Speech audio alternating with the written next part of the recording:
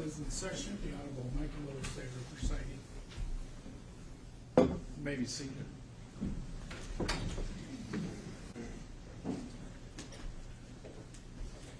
Good morning. We are on the record in file 24-21841-FC, People of the State of Michigan versus Dale Warner. And we are at this point prepared to resume with trial. We did have a discussion in the jury room. I think there are some additional exhibits that the parties have stipulated to. Is that accurate? That's correct, Your Honor. I believe we would stipulate to exhibits 23 and 24, and exhibits 26 through 59, and exhibit 149. And 206, I believe. And 206. That's correct, Your Honor. Okay. And I'm sorry, can you give me those numbers one more time? Yes, 23 and 24, 26 through 59, 149, and 206. Okay.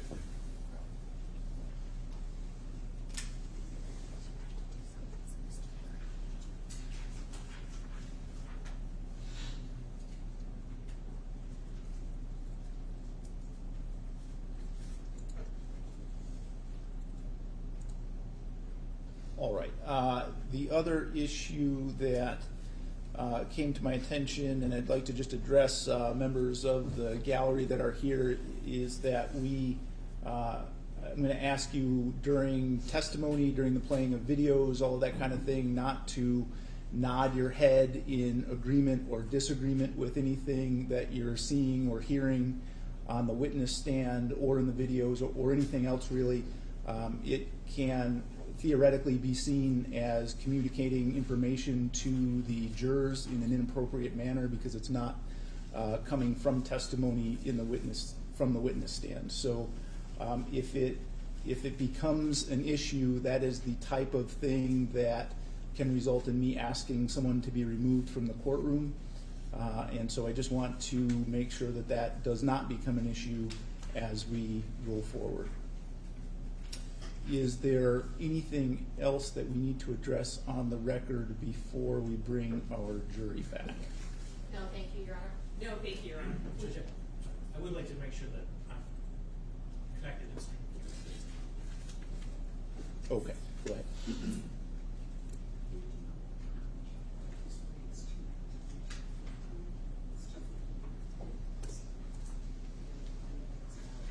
I don't have, do you have anything that's plugged into the HDMI? I do have the HDMI plugged in. Is that registering? Try unplugging it and plugging it back in, see if that helps. Because if you're plugged in, it should automatically just take over.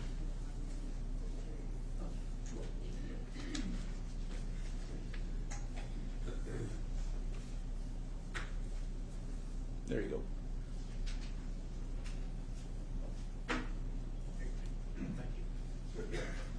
Would you like me to have the witness brought in and back on the stand since he was going to testify? Yeah, why don't we do that?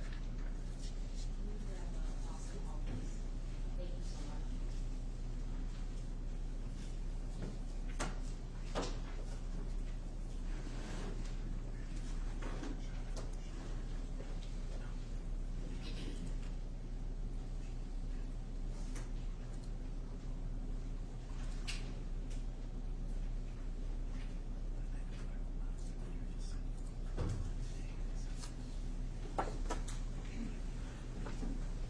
You can go ahead and sit down. All right, we are ready for the jury.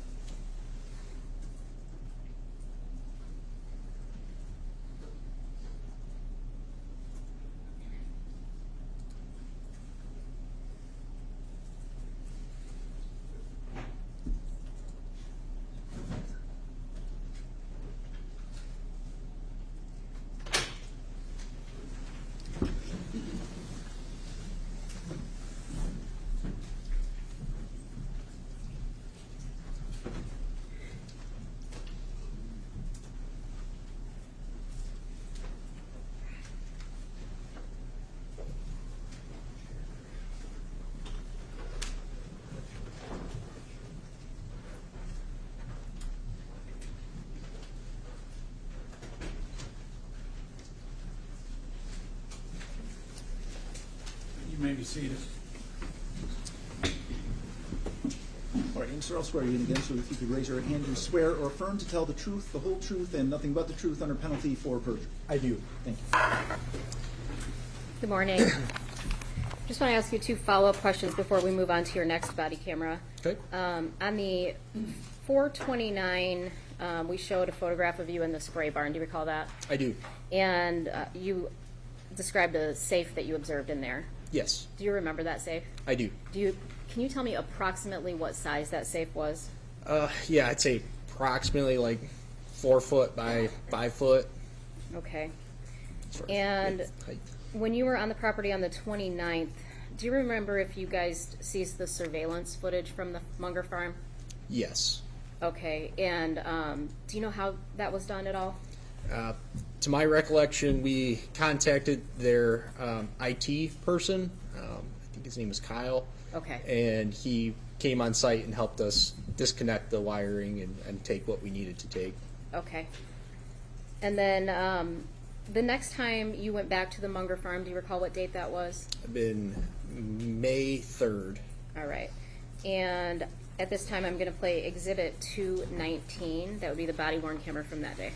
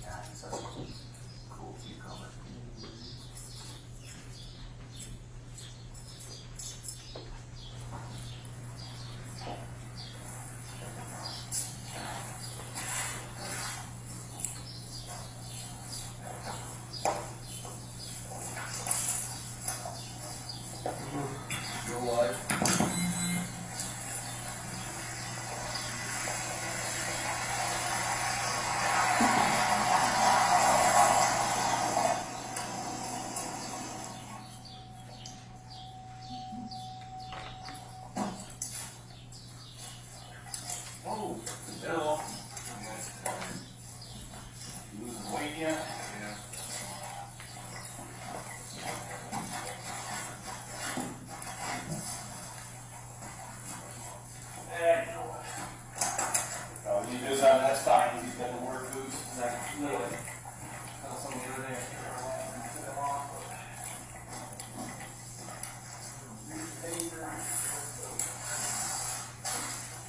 Answer a couple of your questions that you had asked before, and I think you probably already had the answers already. I recorded them. You get the 2 answers you wanted, the phone number and the license plate. The license plate, I didn't. The phone number I figured out.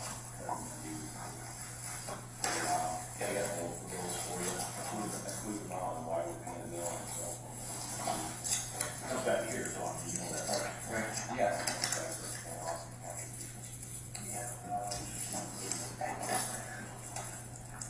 Yeah. G-I-A-T-A. Jada, oh, that's what it is, Jada. Oh, that makes sense. Exchange student. And then the second one, license plate, total legit, it is Joseph Lucier. L-O-Z-I-E-R. I think you won't even worry about this. I called the guy talking today, he's an old guy. So what he is Hardee's. I know at Hardee's house. And he drove slow by it. Brand new truck, didn't want to get dirty, you know, muddy.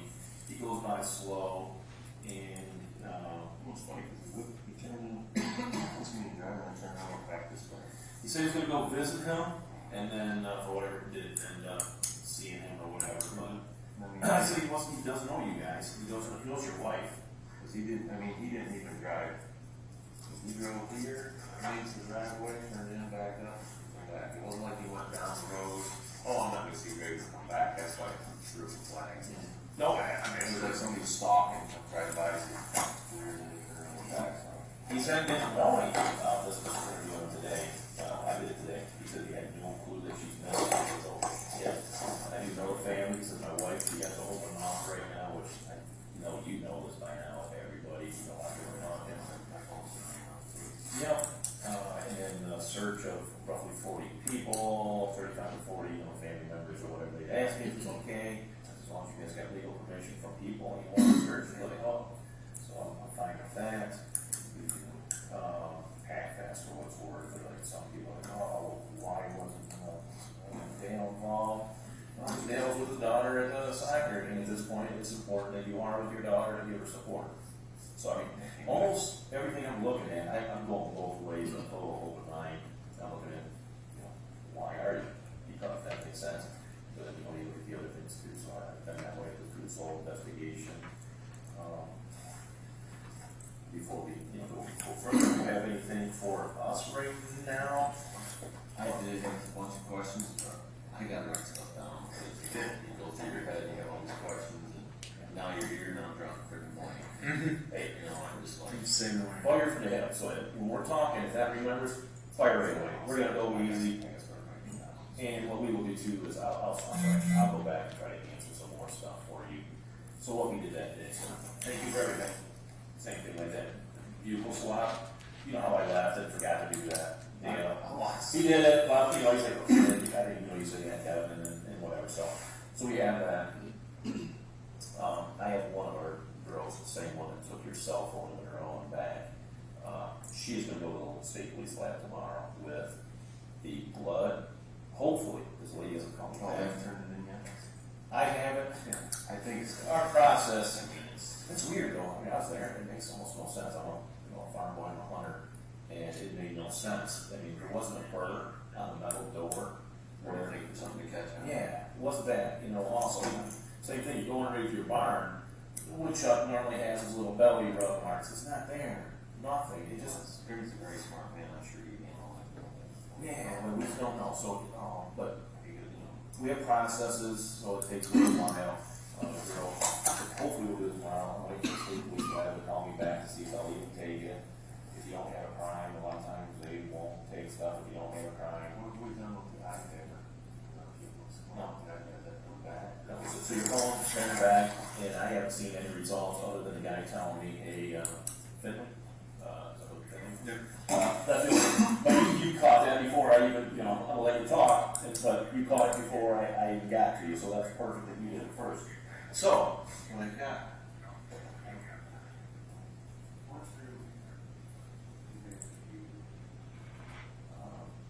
put down credit card on it.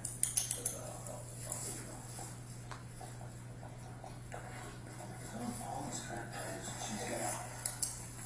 She went to the credit cards, she had these two.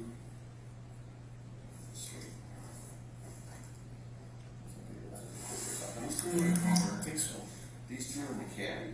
And my partner said they went through the vehicle and said there's credit cards in there. I mean, I've never Yeah, seen, you took pictures of it. I've never seen this one.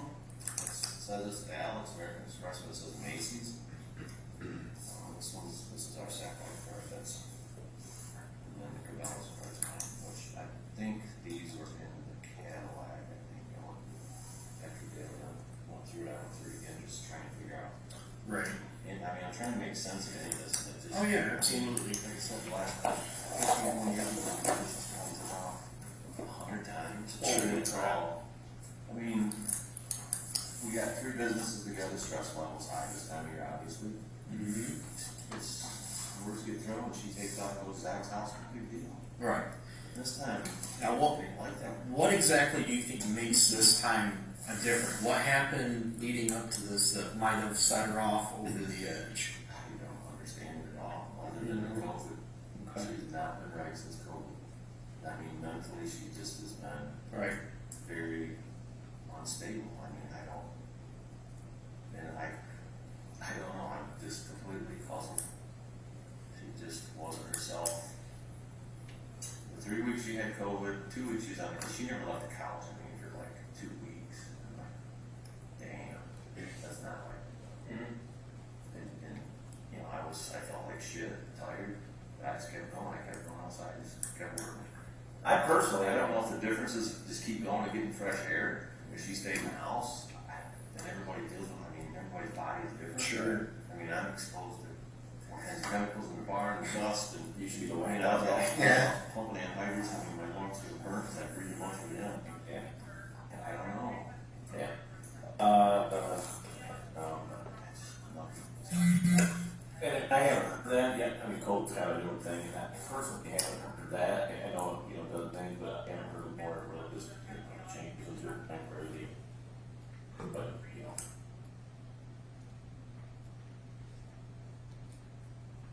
Well, I know that he wants a kid. Right. Yeah.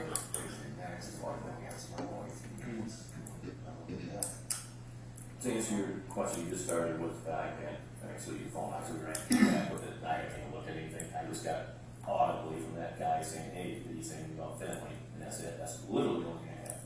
I know my partner brought it back, and I don't even know, you don't even know if he brought back the thumb drive. So normally what happens, you do the phone, and he gives us a thumb drive with it, you know, so you get the phone, we get the thumb drive, and we have it. My partner hasn't said nothing. I don't want to say my partner. That's your technical board. No, that's your technical board. I have two technical partners. You'll probably hear me call him my partner because we're working together. My other partners, Dale and the other one are just doing stuff that we're kind of throwing at them. So the iPad, at that time, he did go on Friday, so the Friday's my day off. Detective Ward took it to Monroe and dropped it off. That wasn't as pressing to us as the phone originally, so I don't post that. Okay, I'm just curious. I'm just curious. I know Zach was saying some charges came up. Yep, which was a positive one until the fact that he told you. He came back to the office when we were going over to the office and now shit, it's a monthly Right, charge. yeah, automatic withdrawal, or whatever charge that you think. The other one was Amazon for $64 or something, I think is the other one, and I still don't figure out what it is. I did give that, no, I haven't. He might forget, so I will send it to Dale, give him that credit card number, so Dale has it, and he can search one on that account. Send that to me. Yeah, send it to him, so we do that real quick. Before I know anything or something else. Okay, yeah, absolutely here. So, at this point, being this far out of things here, from the day she's gone, it's been over a week here, so now we're really just kind of back to square one, right? Trying to figure it out. So, going back, to me, the biggest thing that's standing out, and I'm sure to you as well, you said she's left like 100 and some, times, and that happens. That's, some women are like that, I get that. But this time she hasn't done anything with your daughter. Didn't take your daughter, didn't have any contact, no goodbye, no, nothing of the sort. I wasn't in here when she eventually left. I was still over checking cattle, so I don't know what kind of, if it was out of the normal embrace with my daughter before she left. Sure. I just imagine it was a normal. Why you got that? We'll go over it. I mean, again, don't fire yourself back at you as well. I appreciate you still being great with us, so we'll do everything. Well, I don't find my way. Yeah, you've been saying something, so we're happy with it. This was really. To answer that though, the hug, I'll jump ahead, maybe if that's the case. You were here when your daughter left, is my understanding. So Amy, whether you know her, maybe or not, no, because Amy is here. Amy's the one that came and Bill's girlfriend. She said, I didn't throw people on. She said she's here. Because of course, we're in an interview and we say, hey, what the heck? She said she was here. Your daughter was in the vehicle when you pulled in. So what are you? Let me start time 9 o'clock. Maybe we passed. Good. So she Amy and I weren't in the house by Amy because I was going to check the cattle over time. Well, we'll give it to you. I mean, I'm straightforward. Well, so Amy said she watched the hug, and we'll get enough. We have basically two main things that can kind of happen at this point. But she watches the hug, and it's not like I ain't never gonna see you again. Dad, screw you. I'm depressed. I'm taking off. Amy said it was just us leaving. This is us asking me what happened or whatever. So she gave a regular hug. By the way, it was just a regular hug. It wasn't a seedy hug. It was a regular hug. She said that she's upset. What did she say? She did say she was upset. She said she's upset. She said she's going to talk to you tonight about, things, whatever us sell things. Well, I mean, no, sell things. Sell things, Yeah. So did you guys end up having that conversation that night? No. She didn't say anything about selling. Well, she tried to start an argument about it. I said, no, we're not going to argue tonight, Dee. What was she going to argue about? Did she get that? She wanted to, because of Terry, she had that altercation with Terry. Yeah. And they went over it, and she kept saying, you won't back me up. You won't back me up. Nobody cares. And this is one Dee. You know you were in the wrong. and you want us to agree with you, and I says, we're not gonna argue tonight, because it gets us nowhere. It doesn't, you push my button, I said, we're not going to argue. And she kept persistent, and nobody cared about her, and you know, and I getting back up with Terry and Todd, and Terry quit. I said, Dee, we're not gonna argue, it's not, we're on the subject of Terry, we're not gonna jump off. And she did bring up, oh, let's just sell everything. I says, Dee, it's not your decision to sell everything, this is our business. Right. And you're upset, why are you gonna? Right. Until she said about selling anything, I never heard this conversation in like 2-3 weeks or longer. This conversation's never came up until Right. she's at the soccer game and she's Gotcha. calling out on the phone, and she calls me and says, just out of the blue, I'm telling all the help that she's on Xanax. I'm like, what are you talking about? I never talked about Xanax to anyone. Sure. Now, And she just wouldn't listen, or she would not let me get a word. She just was convinced that that's how it was. She says, we're just selling it. With the phone, I never heard from her again until I walked in that night. gotcha. Okay. So, So that happened before some Saturday night. That was like Saturday afternoon. that was about Saturday at 11 o'clock, and she was at my daughter's soccer game. We were putting time on it. We were there in the morning, and when I left, she said her soccer game was at 9. So if I look back through my phone, it seems like I called her about 9:30 and asked her how the game was going. And she said, oh, it's not, excuse me, it's not till 11. I'm sorry, I screwed up. It's not at 9:30, or it wasn't at 9. Yep. So I did talk to her once before. Yep, okay. She went to the game, and then she called me. I thought she was calling me while something was going on at the game, Ansley in a store or something was good, and then she just went off that, why am I telling people she's on Xanax to help? And she got into it with Terry, and we're done, we're selling everything. That was the end of the conversation. And I never seen her or talked to her. I mean, I tried calling her a couple times and she wouldn't answer her phone. And then I think I tried calling Zach and he wouldn't answer his phone. So I was like, what the hell's going on, Zach? You know, I don't know what's going on. But he didn't answer his phone. So then it was, what time I got home that night? Because I ended up with the tile in, and me and Todd went to the film, picked that truck up, we got back. And then at 8:30, is that what time we got on the phone? I mean, it's Roughly, roughly asked the she says he says pick up the kids or whatever. Yeah, you're right. And then, you know, I come in, I kept asking her, because I knew she didn't eat anything. I says, you want me to make you something to eat? Is there any hamburger? I said, I'll make you something to eat. You need to eat. She didn't want anything, And she kept wanting to talk about Terry and how I don't back her up. And I said, I can't back up. When he leaves here, it's his own personal time. You can't control that. And that's what he wanted. So we go there. So it has to be when we're, I mean, that's what I talked to Craig. Right. Just don't escalate the arguments. And Right. then she started getting her migraine. She took medication, and she started to calm down. I told her to lay on the floor, so I rubbed her back. And then she says, I'm hungry. So I made some toast. She got up and she bought some breakfast, some burritos. I guess it's a burrito thing in town or someplace that day. They were in the fridge, and she got one off of half one, got from over us to one, and sat down, she ate. I don't know what happened, but the part that she warmed up, feeling better. No.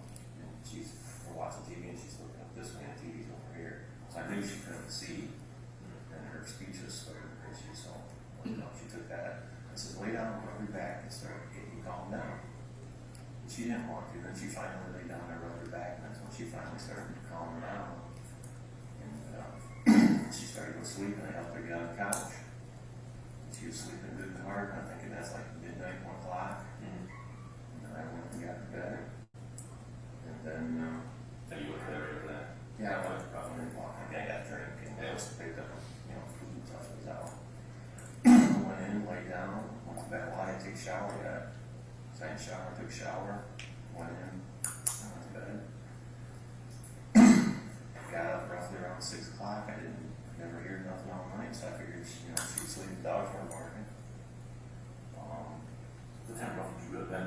Now you're cleaning up. I was thinking it was about 1 to 2 o'clock when I finally went to bed. Yeah. Midnight, 1 o'clock, so when she got time to sleep, I came in, picked the stuff up, I washed this and everything. just threw stuff away, went into a quick shower, got in bed, brushed my teeth in the morning, got up in the morning, got up to the bathroom, come out, she was still sleeping. So, like you said, at I night. guess he's snoring away. And then, I went out through the sliding door here, and went out. And I come back in because I forgot something. I got it, went back out, got the loader, I came around the building this way, went back, got some chemical, went back. Oh, and I mixed up the batch, and I probably think I forgot some other chemicals, so I was on the loader again, come up front, got another box, I went back loaded. And I went down to Leroy's, it was probably, Your math is pretty damn good. well, I went to Leroy's, I loaded chemical, sprayed 10 or 13 acres, come back, loaded up again. I texted her when I was, I can't remember if I texted her when I was loading or when I was on my phone. Well, you see it there.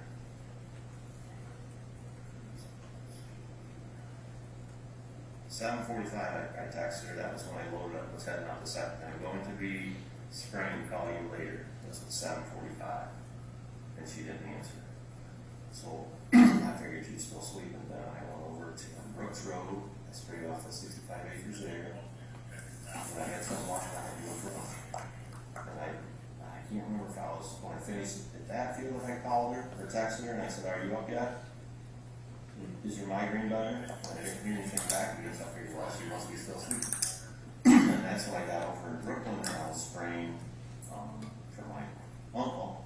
That's when Stephanie called me and said, "What's going on? Where's Dee?" And I'm like, this is weird that Stephanie's calling me because Stephanie's an employee at the office. Why would she call me on something going on with Dee's? So she says, "No, Raquel's there," and says she can't find her mom. I says, "Okay, I'm in Brooklyn spraying." I hang up with Stephanie and I instantly call Raquel. I had to call her 3 times before she answered the phone, so I don't know if she's calling her other brothers and sisters trying to find out where she's at or what. And I finally got her home and she says, "I can't find Mom." I said, "Well, she's sleeping on the couch." "No, she's not here." I said, "Well, she probably went to town or something." "No, she's not here. Both vehicles are here." That's weird. I'm just spraying Brooklyn. I'll be home half an hour, 45 minutes.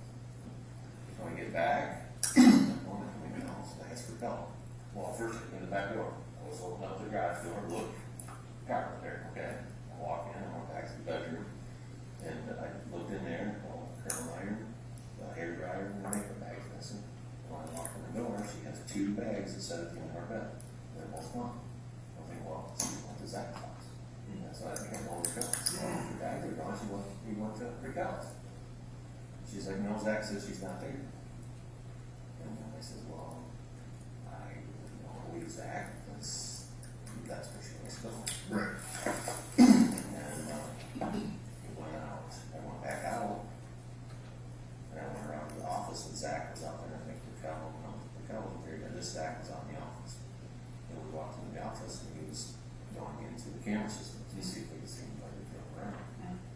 And he went through it. There wasn't anything on the cameras other than, there's not a lot. It doesn't pick up anything. You can see me on the loader probably, you can see me out here in the motor going around.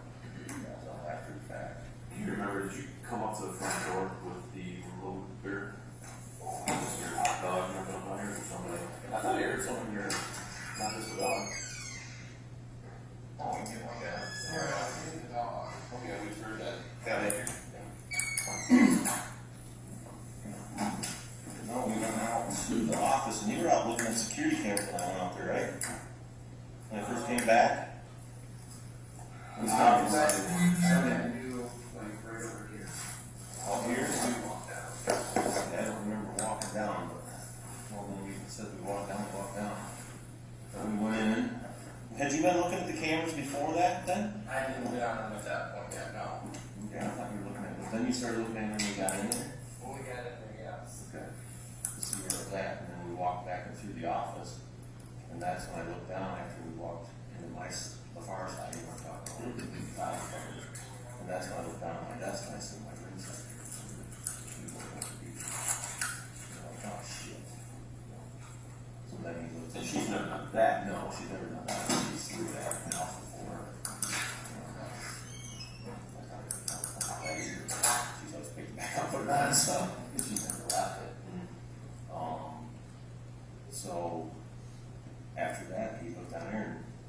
didn't see anything when the rest of the kids showed up. And I said, well, we can't really do much. This is not something that's not, and I kept asking Zach, are you sure she's not in your house? Are you sure? Because Saturday when she was upset, he wouldn't answer his phone. And that's usually the normal is, well, okay, mom's upset, Zach won't answer his phone because she's in his house. So I wasn't that real concerned until probably Tuesday, Wednesday, and then it started sinking in like, hey, something's off. I was concerned because she's never left Angelina ever. You know, well, Angelina is the one. Right. And but there's a detail, so we've been over that, so it's whatever. That's where I'm at. I don't, it's just baffled. So, real quick, can you describe what Dee and your guys' daughter's relationship is? Would you say, Angelina? Would you kind of go over that real quick? It'd be like a love-hate relationship, or how would you say? Really? It's she loves her daughter and will give her anything there is that she wants. But then when Angelina doesn't want to go out and do her chicken chores and doesn't want to do her chores, she'll, why don't you do this? You're going to get grounded. You're going to get this. Well, 5 minutes later, she's got the cookie she wants, and mom's spoiled her. Every day when they leave school, she goes by and gets some ice cream when they go to Panera every day. And it's like, hey, you can't do this. You can't treat her like this and expect her to listen and do things for you. So, in the mornings, getting ready for school, that's where I say the hate relationship, I should say that, where the confrontation is with her and mom. She's always asking Angelina to get ready, like, it's the typical 9-year-old doesn't want to get out of bed. She's got to get up at 7, so she can leave here by 7:30. Angelina's rolling out of bed at 20 after 7. Her mom's screaming, get ready, use the bathroom, and that. But, it's just typical. She loves her daughter to death, so why would she? Right. She more mother, or is she more best friend? Best friend. That's a pretty young age to be best friend. It's definitely best friend. They are. But, how do you differentiate best friend and mother when she's the baby at night because she's the baby, so her is the only one with you two together. That same question, same question to you and Angelina. Relationship, how would you? We have a good relationship. It's just I'm not here that much. You're just a hard worker, bring home. I'm outside all the time. When she goes out, we want to see the garden and stuff we got downstairs. We started transplants. We do the stuff outside. But as far as, just like, this week when Dee's been gone, it's been hell. I don't have experience for school. I don't know if she's supposed to be a soccer. I don't know if she's supposed to be through gymnastics. It's been a bitch. It is this, that's why they kind of bitch, so why don't you help him look at him, because he was a soccer game, so. Yeah, kudos to that, he's playing well, that's good. But, time for her, that's a good thing. This morning was really horrible. What do you tell your daughter? Right. She was like, oh, Dee's here. She's still finding questions, or what's she saying? Well, she's picking up stuff Mother's Day. Mother's Day's this weekend. I'll get this tomorrow. I'll get this straight. Yeah, that's true.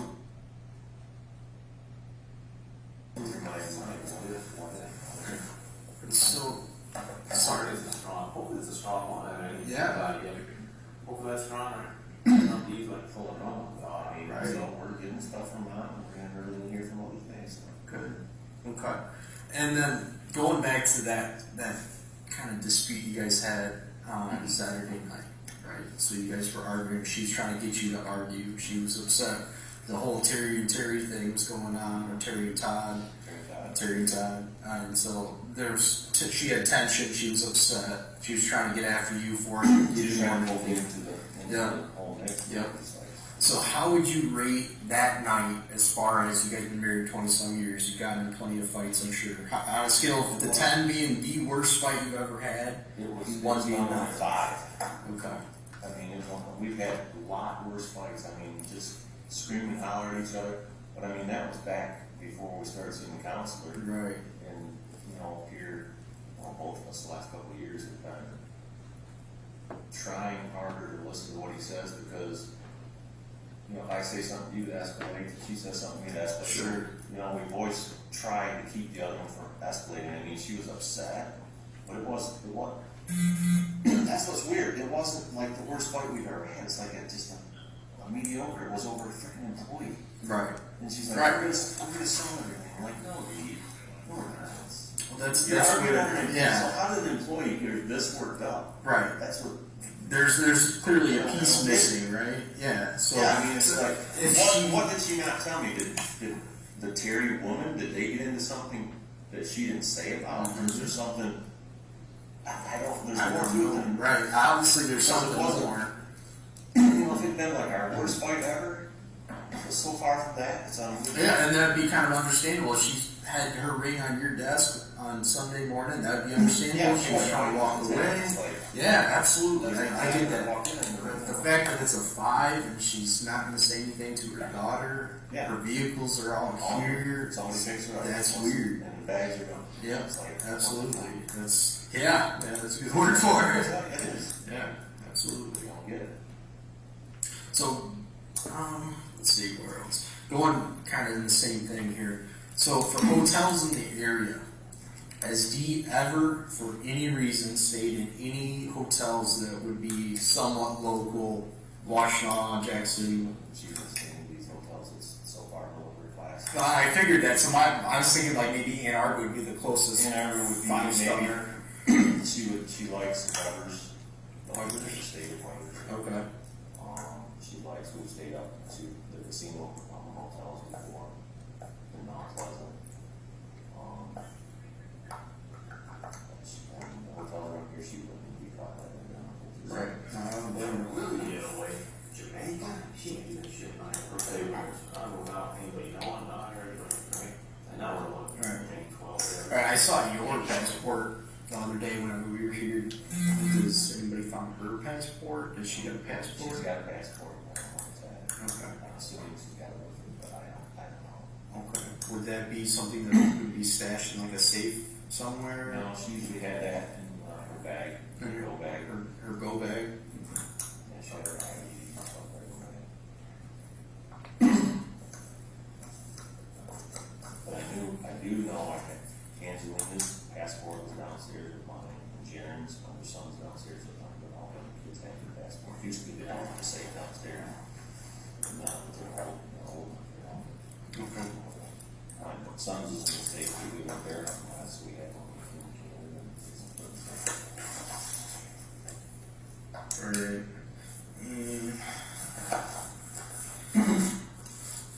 I just got an email from my fishing place in Canada where I go. They're talking about opening up a train, but they also talk about the next day for the, the coronavirus will lift or whatever. And I noticed it's different in different provinces. I don't know that. Not just border. I don't know if you go to the border, we gotta worry about getting across the border, that's the main one. That's like local Saskatchewan, lots of people.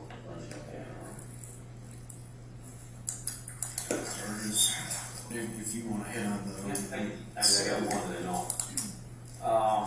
We look at everything. I mean, you are a huge tactical suspect in this for what it's worth. Sure. I can, and here I'm sure you're people, some people that aren't talking to you or whatever, but and then you just suspect it anyway, and quite often it is, the husband or something like that. With that being said, same thing, shutting everybody up. It's been a few days now, but if I can, just do a picture of your arms. And I use this in domestics, and it shows, I use it for your, it says, look, I don't have any scratches. I think we're sure. And it shows, but that's good for you too. If someone's really doing something hard. Right. That's a good one. It's like, look, I don't even have a scratch on me.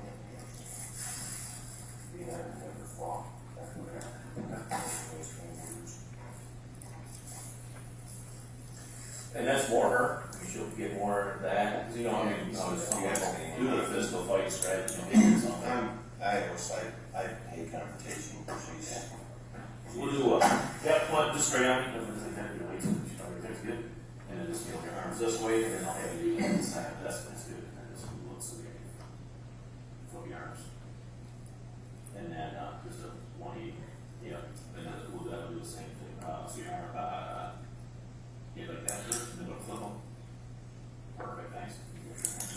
Is that? No, it's my wife is one, she won't let anything go, so.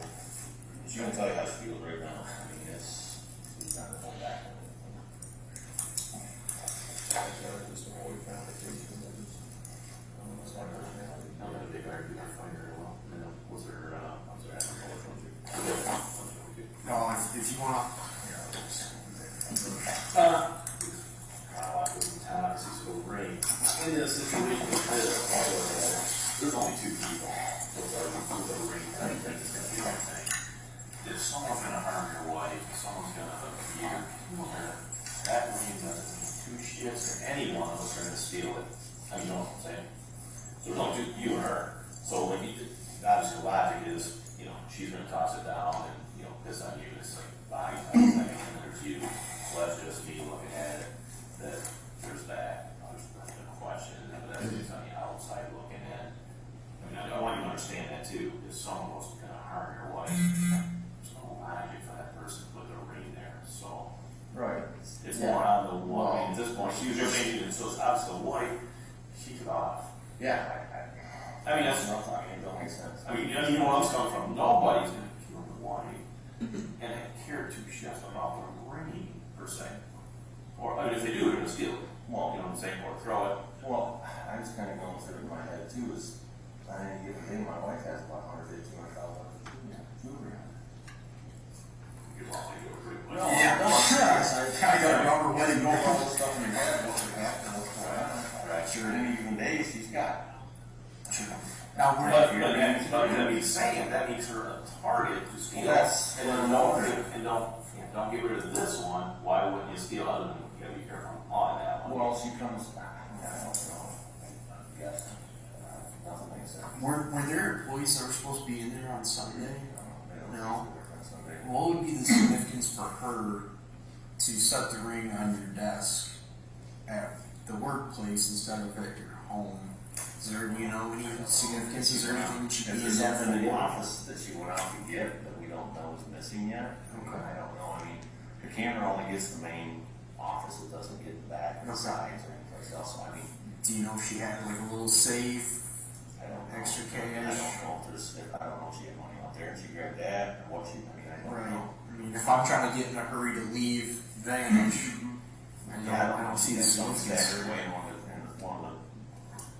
Right. rooms back there, cupboards, or. Right. I was thinking chemical bar. Is it chemicals in that big ass black safe that has a shield? Oh, it's the gun safe I bought for my son when he graduated from Michigan State. And he just never. Well, he just put an offer on a house over in BU here the other day and just got accepted, so. And no, it will not help you carry this. Well, Oh my God, yeah, I saw that. that's why we put it there, because it's the forklift. Right. Right. That's okay. I'm moving that now, seriously. You showed me, and I guess the picture, the $170,000 that at one point, was moved or whatever, taken. What was the purpose of showing me that? I just found it in the car. Okay. I'd never seen it before, so I didn't know. I gotta look to see where the money went. I mean, I don't And know. you know the answer to that? No, I don't. Yeah. For what's worth, Zach said, what the hell? Why is he showing you that? Because he said, you guys talked about this before, and he showed you, whether you don't remember or not, but then she put it, they put it in another account. So the money's still there. He said, Jesus. No, yeah, I mean, that's you asked me what, No, I mean, he showed it to you, said, not literally like this, he showed you. That's the first I seen that check. You asked me if I found anything in the car. No, When I was looking, and that's what I found in the car. So Yeah, I thought, okay. no, I found this in the car and this. Okay. I looked some more. But I mean, now I'm saying that you said, no, you didn't realize that she put it in another account. I mean, I'm telling you, that is what he had said. He said, it got brought up once before, like, where's the money, or what happened to this money in the account, so when he saw something, or his new money was gone. And he's like, yeah, he showed you another one where, look, it's deposited in this account. You don't remember that? Okay. And that was, the date on that one was, I don't say January or February. No, I think that was the PPP. I think that was the PPP money that we got for farms, WW. And I'm not sure. And for what you don't have to remember, but for whatever reason, Zach says, I mean, why would you show you that? Because we already been over this, it got brought up. I don't know, I'd be fishing, but Yeah, well, I just seen, you asked me what I found in the car, and so I showed you the, I was surprised I found all the 2016 gift cards for sauce, and a whole stack of gift cards in the bottom, Like you put the bottom, you forgot. Yeah.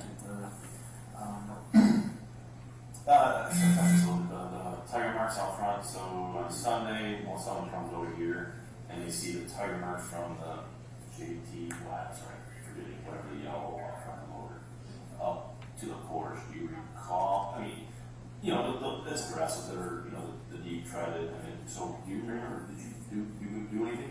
You did it for us the other day with trash. Remember I told you when I went out, he came up, I forgot, I pulled on the JCB, I pulled over this way, I forgot someone running into the house, Greg. Okay.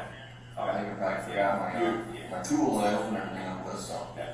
You said you would drop that over there, but you didn't say so. I didn't ask you. No, I pulled out, gosh, let me get this, forgot it, Greg, went back out, and then went back around.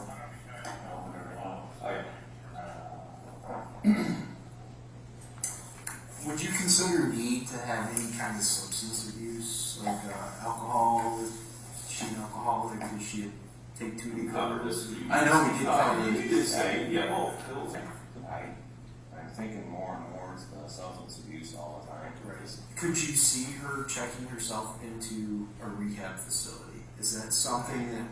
I couldn't personally, but I don't. I mean, What do you- I know my wife very Yeah. well, but I just thought she'd do this. Okay. So, I mean, I can't put that out on the ground that she could check herself in some place. Have you ever heard her talk of anything, made any gestures? There's rumors that she was in Chelsea years ago, back before she was still married to Tim at the time, that she was in Chelsea for bipolar, was having some issues. Okay. But I Never really you never bring up the thing bipolar. Yeah, smart man. Yeah. Choose your battles, you know, and that's. Right.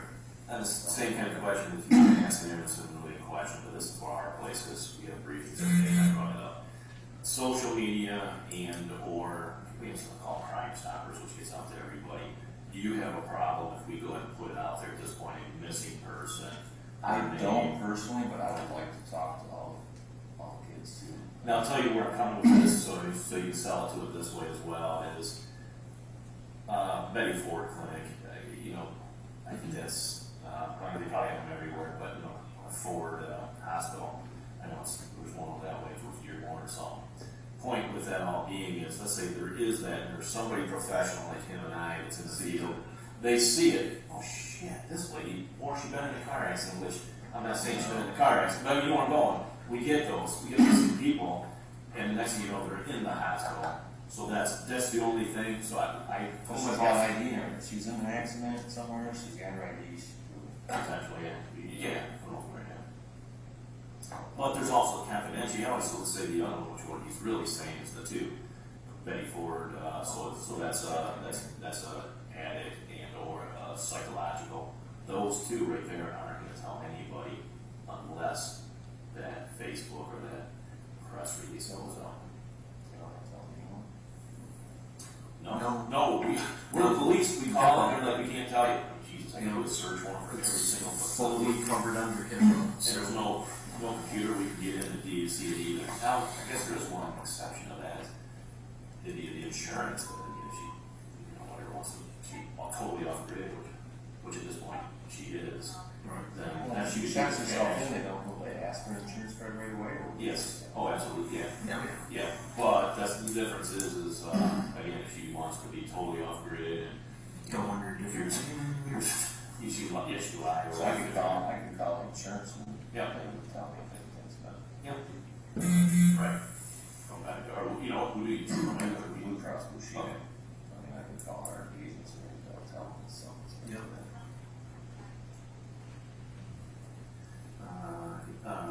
Credit card was written down here in the bottom, so we already went over that, because I think that's what you're talking about on the bottom here. That was just so credit card. Yeah. Yeah, I already told you that, there's the two, but you already knew that too. It's still going over my head, who could have picked her up on that came out of all games. I mean, Kathy was there.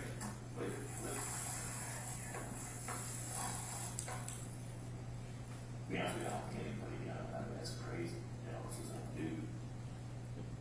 well, that's a good. No, I said that's for the I don't know who the heck's gonna do with that. We're talking to family. I've heard so many rumors about how many people my wife had out there doing a guy, it's not too stupid, just gonna answer that question, it can't be a guy. Lesbian. I mean, no, like, you suspect, I mean, you're not, you think your wife would be lesbian or? Okay, I'm sorry. I don't wanna rule something out, you know, because we're looking for guys, especially looking for a girl. We got 9 kids back. Yeah. Well, that's on bisexual or something. I mean, I want to cover it also, you know, see. Yeah.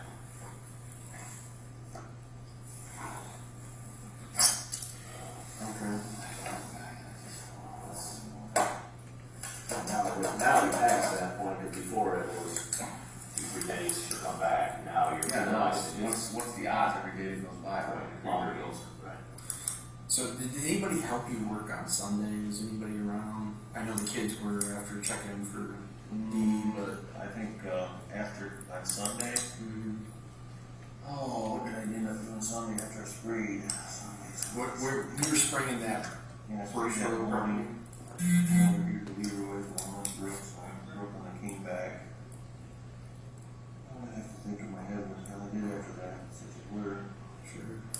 Seems like we I need some. Seems like my son being up on the corner.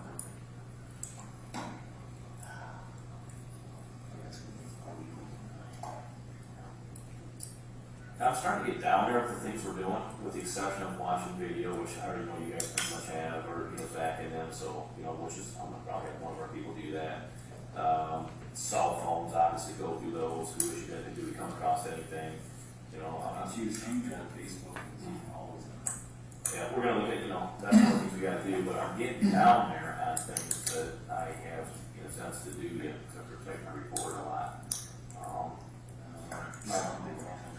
I do want to completely be able to focus. I should have fucking stayed home, dude. I don't think that's the answer either, to be honest with you. You can't just stay home every time to No, especially when it's only 5. No, normally every guy gets Sunday, I'm always here. I make breakfast for Angelina Dee every freaking Sunday. This Sunday I decided to work. And why? Because it's springtime. beat your ass on that anyhow. I don't see that myself, but we do it every Sunday. So that's the same on Saturday. Why didn't I just go with the game? Yeah. I'm not gonna just down with you. I'm more that worker. I always built in my career before going to, you know, girl friends, kids, games and stuff. So that way, just go and throw it back in the back of the night. I do the stress. If you do that, so shut these people up, and we can. Go back to what I did on Sunday. I can't fucking tell myself to go back and straight up.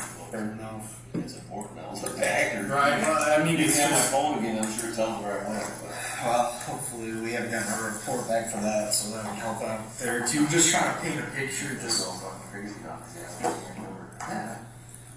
And now tell me what to do.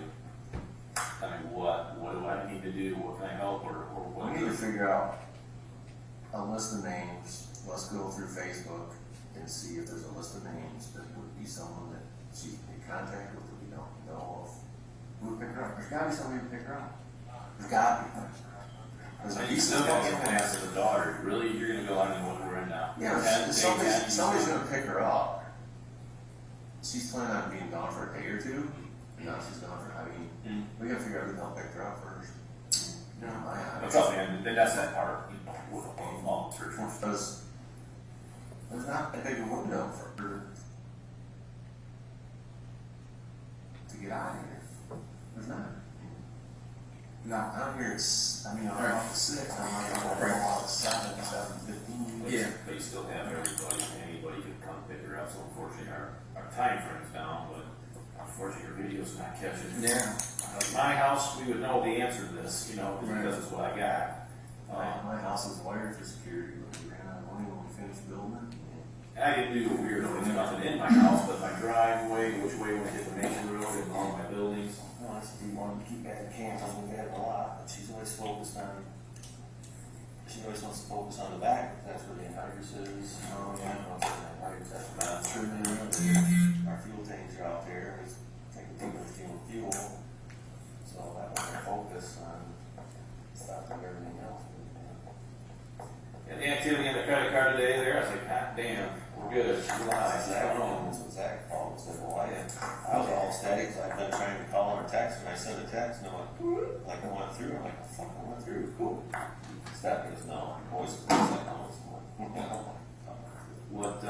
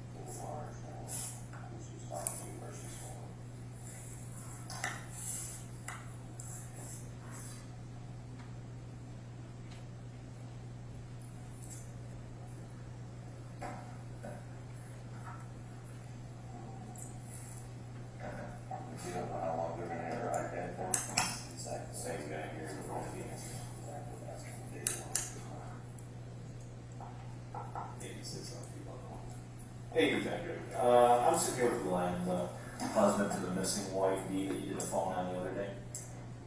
We have her old phone from back in March, another iPhone. So I mean, that's one thing. Is that going to be beneficial, or do you have enough? Well, you don't even have her. Well, you don't even have her new one now because we don't have her new one. But will her old phone do you any good back in March? But we don't have a password for it. Oh, I'm sorry. That's the question. So the question is he does not have her password to get. Gotcha. Yeah. Okay. You know, it's a 4 6-digit here. 4. You know, I tried it. I'm sorry. He can apparently overhear you anyway, so I just put you on speaker now. And he said, no, they tried. We tried all the passwords that she'd used on iPad before. We tried the 36366868. I think she tried 2323, and then I told her just to quit so she didn't lock it up. But it's usually a real simple, easy to remember password, but I'll be damned if I can remember what it is. Yeah, I can't really get the Okay. And then the iPad, Gary, I think, dropped it off Friday. I still get this here. Do you, I asked him no day, but he just wondered, when do you think you'll be done with that one? I haven't processed it yet, and so, you know, I'm hoping, I got a meeting tomorrow morning. Hopefully I'll get to it tomorrow. And on that note, just a big thank you for kicking ass and getting his phone quick, because Thanks for sending my phone right back. he was extremely, he didn't want to give that phone up because he's no, it's my whole business and everything, so I just want to thank you for that and help us out. Yeah. Alright. Yep, whatever, when you get it, just holler and I'll send somebody up to pick it up. Yeah, thank you. Those are those questions. I guess we're not getting sent.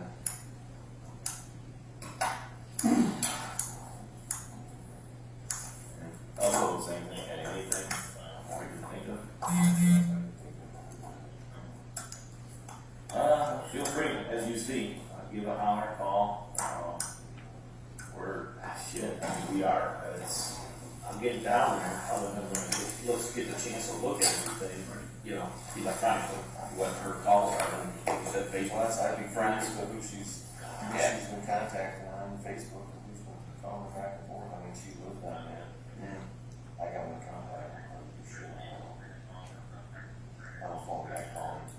Text. If I'm sending, you're gonna do anything, texting is great. But when usually you're on a piece of equipment, you just can't text them. You never try. Sure. I think my last Facebook would have been a snowmobile trip probably 2 years ago that I posted. You know, I'm not on any other my job looking at stuff, but. Alright. Good. Trying to get out of Angela. Another routine, well, because she drops anything off at school, and I was talking to Dale, he asked me, does she go anywhere tonight? Angelina's got to be at school at 8, Christian, 9 o'clock on Monday. And there's a long time frame after that where she does, but that is a time She does, I mean, if she goes, drops Angelina off at 8, she won't be back to the office till 9 or 10. But it should be 30. Well, yeah, 20. If I take her back here by 8:50, but if she goes down to Panera, gets a coffee. I mean, has she been meeting somebody down there? Right. I don't know. I mean, I don't know who you'd even ask, or I don't know, maybe before it gets any longer, maybe we could get some video from Panera if they got it to see. I mean, it's yeah, no, Adrian. So she goes Lenawee Christian, so she's down there. 11223 goes down by Walmart. You go there? Yeah, he's too old. Well, there's a Starbucks there too, I think, so. Yeah. Well, that's just a little further down, but yeah. I mean, Which, frankly, at 8 o'clock in the morning, you probably could wait an hour in line for Starbucks and Panera. I mean, There's a long line every day. I don't drink coffee either. Yeah. So I don't really drink coffee. So. But I mean, there's just every morning when she goes, there's 2 hours of time that is unanswered for. But like I said, choose your battles. You don't ask why she's not back. So you just might be Right. if someone. I mean, I don't think she's having an affair, seen anybody in person. Or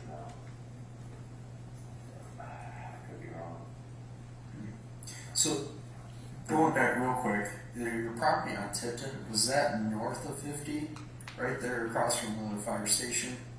Or is it south of 50? It's south of 50. Is that like right before that like S curve? Well, that's before the S curve stands. Oh. Where they put tile, we're tiling for Partridge over there. Property I have on is, how do you say, just as you're going through Tipton, you go down, there's that wet spot where the creek kind of crosses right there. As soon as you get through the wet spot, it's right there on the right. It's chisel file, it won't real rough. Okay. You did tile there, is what you're saying. Down further, and the neighbors really hard is the tile steel. My mini excavator's set down here along the Gotcha. And then your other, I mean, I see Cedar Point property, we saw the tile there, there's a tile that's opened up, Yeah, the 6 whole inches tile. down here. Yeah, Yeah, the tile that's opened up there, the main that goes all the way to the pond was plugged up with spring. So we were digging the trees and filled a 12-inch tile of the root system. They filled that tile up and something in there. We just dug it like 10 years ago. Pulled that thing up, we were down there digging with pull. There's so much pressure, the iron down there, we had it cut open, it was pulling it out. Stuck our feet in there, and it finally broke loose, and it's so much pressure, it has pinned in the fucking hole. We couldn't get the roots on it, but that whole tile was full of roots, the whole thing. It looked like a big giant anaconda falling out of there. Yeah, that opened up. Don't do that. And then the property we got over on Paragon, where the excavator set, the house, the trees and stuff, and the barn were taken out. You were over there too, where'd you go? You went to all the properties in there? no, I have not, they, Cedar Point, and here is all I did, now I know where, do you remember what? The canine went over on Tipton Island, so it was when he came Yeah. back, they were. And then we went over, was it like just off 50 on town line? It was just a little sliver of property by like that. Did you have old DC sold or something, or was it different route? These are the computer systems, They that's went on by property. town line. No, it would have been west of town line on 50. What is it? Wheat, probably winter wheat. I don't know. And Well, that's a property we just got his bought the property, it's on 50 down there before. Oh, it's just interesting, lake. oh, that's it. That's it. Right across, Yeah. basically, Yep, across just the a little- ditch, it's a lot here. Yeah. Down a little further. Yeah. What's that argument about Rob's like, D hate, you know, Well, it's a property, so did you think you get dicked over financially, or what? Well, it's the Rob back in 2008 when everything crashed. Hmm. Rob and their companies were financially having some problems. We helped Rob. We refinanced a lot of machinery and stuff, put it in our name, and Rob paid off. Well, we got some financial difficulties here a few years ago, and there's some pieces that Rob financed for me. Don't help me out. And then there were some other pieces we were doing with John Deere. We ended up in a lawsuit with John Deere over the whole program where we changed the machinery every year. Make a long story short, we had a big falling out with John Deere over it, and I got charged $500,000 in down payments for Rob's I had to pay. And I don't know where we got squared up. He ended up giving me about $50,000 of that. Yeah, just walked away from We it. walked away, we both lost, we both agreed to disagree, and walked out. Well, Dee wasn't happy with, she thought Rob should have done more. They got into it. Well, if you get it on your phone, you'll see the text before they had. He never would tell me or anything about it, he just said it was bad.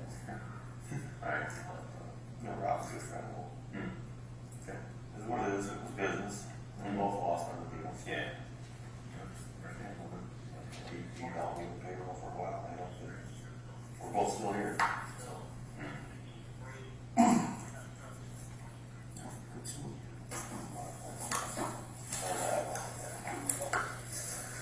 Next anything else, just so you know, yeah, we got these boys, right after that.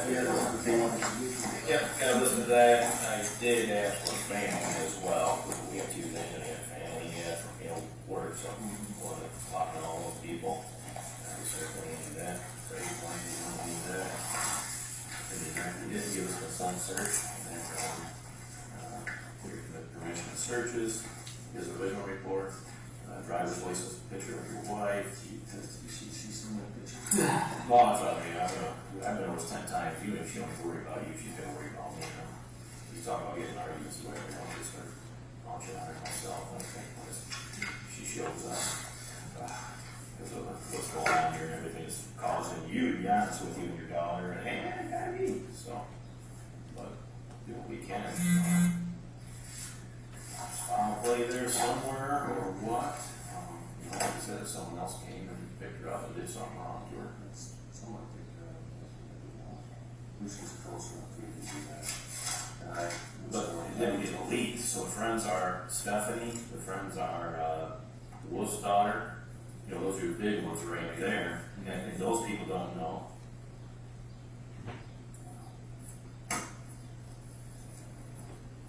She's close enough for you to do that. Let's say Lisa.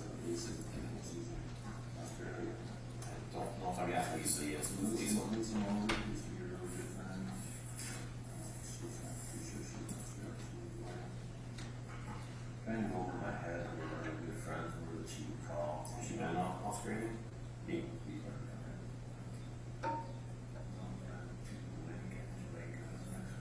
So if you see her on Facebook or whatever, she'd be a Facebook friend, Lisa or one. I don't know, because I gotta fall out. She likes those black box. If anybody's not falling out with me, Eventually. I gotta fall out there, I can fall out. TV, we're about to. We're about to. Every case I work with, this guy is a good thing. I guess the big one somehow. I can't think of who else she would try. I would say Dawn, but it would be Dawn. Or Dawn. And Don, who? She's on. I don't know. They used to be on the very figure one together, did everything together. Epperly?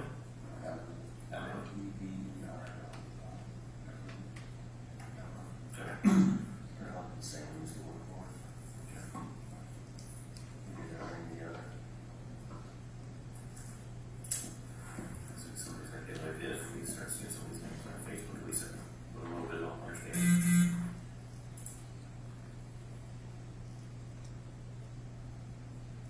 Is it normal for Dee to snore when she sleeps? Is that a pretty common thing? Was the snoring that you were hearing on Saturday night or Sunday morning before you went to bed, is that an average snore for her? Consistent? Yeah, well, consistently. I mean, she never snored before. Like, it seemed like last 6 months or so, she would snore a lot. What he's going with that is an overdose type thing. Oh, I don't know. It wasn't, how do you explain it? It's snoring. It's like it was almost like a nasal plucking. It wasn't, like you were riding your tongue or whatever slopping in there. Hers was more like a nasal. Longer consuming. It wasn't every time she breathed in, it would be. Was she snoring whenever you got up on Sunday morning? You know, that's how I could tell she's sleeping. That she'd be snoring. But it didn't make sense because then she'd get up and she would sleep over. If you were snoring, you kept me up. I had this argument. Yeah, I choose my path and then I took no pictures of her sleeping once in a while. But I keep going back to what the COVID did to her, and I don't. It changed her. And she's always tired. She's on her, she's really awesome. Okay, background zero loss. Yes, we are. Yep, Absolutely.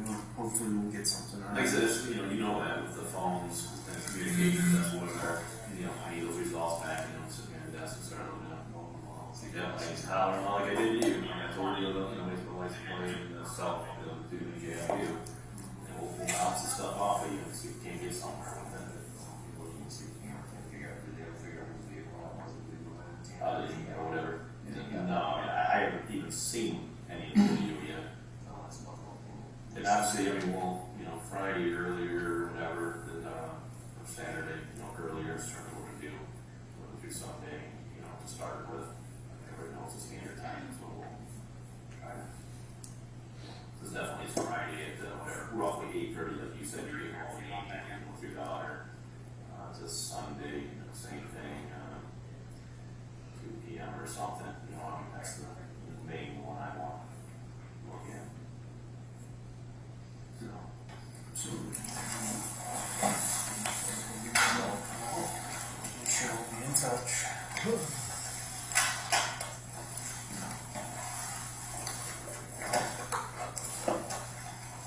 Good reading that? Are they really? Is that easier on you? Not really. I can get this sun. Yeah. I mean, it's good. Gotta do something else. Gotta slow things down, so we got time to not so fast, get things started out. Right? Your shit can start growing now with the rain now, Yeah. or whatever, at least if you got stuff in it, but what you didn't get in. We got first little meats. No. Who has you got the keys? So what the hell? I don't know, because, You think those are hers then? I think, hindsight, I think Dee put them out there so the kids could get in the house. The kids know that's the hiding spot. Have to ask the cow. And wasn't there, I mean, your son is the one that pulled them out. My son's seen it, what the hell, my keys here? Is Well, he- they got a key. Well, did he say that under him, was there something on top, or No, just there? nobody's just seen him and seen it. Okay. But I'll ask her Cal too, if she put them there, if it wasn't there, because I don't remember keys being outside. All right, thank you.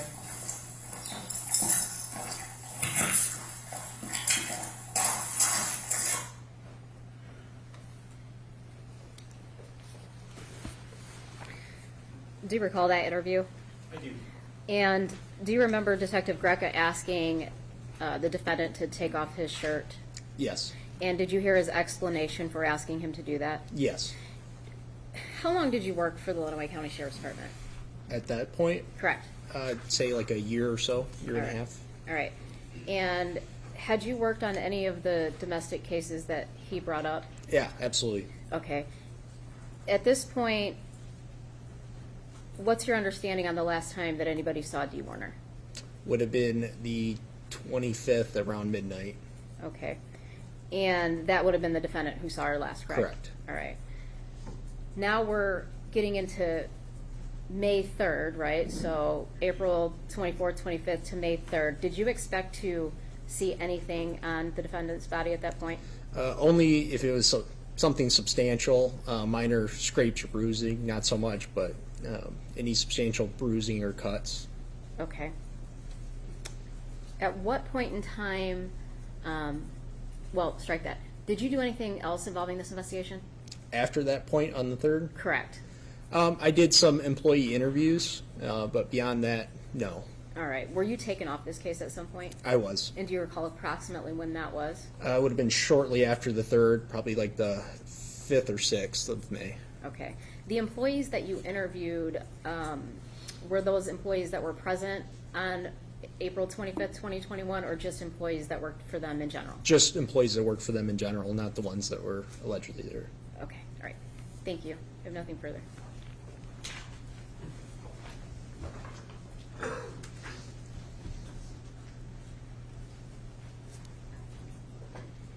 Good morning, Mr. Hall. How are you? Good, ma'am. How are you? Good, thank you. So you were involved on the case essentially from April 25th, 2021 to roughly, would you say, end of May 2021? No, it would have been probably like the 4th or 5th of May. Okay, So first week of May. Yeah, so shortly soon after that. Yes, ma'am. Sorry to interrupt you. No. So when you approached Mr. Warner on April 25th, 2021, he voluntarily spoke to you, correct? He did, yes. And he didn't have to do that. You'd agree? Agreed. Every citizen has the right to not speak to the police, Of course. but Mr. Warner didn't exercise that right, correct? Yep. He chatted with you. He did, yes. And then we saw some other videos, April 26, 2021. Mr. Warner had the same right not to speak to the police, correct? Correct. But he voluntarily did so. He did. We saw videos from April 27, 2021. Same question. He had the right not to speak to the police? Of course. He chose to do so. He did. Same on April 29, 2021. He could Yes. have declined to speak to the police, Correct, yes. but he chose to do so. Correct. And on May 3rd, 2021, same thing. He invited you into his home, spoke to you and Detective Greca, correct? Correct. Could have chosen not to speak to you, right? Absolutely. Now, when you interviewed Mr. Warner, was he aware that it was being recorded with a body camera? I'm assuming it was on my chest and it was vibrating off and on, as you heard, so I would assume. Okay. And so he didn't ask you to turn it off, don't record me, anything like that, correct? No. And when you indicated that you thought, boy, only you would find a substantial bruise from April 25th to May 3rd, 2021, Detective Greca still asked him to take his shirt off, correct? Correct. And you didn't see any scratches, marks, anything like that? No, ma'am. Nothing that looked like it was healing, right? No, ma'am. No scabs, anything along those lines? Not that I could recall, no. When you initially spoke to Mr. Warner on April 25th, 2021, you indicated that Ms. Warner's, you had looked for a phone ping, correct? Correct, yes. And the last phone ping was 7:30 a.m., correct? Yes. Also, I want to just clarify, because the jury may not know the family dynamics the way that we do. Sure. Bill Warner is Mr. Warner's brother? William Warner? Yes. William Warner. Yes. And so we heard reference to Bill, or Mr. Warner's brother, and he is in a long-standing relationship with Amy Alexander, correct? To my understanding, yes. And Amy Alexander is the woman who picked up Angelina on April 24th, 2021. Correct. And then she lives with Bill Warner. Correct. One last topic. We heard about talking about blood, and Detective Greca was talking about like a woodchuck rubbing its belly on the ground and things like that. The blood that he was referencing was blood that was found in Greg Hardy's barn, correct? To my knowledge, yes. I was not present for any of that, but... But you were present when the conversation was Yes. going Yep. on. And Greg Hardy is Dee Warner's older brother, correct? Correct. And that property is adjacent to the Warner farm, correct? I believe so. I don't know. I've never been there. Well, are you aware that it butts up against it? So you go Yes, from one I property know right that to the it's other? down the road at some point, but beyond that, I couldn't tell you the detail. Great. I have no additional questions. Thank you, sir.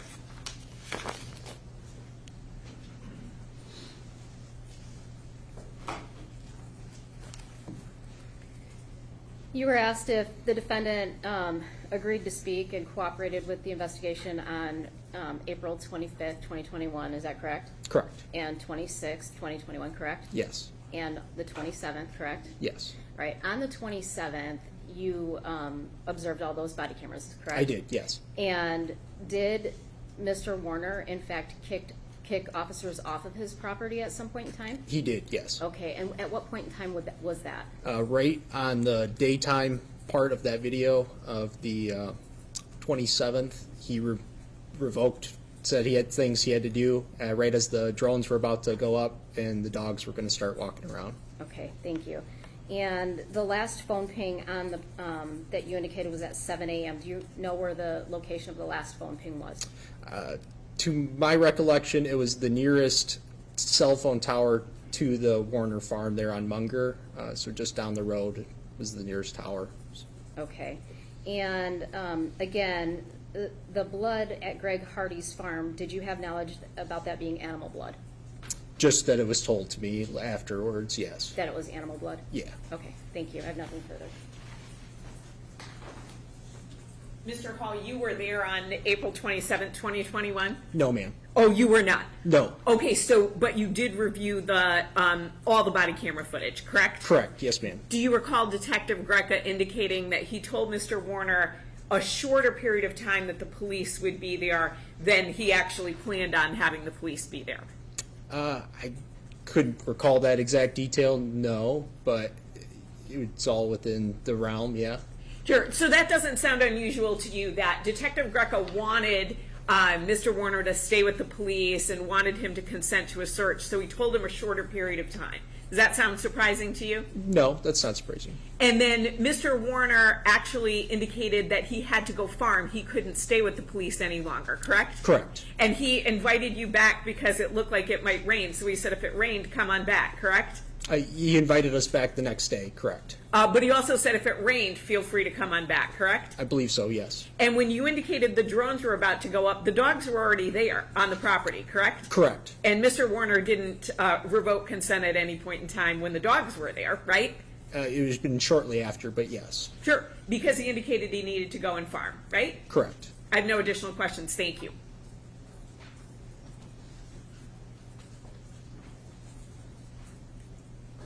And the defendant told Detective Greca you can search anywhere but here, correct? Correct. With the dogs and the drones, correct? Correct. Okay, nothing further. Anything else, Ms. Sharkey? No, thank you, Your Honor. Okay. Thank you, sir. You can step down.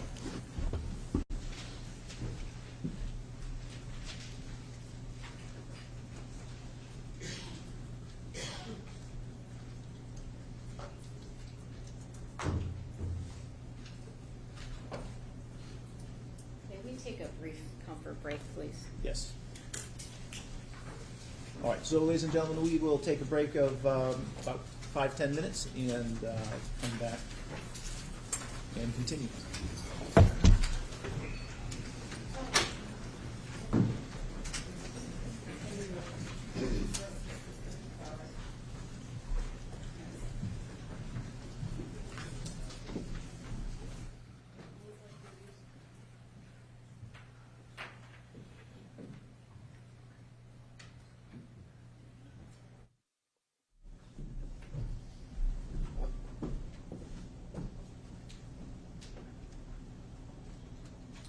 Anything we need to address outside the presence of the jury at this point? No, thank you, Your Honor.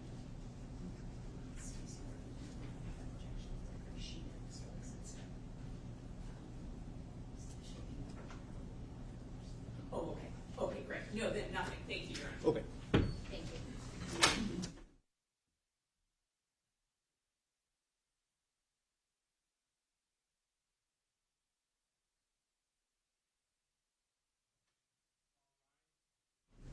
Sir, the court is in session. The Honorable Michael O. Saber presiding.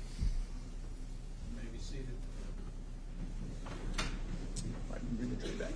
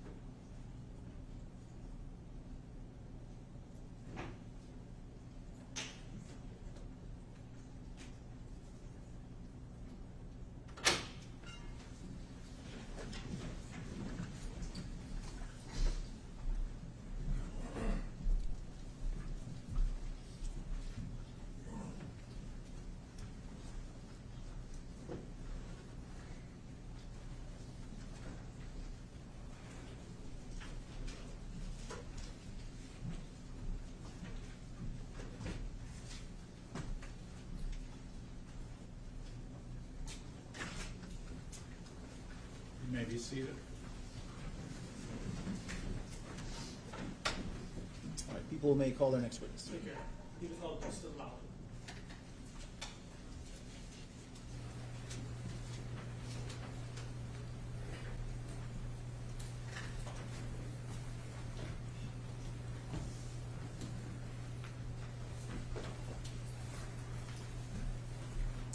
Mr. Lally, before you sit down, I'll ask you to raise your right hand. Do you swear or affirm to tell the truth, the whole truth, and nothing but the truth under penalty for perjury? I do. Okay, you can go ahead and have a seat.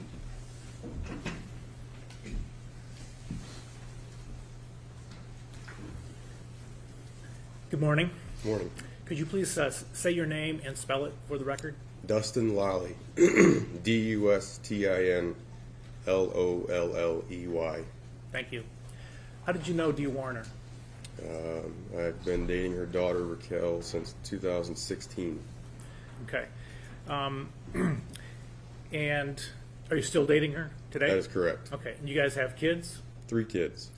And back in April of 2021, how many kids did you have at that point in time? 2 girls. And do you recall around November of 2019, you working on a project? Yes. Okay, can you explain that to the jury? We purchased the house from Dee and Dale Warner in November of 2019. We gutted our house and started a full remodel on it. Is that the house you currently live in? That is correct. And where is it in relation to the Munger property? I would say behind their house, Okay. the Warner's house. So a mile, half a mile? Could you give us an estimate? Half a mile. And what street is your house on? Carson Highway. And would that be north or south of the Munger, of Carson and Munger? It'd be north. Okay, great. And what, you say you fully gutted the house? That's correct. Did you do the work yourself? Yes, I did. And could you explain like your daily pattern of how you would work on the house? Yeah, I'd go to work early, 7 a.m., 6 a.m. When I get home in the afternoon, I'd head straight to my house and work on it till approximately 9 o'clock at night. Okay, and then what would you do? I would leave there and meet Raquel and our kids at the Warner residence, where we would shower and eat dinner, and then we would head from there to where we were staying during the project at Raquel's dad's house. Okay, so you weren't living at the house while you were gutting it. That is correct. And explain where you were living then? Wheelan Road, Tim Bach's house, Raquel's father. Okay. So how long did this go on, where you would go to work, work on the house, and then go over to the Munger farm for dinner and family time? How long did that go on? A very long time. I worked on the house, well, from 2020 is when I tore it apart until 2022. Right, so up until April 2021, the pattern is still going on? Correct. Okay. And does this include weekends too? Yes, from the weekends it'd just be from when I woke up till maybe 10 or 11 at night. And when you went over there, and you said generally it was around 9 p.m., is that right? To the Munger house? Yes. Would everybody had waited for you to eat, or what? Nope, everybody's already ate. Usually our daughters would be bathed and ready for bed. I would walk in and I'd eat by myself at the kitchen table, or I would be the only one eating, yes. Okay. And just describe for the jury a little bit the room that you would be sitting in. You said you were at the kitchen table? Kitchen table, that's connected to the kitchen, obviously. Okay. Yeah. In the living room, where's the living room from the kitchen table? Yes, right next to it, 15, 20 feet away from the living room. Okay, open floor plan? Open floor plan. Okay. And so, would you sit by yourself at the table? No, occasionally I'd have Raquel sitting with me, Dee sitting with me, conversating. Okay, and what about Dale? Was he ever in your presence? Not in the kitchen with us, no. Where would he be? In the living room, maybe elsewhere, not in there with us. Okay. And can you give us a sense of approximately, is it like half of the time he would be there, every other, I mean? I think it would depend on the time of the year for, maybe he was busy with the plant or the harvest. Wintertime, he'd be there. Okay. So were you around enough to know like the different seasons of farming? Yes. Okay. Yes. And you just mentioned planting. Could you explain what that means? Spring, you'd be getting tractors ready, planting crop. Summer was a little slower, and then fall would be the harvest, so that'd be one of the busiest times. Okay. And so are you saying that Dale's presence in the room there where you were eating your dinner depended on the season? That's correct. Okay. And which seasons would he be normally gone? Plant and harvest. Okay. And were you able to observe Dee's attitude, her feelings during those times? Was it the same as always? Was it different? No. Definitely when Dale was not around, Dee was a lot more relaxed, laid back, could be herself.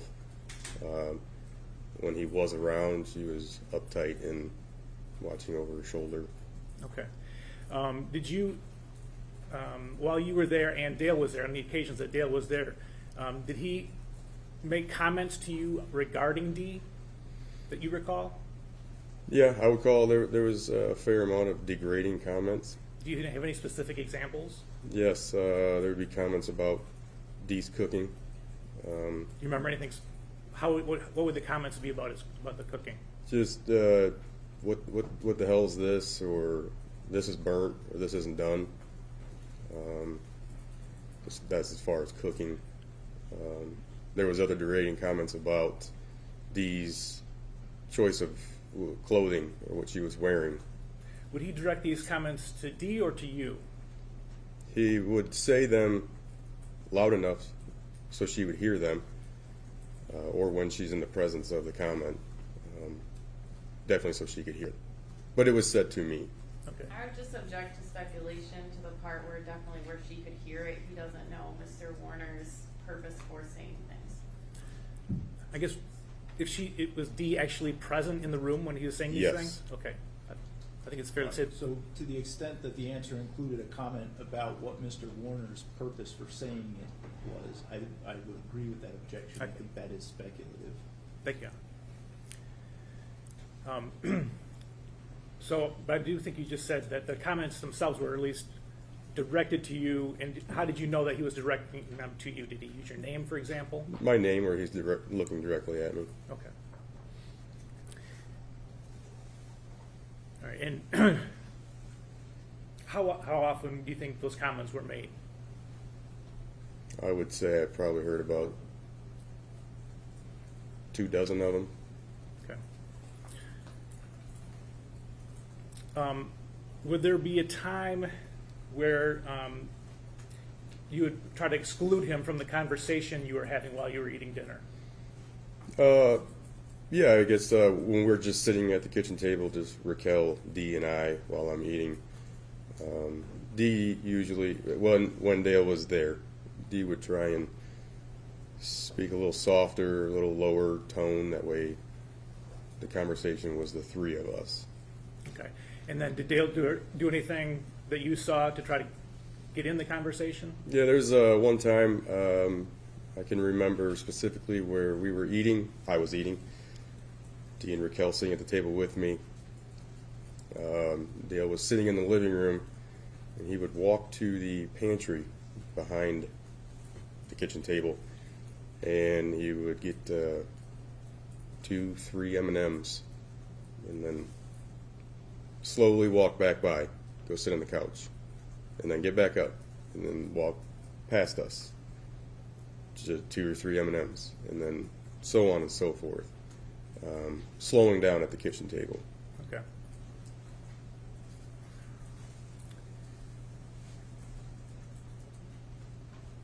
Was there an incident at some point regarding the Hummer?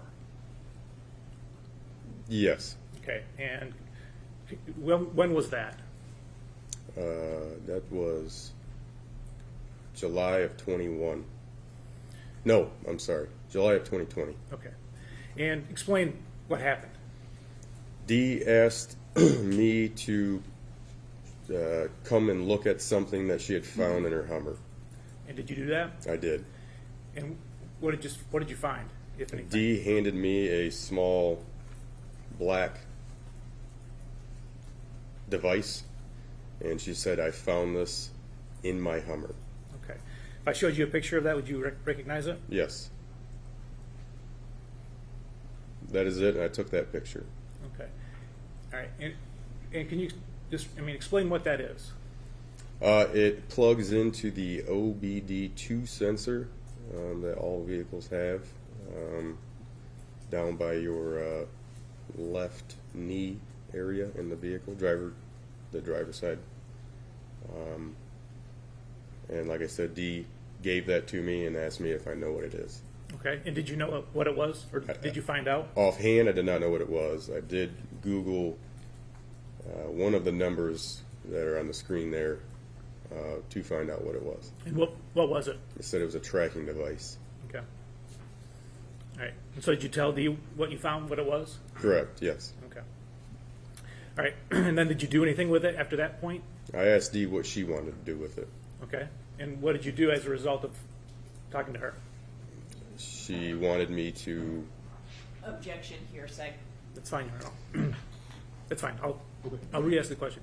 I just want to know what you did in response to. Okay. The top button, I pushed it in. The device came apart in 2 halves, and there was an SD card inside of it.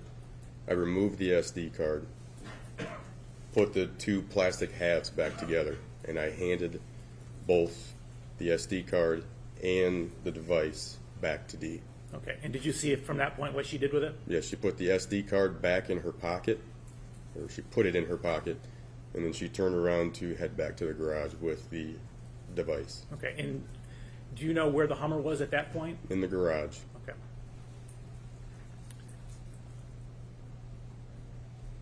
Now I want to take you to Saturday, April 24, 2021. Do you recall what you were doing that night? Like 7, 8, 9, 10 o'clock at night? I'm definitely working on the house. I do believe we had company over at some point in the night. Okay. And do you recall Raquel leaving to go back to her dad's? Yes, Raquel and our daughters were at the house earlier in the afternoon. Raquel left with our daughters to get them back to Tim's to bed. Okay. And do you know approximately what time you went from the place you were working on to Tim's? I would say the 10 to 11, closer to 11 o'clock p.m. Okay. And does your route between your house on Carson and Tim Box take you past the Munger farm? It does. Did you notice anything out of the ordinary when you went by?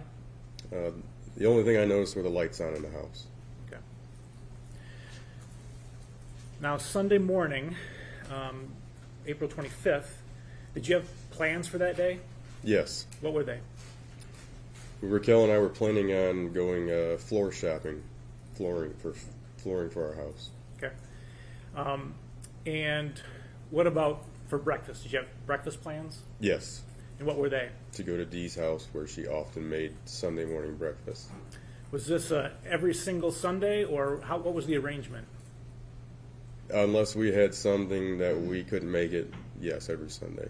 Okay. And so do you go over there that Sunday morning? Yes, we did. Can you give me an approximate time or an exact time if you know? Approximately 9 a.m. All right. And who goes with you? You and who else? Me, Raquel, and our 2 daughters. And when you get there, is anybody home? No.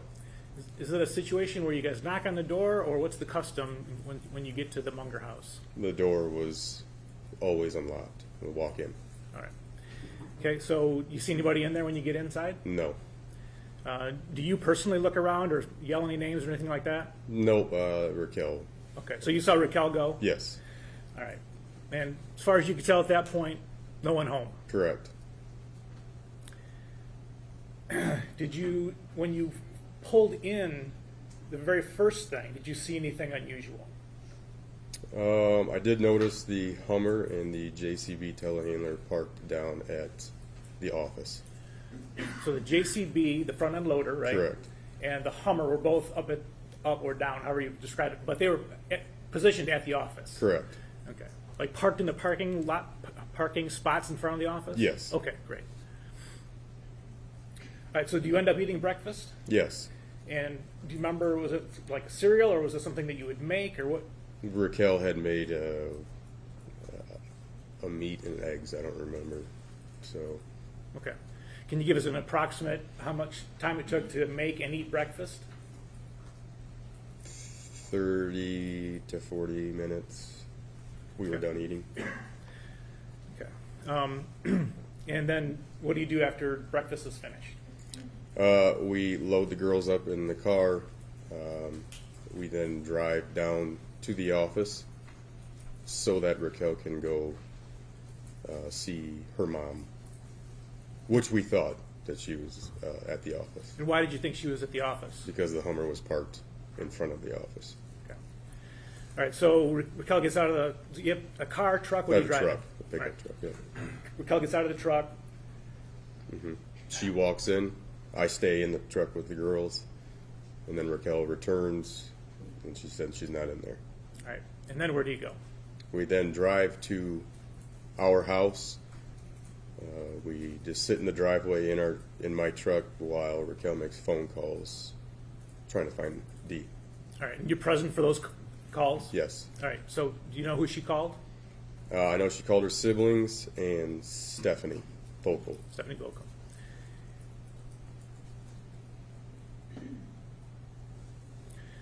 And had anybody seen Dee? No. No one knew who she was? No. Okay, so now what do you do? So then after the phone calls, we then drive back to the Warner residence. We pull into the new shop. I get out of my truck because I know that the camper, the motorhome, is parked in the new shop. I get out and I walk in to see if possibly Dee slept in the new camper that night, or not the new camper, the camper that night. Okay, and just the new shop, is that the big building that's kind of attached to the office? That's correct. Okay, and it has the 4 big overhead doors? That's correct. Okay. All right, so you look in the camper, no Dee? No. Get back in the truck? Yes. And then where? And we drove up to the house, went back inside the house, and from there, that's when we searched for Dee. Okay.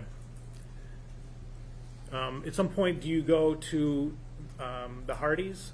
Yes. Okay, when is that?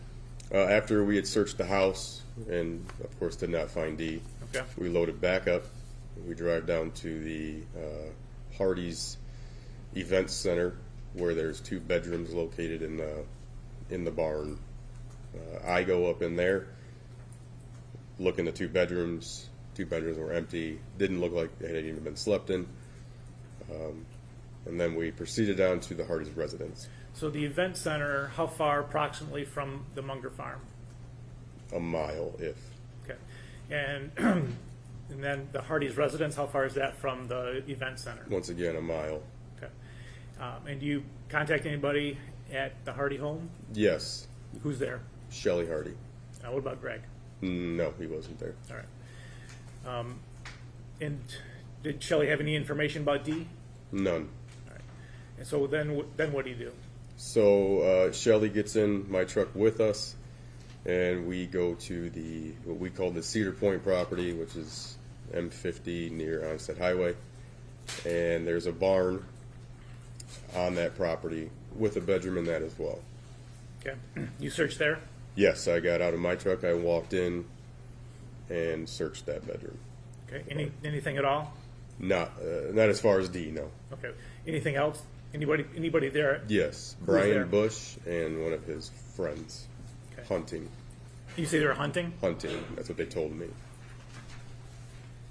And how were they dressed, if you remember? They were dressed in a camo hunting gear.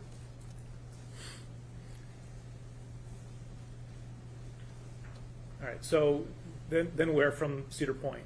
So from Cedar Point, we then went back to the Warner's office, where we joined up with Zach and TJ, and attempting to look for Dee on security camera footage. So do you remember what Raquel does? Does she go in the office with you, or does she go someplace else? Raquel and Shelley go back into the house. Okay. And where are your daughters at that point? They're still with us. We had not, I don't believe we dropped them off yet. Okay. At some point you do drop them off, though? That's correct. Okay. All right. And so approximately how long do you think you're in the office from that point? It was a couple hours. Okay. And what was going on in the office while you were in there?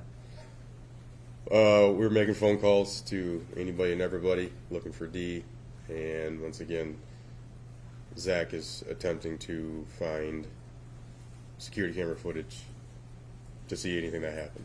Okay. And you were in there that time while he's looking? That's correct. Okay. Did he ever point anything out to you that, okay, here she is, or here she is, anything along those lines? No. Okay. Do you ever see Dale? Yes, a couple of times. And when was that? While we were while Zach is going through the security cameras, Dale comes in and out a few times. Okay. And does he make any comments or anything happen when he's in there? He was just talking about she probably took off. Not sure where she went. She was sleeping when I left this morning on the couch. And you said he was in and out various times. Did he tell you when he was leaving out what he was going to do? Yep, gonna go spray. Is what he had said two times that he left. I'm gonna head out and spray. Okay. And did you hear the sprayer or see the sprayer leaving anytime after that? I did see the sprayer one time leave and then one time return. Okay. Was there any mention of calling the police? Yes. Who mentioned that?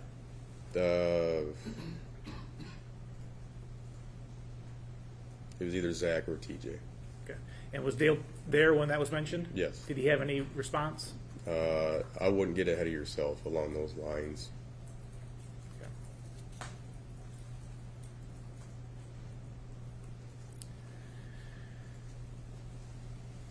So, no. Do you have any sign of Dee at all on Sunday? Never.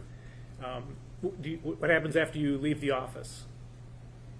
After I left the office, I went back to work on my house. Raquel did not go with me. Okay. So you weren't part of the group that went to Zach's? No. All right. All right, now I want to ask you about the time after Sunday. Did you maintain a good relationship with Dale for the next few months after that Sunday? The same relationship that I always had, which was more acquaintances over friends or anything more. Okay. Did you have any conversations with him in that 2 or 3 months immediately following the Sunday? Yes. In July of 21, Dale came to my house and just stood in my living room and talked. Okay. And do you remember did any of the comments that he made at that time stand out to you? Yes. What was it? Dale told me that, Dee fucking hated you, right? Okay. You know why he would have said that? Objection, speculation. I'll withdraw, Your Honor.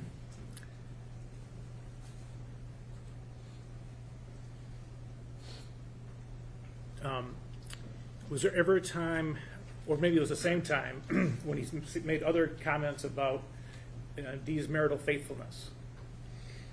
Yes, that also was something that he spoke of about. She probably ran off with another guy. Okay. Did he say whether he had any knowledge of any past marital infidelities? No, not to me.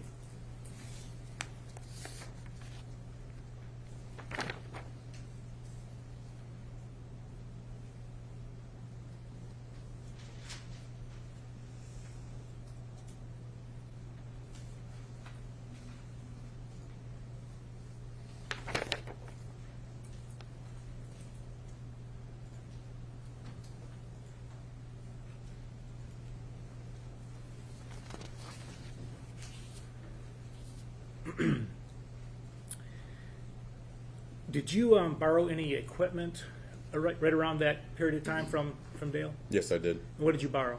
The JCB loader. All right. And do you remember the comment he made around the time that you were asking him to borrow that regarding the investigation? Yes. I did go over to ask if I could use it to move insulation at my house. And I just said, hey, what's going on? And he said, oh, not much. They're trying to fucking pin this on me. Okay. And did he say anything more about the police having been there with dogs? Yes, about how he had requested they leave. And that was tied to the conversation about they're trying to pin this on me. And did he say a particular place that he didn't want the dogs to go? Objection leading. Just an open-ended question, Your Honor. It's a subject matter. Which with very specific context in the question. All right. I don't think there was that much context in the question. I think Mr. McCree's pointing him to a direction, and the witness is free to say no. So I don't think it's objectionable, overrule the objection. Yes. He said because I kicked them off the property, and they wanted to get in that barn, the sprayer barn. Okay. All right, thank you. Nothing further.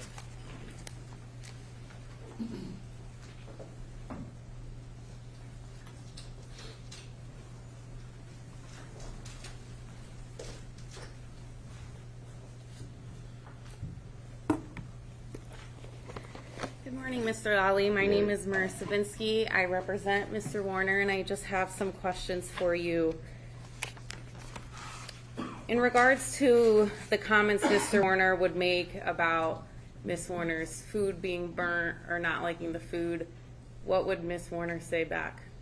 She would roll her eyes. Every time? Yes.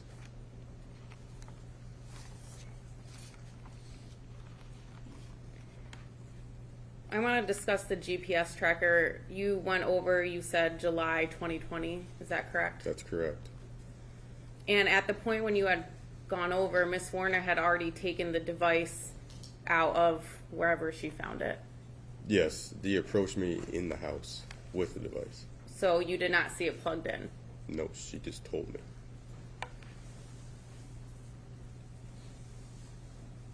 You have no personal knowledge of where Miss Warner found the device?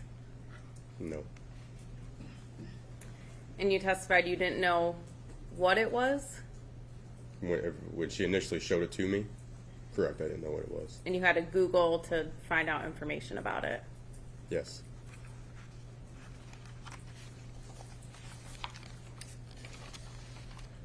On Saturday, April 24th, 2021, you were working on your house that you were renovating, That's correct. and you said you left your house around the 10 to 11 p.m. hour, but maybe closer to 11. That's correct. At that time, you drove past the Warner house on Munger. That's correct. And Miss Bach, Raquel, your girlfriend, she had left well before when you left with the kids. That's correct. You testified that on direct that you saw lights on at the house. That's correct. But you actually didn't recall anything unusual at the house when you drove past. No. And you only remembered one light maybe through the front door, nothing specific, correct? Correct. Moving on to April 25th, you go to the Warner home again in the 9 a.m. hour. Yes. And when you drive onto the property, you entered through the west side of the house on the driveway. That's correct.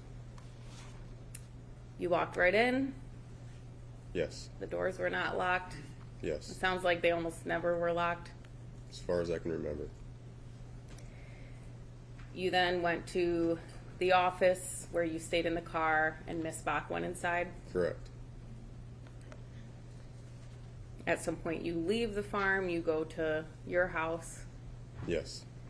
And then when you go back to the Warner farm, you said that you searched the new shop. Is that correct?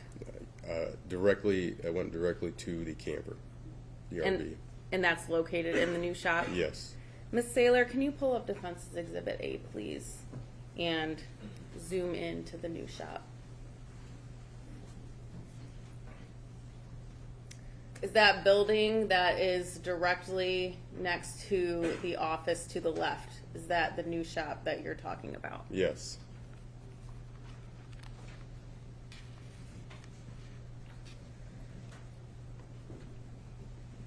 And then you testified you went to the Hardy's house at some point after that. Yes. Greg Hardy was not home, it was just Shelley Hardy there. That's correct. And then at some point after leaving the Hardy farm, there's a lot of properties, so I understand, but you actually checked there's a vacant house on Carson Highway, is that correct? Yes. And you went to this property, and the property is across from the Warner farm? Yeah. Yes. You seemed a little hesitant. It's not directly. Yeah. It's across on Carson. Yes.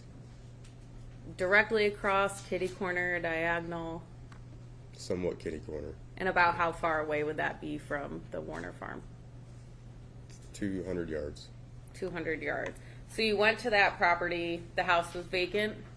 I couldn't even get in because it was locked. Okay, you didn't get in. You checked the property around the house? Yes. Are there barns on that There is. property? You didn't go into the barns though, did you? No. And then after that is when you went back to the farm and went into the office, which is what we heard you testify about, correct? Yes.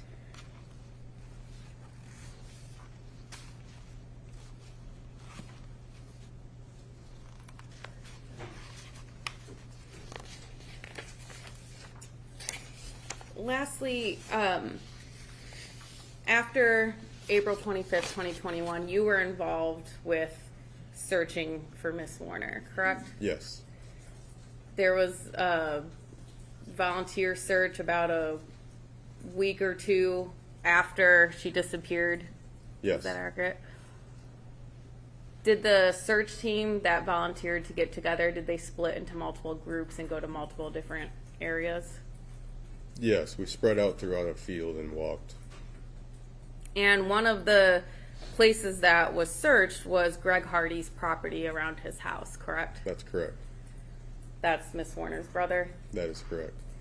Who was involved in that search team, if you know? I do not. I do not know who specifically. I remember seeing people on there, on Greg's property.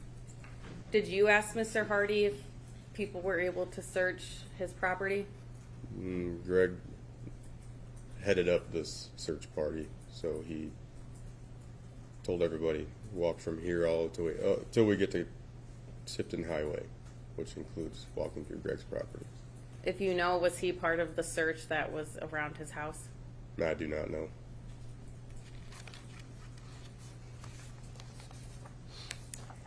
I have no further questions. Thank you.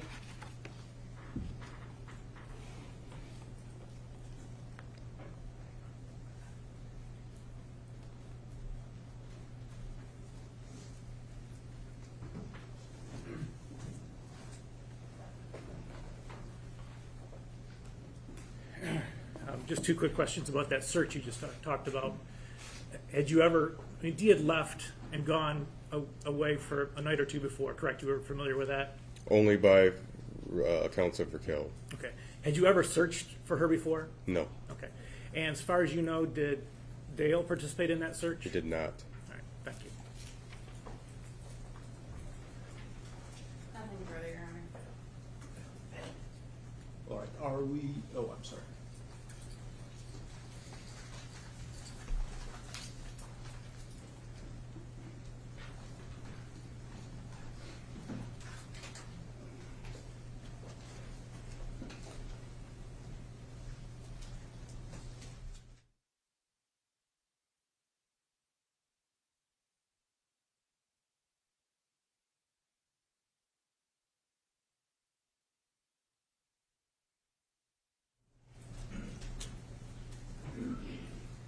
Right, we have received a question from a juror. It's my understanding that neither side has any issue or objection to me asking that question. No objection, Your Honor. That's correct, Your Honor.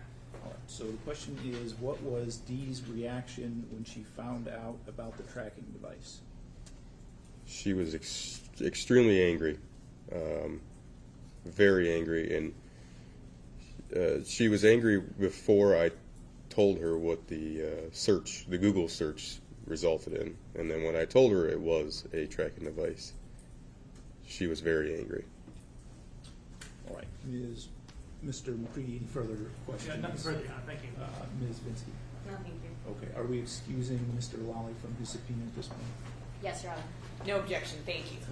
So thank you, sir. You can step down. You're excused from your subpoena, so if you'd like to stay in the courtroom at this point, you may. Thank you.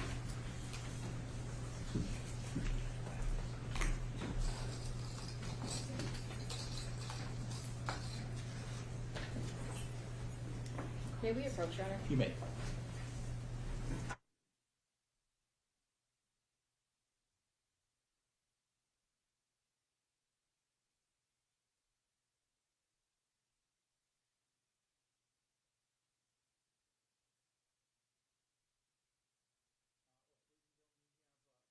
To address outside your presence, so we're going to break for lunch at this point. I will ask you to return shortly before 1:30 p.m. I do have one hearing I'm going to try to get in at 1:15, so we'll try to start on time, but as usual, things happen, so maybe not.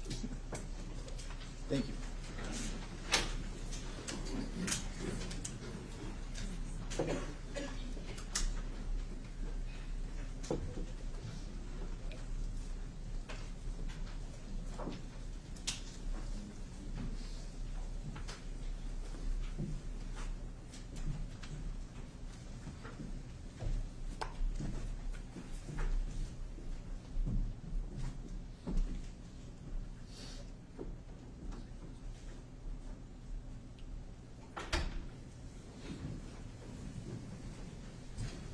All right, and you wanted to address something on the record outside the presence of the jury. Yes, Your Honor. We had a conversation before we started this morning about the scope of Stacy Brody's testimony. She did not testify at prelim about the bruising, the handprint bruising on Miss Warner, or excuse me, what appeared to be handprints on Miss Warner. We did include that in our motion, and the court has indicated that we can get that testimony in through Miss Brody. That's correct, Your Honor. When we discussed this in chambers, we did object to that as being speculation on the part of Ms. Brody, lack of personal knowledge, irrelevant, even if relevant, unfairly prejudicial. We understand and respect the court's ruling, but we wanted to make sure that there was a record of that objection. Thank you. All right, thank you. And so that there is a record of my decision on that, I believe there was also some mention of it being lay opinion, and I did indicate that I believe it is admissible lay opinion in that it is rationally based on perceptions and would be helpful to the trier of fact. With respect to the testimony in general, I find that it would be based on Ms. Brody's perceptions and observations, and I do think it is relevant to an issue in this case, that being the issue of domestic violence that we've discussed. I don't think that it is more prejudicial than probative, and so for those reasons I would overrule that objection. Thank you, Your Honor. All right. Anything else we need to address at this point? No, thank you, Your Honor. Okay. Thank you for your time, and we will try to resume at 1:30.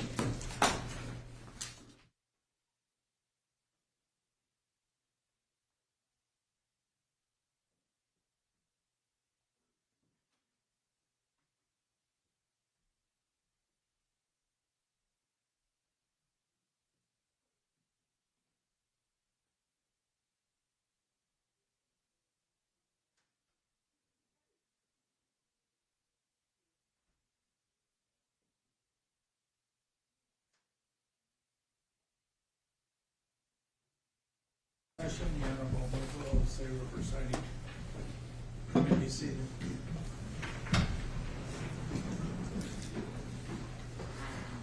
All right, we are back in the record in file 24-21841-FC, People versus Dale Warner.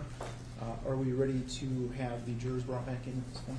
Yes, Your Honor. Yes, Your Honor. Thank you. Okay.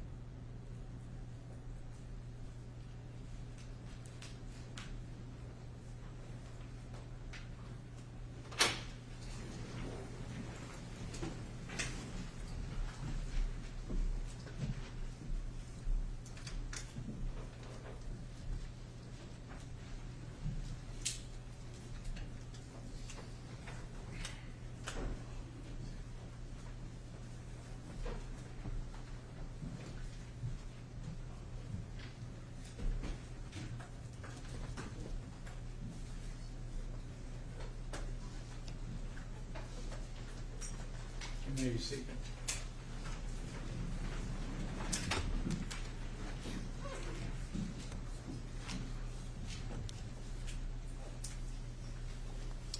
All right, people may call their next witness.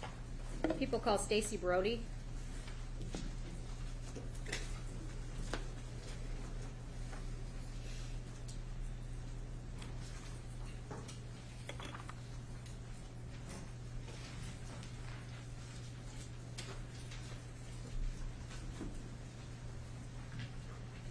Okay, Ms. Brody, before you sit down, I'm going to ask you to raise your right hand. Do you swear or affirm to tell the truth, the whole truth, and nothing but the truth under penalty for perjury? Yes, I do. You can go ahead and sit down.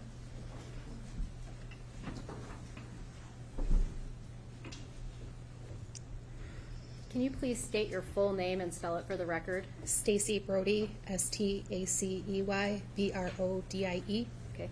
Miss Brody, how did you meet Dee Warner? Through Clinton Chiropractic, where I was her massage therapist. All right. And how long had you been her massage therapist up until April of 2021? 5 years. All right. How often would Dee come see you? Once a week. And how long did those sessions typically last? About an hour. What does a typical massage session look like as far as what's the procedure? Well, it's dependent on the client. Okay. In Dee's case, she had a lot of neck and back pain. Okay. Most of the time, you do still do full body. There's just special attention to those areas. And when she would come in to get a massage, how would she prepare for that massage? I guess I don't really know what you mean. Okay. Is she clothed, unclothed? Oh, yeah. She's undressed onto her underwear, Okay. and then she's draped with a sheet and a blanket. Okay. And during the course of your treatment of Dee, did you form a relationship and bond with her? Yeah. All right. Describe Dee for me. Dee was a tough girl. She could be really funny, no nonsense, very tenacious, strong in more ways than just physical. How would you describe your relationship with her? We were friends. Did Dee bring her phone into her appointments? Yes. All right. Was that typical for a client to bring their phone into a massage appointment? No. All right. At any one of your appointments with her, did you observe her to be under the influence of anything that it appeared to you? Never.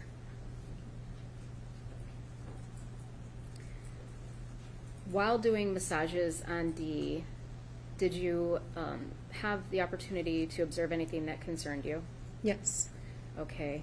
And when was the first time that you saw something concerning? I would say it was probably about a year into seeing her. There was a large bruise about the size of an orange Okay. on her right hip. Okay. Were there any other bruises similar to that you saw on Dee's body? Yes. All right. Approximately how many times did you see that bruising? Throughout the 5 years? Yes. Roughly 8 to 10. Okay. Was there any other bruising that you observed on Dee? Yeah. I didn't think to question her on obviously, like if she had something on her chin. Okay. Did you observe any bruising on her arms? Yes. All right. And describe those for me. Best described, it looked like a handprint, like she had been grabbed. All right. And where did you observe those bruising? Upper right arm. Okay, so like up here? Yes.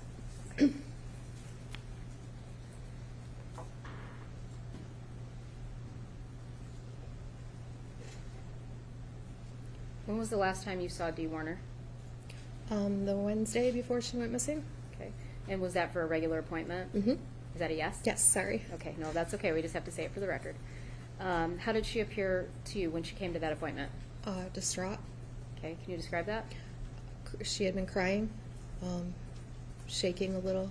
She was probably the most upset I had ever seen her. Okay.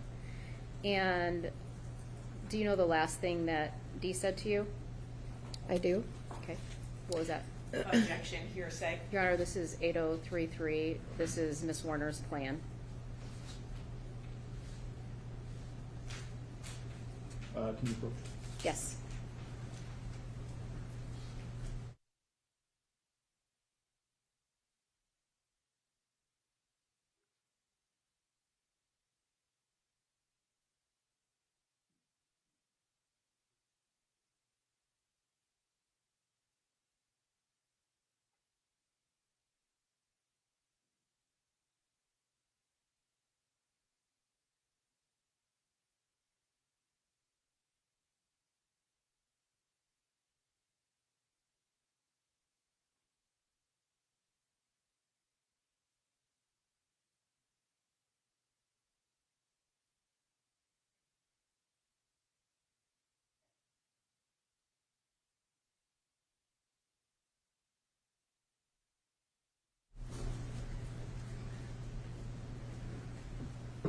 Ms. Brody, I'm going to rephrase the question, okay? Okay. Did Ms. Warner indicate to you the last time you saw her that she had some sort of plan? Yes. Okay, and what was that?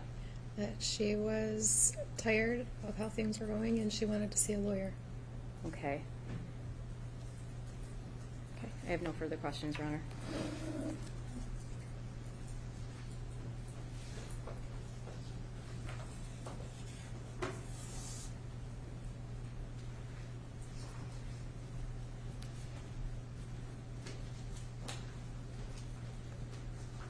Good afternoon, Ms. Brody. My name is Marissa Finsky. I just have some questions for you. You stated that Ms. Warner started out as your client for massage therapy, correct? Yes. And she would be seen for neck pain, headaches, upper back, and shoulder pain. Does that sound accurate? Yes. When Ms. Warner would come to an appointment, you said the last appointment she came in and she was crying. Yes. She had come into appointments previously where she had been crying as well, correct? Yes. This was not the first time that you had seen her crying. Yes. And you testified about bruising that you saw on Ms. Warner. For these bruises that you claim you saw, you didn't document any of them? No, I'm not required to. Even though you're not required to, you still didn't document any No. of the bruises? And you testified under an oath at a hearing. You testified under oath at a hearing on June 20th, 2023. Is that correct? Sure. And would you like to see the transcript? I believe you. I'm reflect- just not great with Okay. dates. So at that hearing under oath, you didn't mention any bruising that looked like a handprint, correct? I don't remember if I did or not. Would you like looking at the transcript, would that help refresh your recollection? Sure.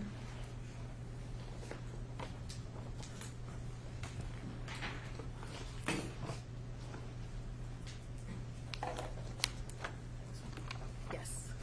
Can you identify what page we're? Yes, so it's going to be her full testimony. I think that starts on page 84, I believe. Is that correct? 50? It might be. Sorry, hold on. No, I think it's actually going to be in the 100s. I just don't. One second. The table of contents is on the first page. It goes from 84 to 111. Thank you.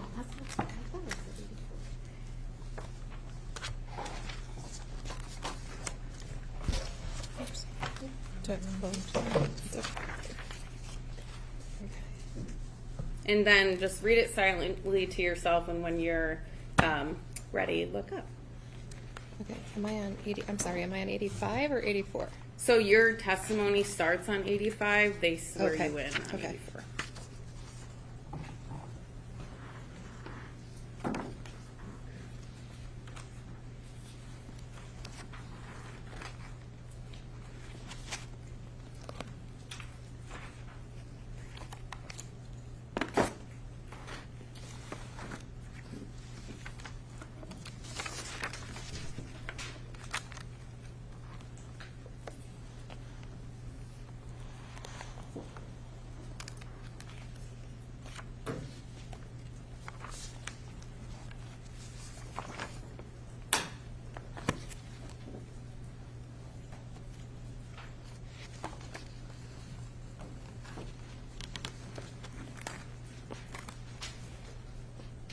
I don't think this is my testimony.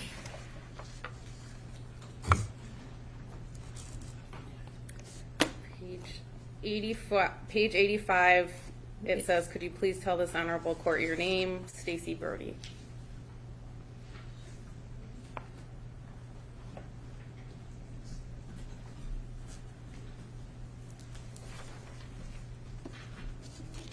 Okay. My apologies. There's multiple. I was like, I don't remember any of that. Okay.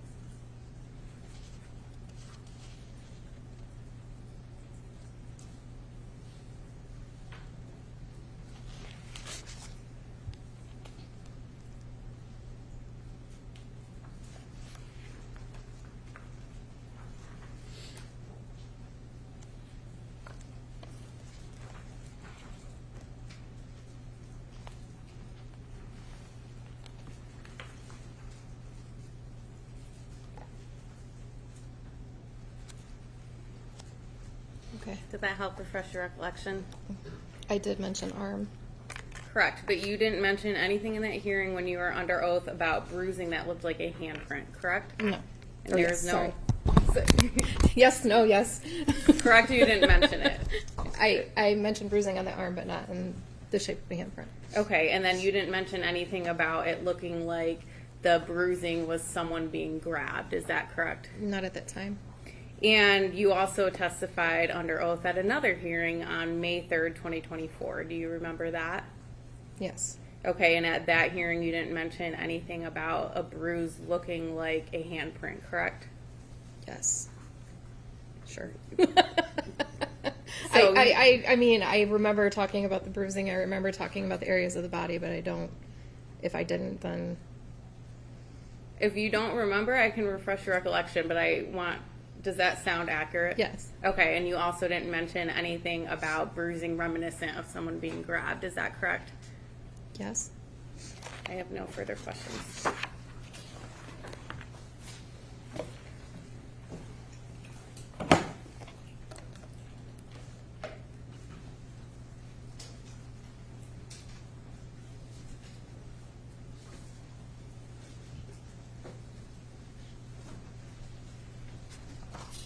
I haven't read the bottom part. What are you showing? Michigan State Police report, her statement from 2023. Okay, why? Did she say she can't remember it, or No. are you trying to This impeach is her? the prior consistent statement that she made prior to testifying in any hearing. The highlighted part. The bottom part, can you read that and let me know when you're done? Oh, you don't want me to read it out loud? No, read Okay, yourself sorry. And let me know when you're done. Okay.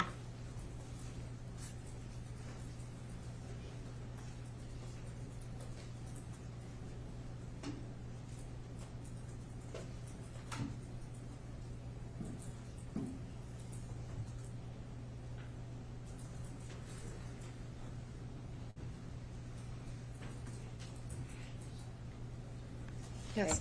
You met with the Michigan State Police in September of 2023, is that correct? Yes. And in there, do you describe the bruising? Yes. And how do you describe the bruising to the Michigan State Police? As being grabbed or thrown. Okay, and that was prior to testifying at any hearing in this matter, is that correct? Yes. All right. And during the transcript that you just read, were you asked specifically to describe those bruises on the arms? Yes. In the prelim transcript? Not in the police report? Oh, I'm sorry. No, I was not. Okay. And the last time that you observed that type of bruising on Dee was when?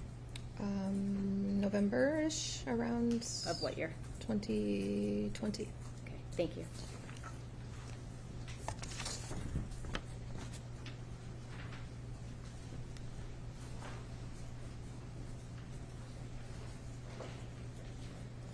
Ms. Burney, you were interviewed by the Michigan State Police on September 28th, 2023, correct?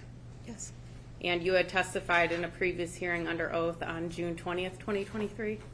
Yes. Okay. I'm not great about dates, so yeah, if that's.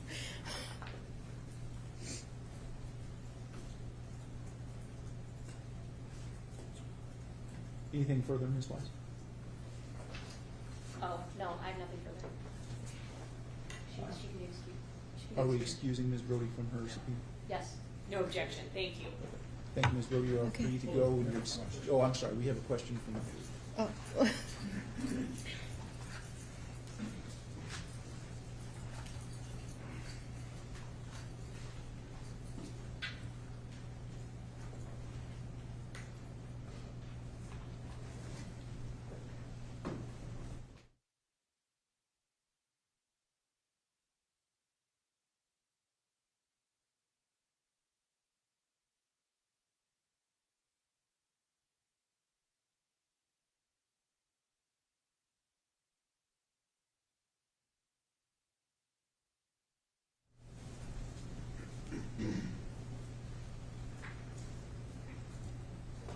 All right, I have shared a juror question with counsel, and it's my understanding that they are in agreement that the question should not be asked under the rules of evidence. Is that accurate?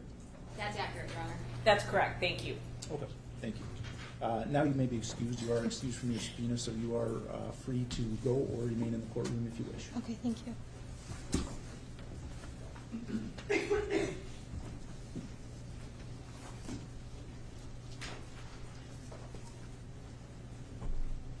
People would call Stephanie Vocal.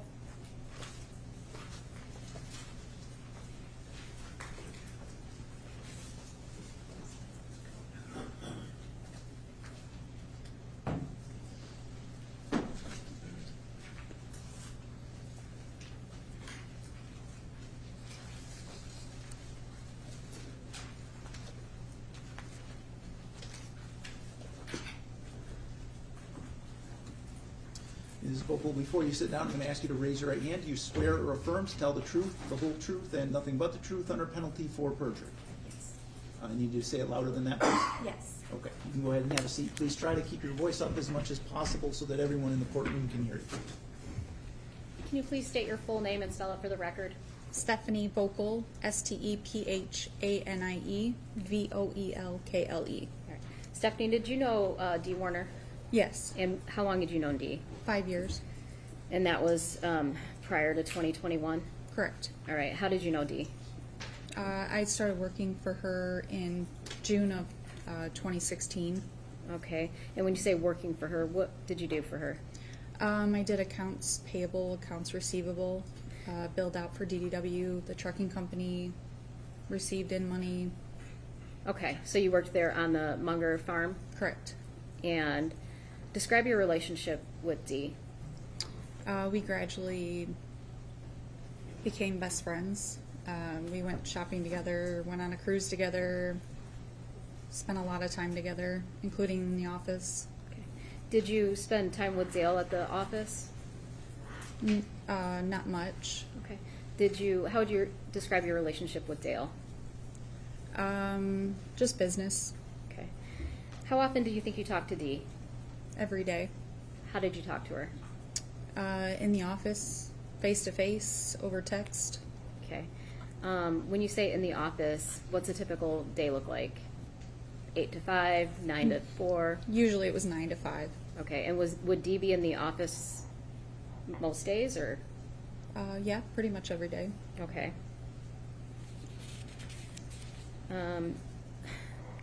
Describe Dee to me, if you could describe her to somebody. Feisty, fierce, beautiful heart, always looked like $1 million, always wearing glitz and glam. Okay. When you said always looking like $1 million, what does that mean? She was always wearing something fancy. Okay. Jewelry, everything, the whole 9 yards. Did she have her hair done? Always, yes. And the office was on the same property that her dwelling was on, correct? Correct. And did she ever come down to the office in her pajamas? In her pajamas? No. Okay.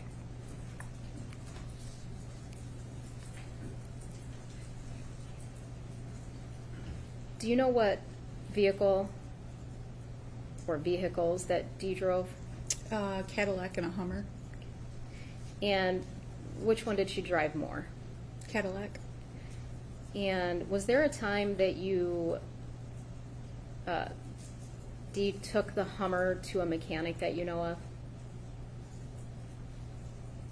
of? She took it to the shop quite often, yeah, when it needed it to be serviced. Mm-hmm. Okay. Was there ever a time when she came back from the mechanic and appeared to be upset? Yes. Okay. And did she show you anything at that time? Mm-hmm. I can't remember if it was that day or the next day she had shown me something, Okay. yes, that the shop had found, yes. Okay. And how did that item appear to you? What did it look like? It was like a little black box.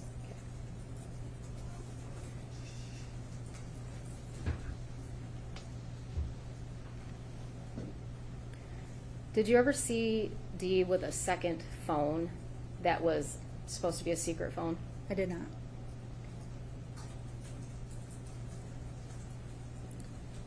Did you also hang out with Dee on weekends? Yes.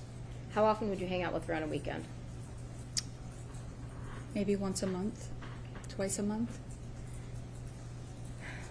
When you've been around her, did you observe her to be under the influence of drugs or anything that No. would cause you concern? No. Okay.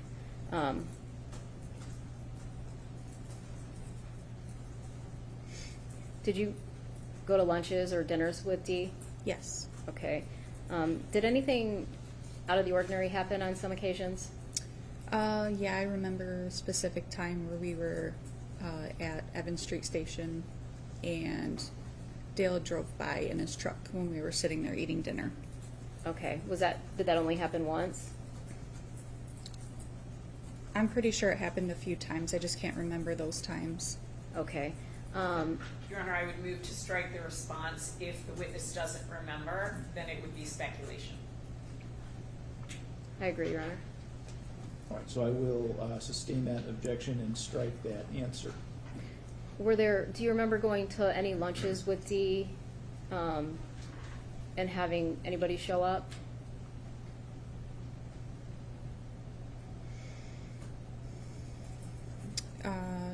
No, just phone calls from Dale asking where she was a lot when we went out to lunch. Okay.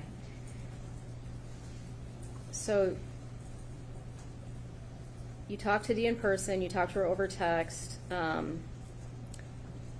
Any other ways you communicated with her?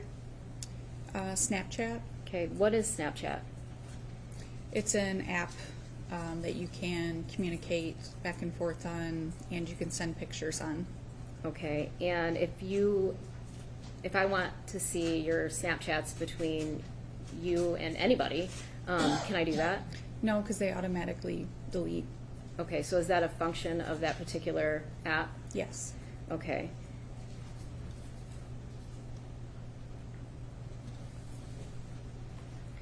Did you have the opportunity to observe fighting between Dee and Dale? Yes. All right. Yelling and screaming or what? Yes. All right, so tell me about some of those fights. There was one in particular that I remember. He came and they were both in the office, and they went into the lunchroom and they were arguing. I could hear them yelling, both of them. I couldn't tell you what it was about. Okay. And were there any other arguments that really stood out to you?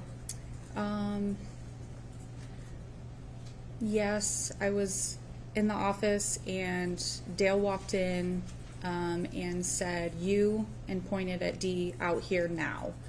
And she came around the desk and went outside, and they were face to face yelling at each other, fighting about something. I couldn't tell you what. Okay, and what did you observe him to look like? He was yelling at her with his hands behind his back. Okay. And how far away is he from Dee? Like maybe a foot, 2. All right. And is he standing straight up? Is he leaning in? What's he doing? He's leaning in. Okay, and what was Dee doing? Standing there, defending herself, basically, with her words. Okay. Do you know what most of their fights were about? I want to say money. Usually. Objection. If it's based on personal knowledge or not, I think that clarification needs to be made. Did you hear the arguments between Dee and Dale, what the topics were about? I did, yes. Okay. I just don't remember specifics. I just remember abroad, like money or his kid, usually his kids or his dad. Okay. Usually was the argument. Okay. So I don't want specific details. I just want to know what the broad topics are. So they thought a lot about money and kids and what was the last thing? I'm sorry. His dad. Okay. All right.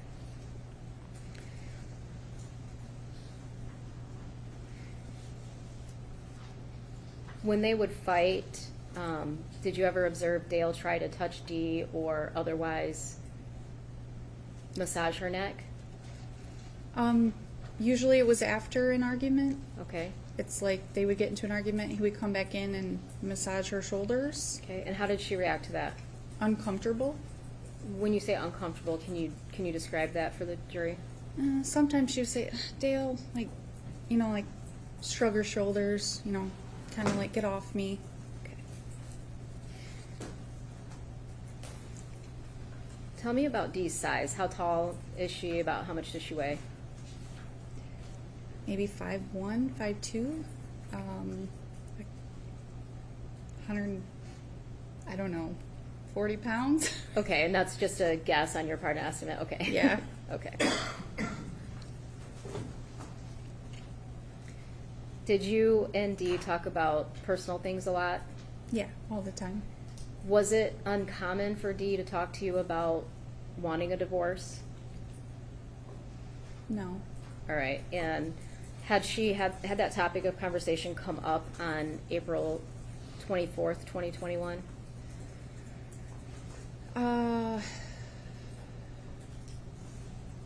She said that she told Dale that she wanted to sell everything.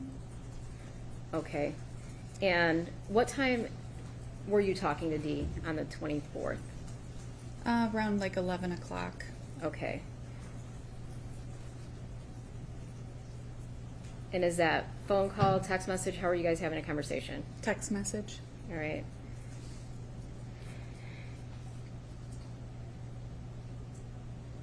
So you guys wrap up the conversation about selling things, and do you reach out to her again that night? Yeah. Do you remember what time? Around 7. I reached out to her to see how she was doing. Okay. Was that via text, phone call? How was that? Text message. Did you get any response? No. All right.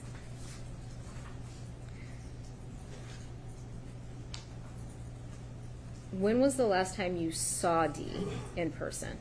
Friday afternoon. Okay, and where was that at? At the office. All right, and how did she appear then? She was nervous, stressed out,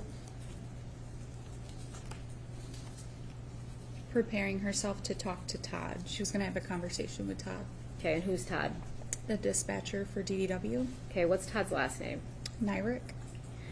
And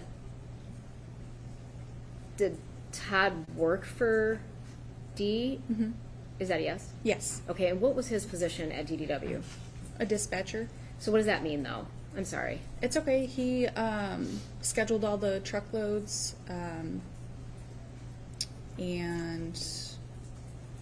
I guess that would be it. Okay, and who would be his direct boss? Dee and Dale. Okay. Do you know if the disagreement was about business? Yes. Okay.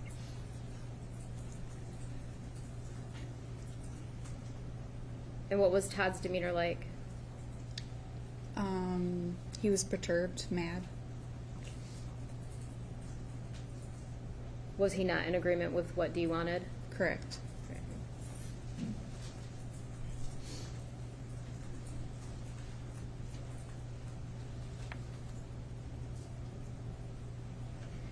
Okay, so then on the 24th, you have a conversation with her. She doesn't respond back after 7:30 p.m.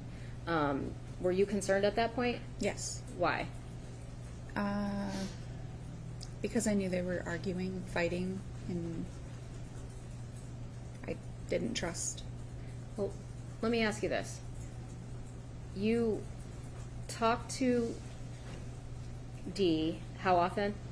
Every day. Okay. If you text her, does she respond? Yes. All right. If you call her, does she call back? Yes. All right. Is there ever a delay in response from her other than, a couple minutes here or a couple minutes there? Not very often. She always had her phone.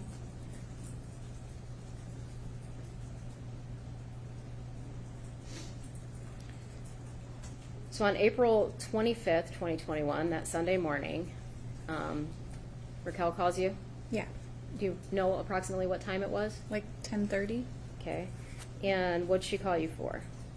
She called me and asked me if I knew where Dee was. All right. And did you know where Dee was? I did not. Had you heard from her at all since your previous night's text? No. Okay. What'd you do after Raquel called you?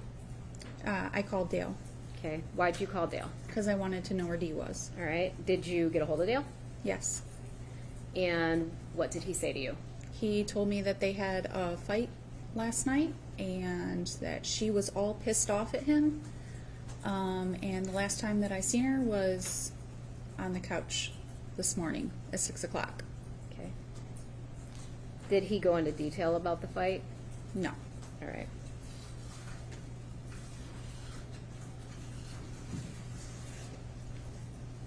Did you go to the Munger property on the 25th of April 2021? I did not. Okay. When's the next time you go to the Munger property? I believe it was Monday or Tuesday. Is that to go back to work? Correct. Okay. Is Dee there? No. All right. Do you have a conversation with Dale when you return to work? Yes. All right. And what do you guys talk about? Well, he came in and sat next to me and asked me if I knew who would pick him up, or I'm sorry, if I knew who would pick Dee up without saying anything. Okay. What'd you say? I just said I don't know. Okay.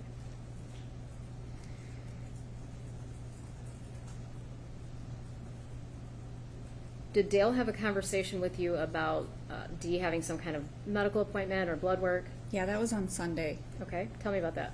He had called me and asked me if I knew that she was supposed to have a blood test, and that she was acting strange the night before.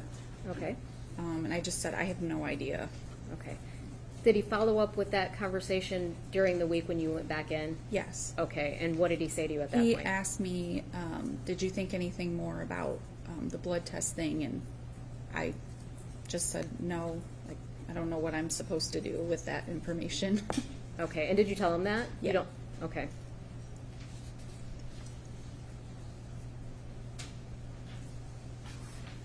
Did he give you any more details during that week about the fight between him and Dee or the events of the night of the 24th of April? Yeah, it was when he sat down in the chair next to me. I vaguely remember he said something about that she had a headache that night and he rubbed her shoulders or rubbed her neck on the couch, and then she had took something for her migraine or something, and that's really all I remember. Okay. How long did you stay working at for the Warners? Until June, June of 2021. Okay.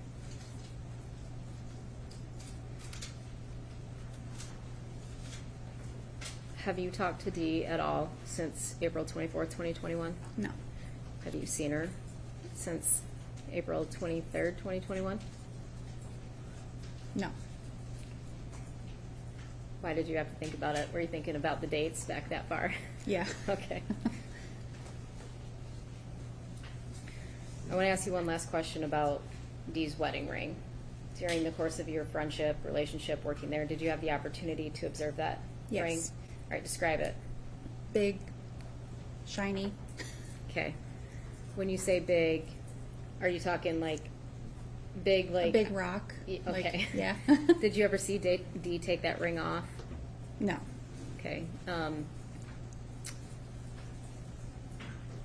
When you describe Dee as being very flashy and getting liking the jewelry and stuff like that, what type of jewelry was she buying? Not cheap jewelry. Okay.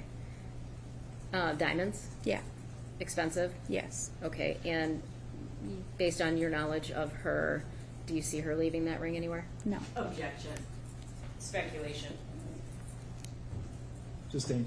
And I would strike that remark and direct the jury not to consider it. Thank you.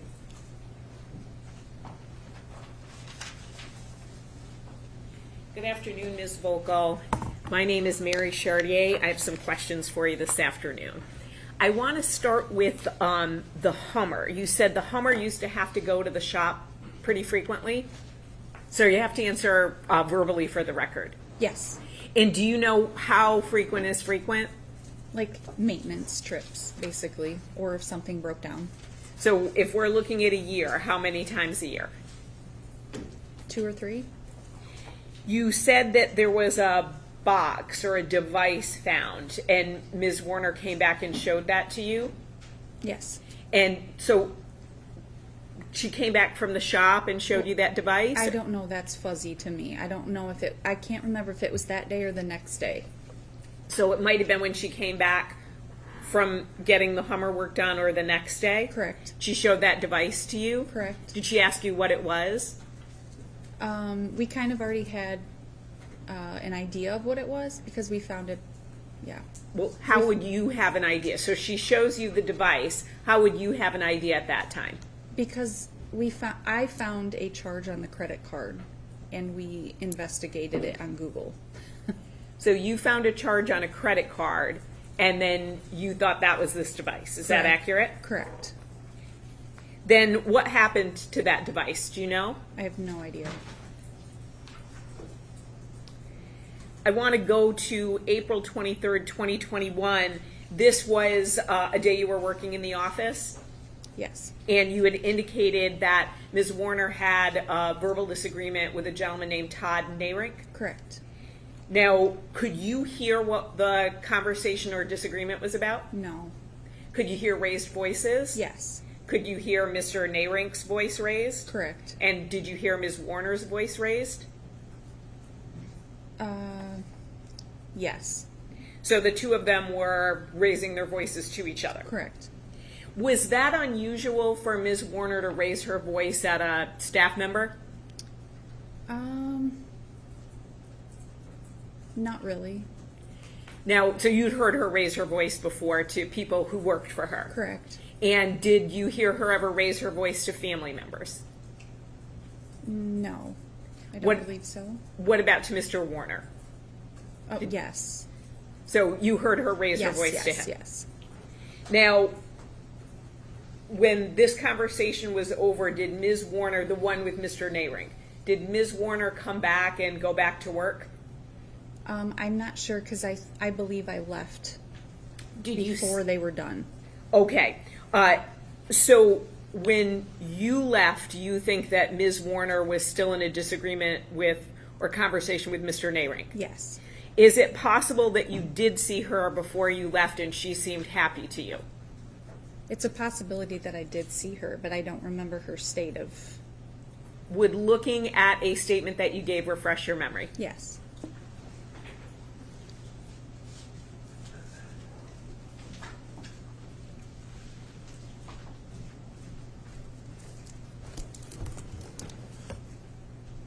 Where am I looking? If you could turn to page 393.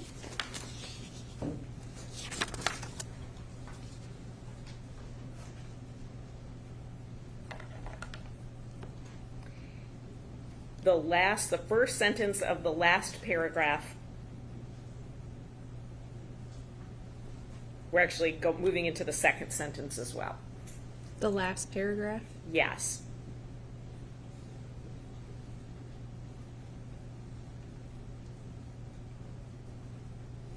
Do you see that? The second sentence. Okay. Do you want me to come up and show you where, or you want to show me? Yes, please. Yes, yes, okay. please. I'll show you, or unless you know. You show me, I'll show her. Okay.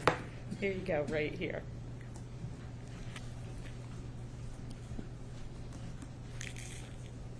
Oh, okay.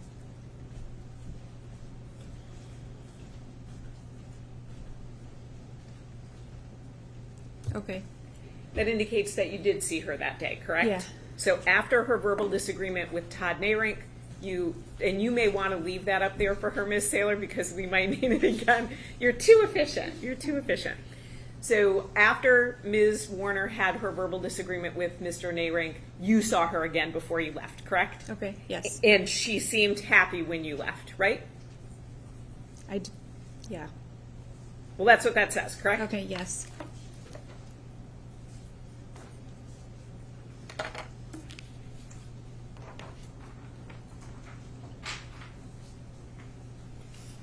Now, the next day, you had texted with Ms. Warner. You indicated in the morning, roughly around 11 a.m.?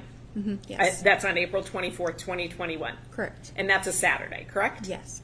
And she had indicated she was having a rough day. Yes. Now, the basic topic of conversation related to the Nayrinks, Todd and Terry Nayrink, correct?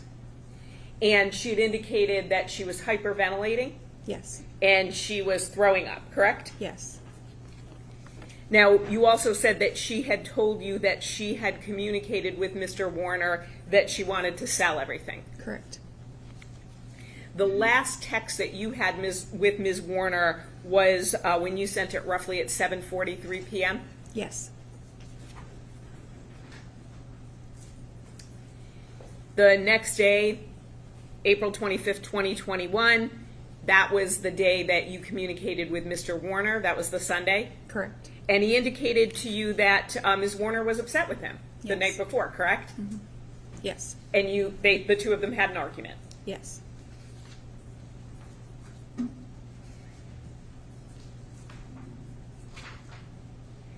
Now, the next week when you go into work, you indicated that Mr. Warner had asked you some questions about possible blood tests that Ms. Warner had had. Yes. And who might pick her up from the Munger property, correct? Yes. He also asked you if you knew anything about Ms. Warner going to Traverse City. Yes.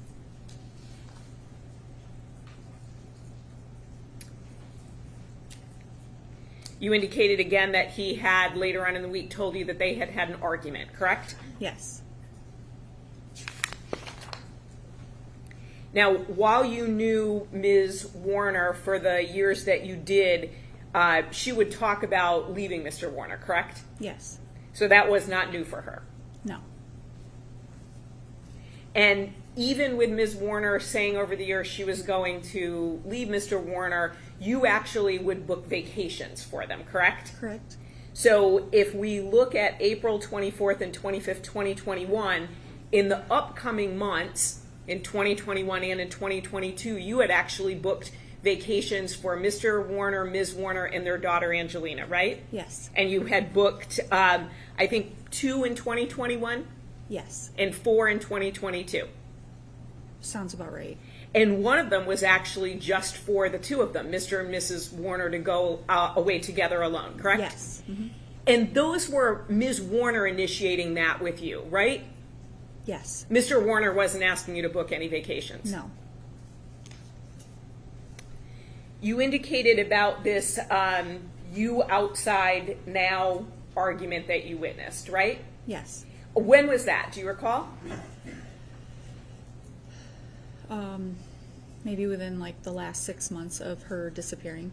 So somewhere from maybe October, November 2020 through April 2021? Correct. They both were raising their voices at each other, correct? Yes. And Mr. Warner did not physically touch Ms. Warner? No. Not when he asked her to come outside. He didn't touch her, bring her outside, anything like that, correct? No. And when the two of them were outside, and you were looking out the window, correct? Yes. And so no one touched the other, right? Correct. And you would, the lunchroom incident where you heard the two of them arguing, do you know when that was? Again, same answer. So 6 roughly months, probably. 6 months before. When you would see the two of them verbally disagree, it was only verbal, correct? Yes.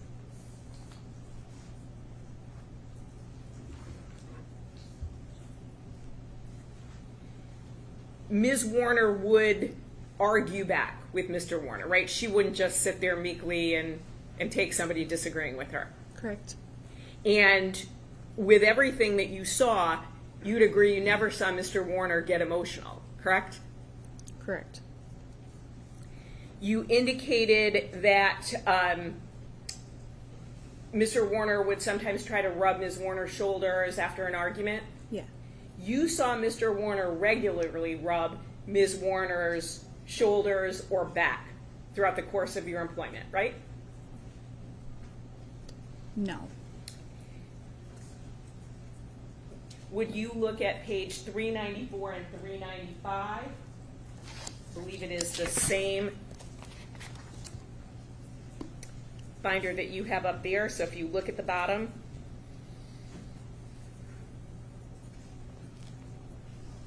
Well, yes, like after a fight, yes, but not like a normal. So let me just, so you read that, correct? Yes. Okay. So you were interviewed by the FBI, right? Correct. And you indicated that Mr. Warner would regularly rub Ms. Warner's shoulders or back, right? Usually it was after a fight, though. I Okay, might have left doesn't say out. that though, does it? No, but that's Oh, what. but, I'm gonna but object. She didn't author the FBI's report. I didn't say she did author the FBI report. I didn't think she was an FBI agent, but I can ask her what is in the report. All right. She can ask her what is in the report, so I will overrule the objection. Thank you. So I want to just go back, right? So in this, it indicated, and you agree, that you would regularly see Mr. Warner rub Ms. Warner's shoulders or back, and he often did so in the office, correct? Yes. And there's nothing in here about it only being after an argument or anything like that, right? Okay.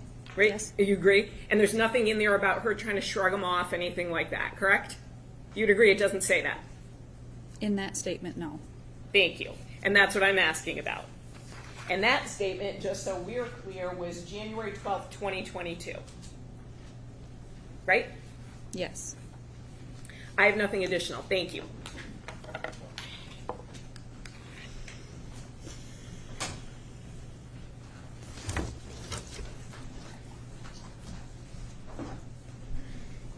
You indicated that, well, let me show you Exhibit 28. Is that the device that he showed you? Yes. Okay. And you indicated that there was some charge on a credit card, and that's kind of what kicked us off looking for this device. Is that correct? All right. Whose credit card was this? Dale's. Okay.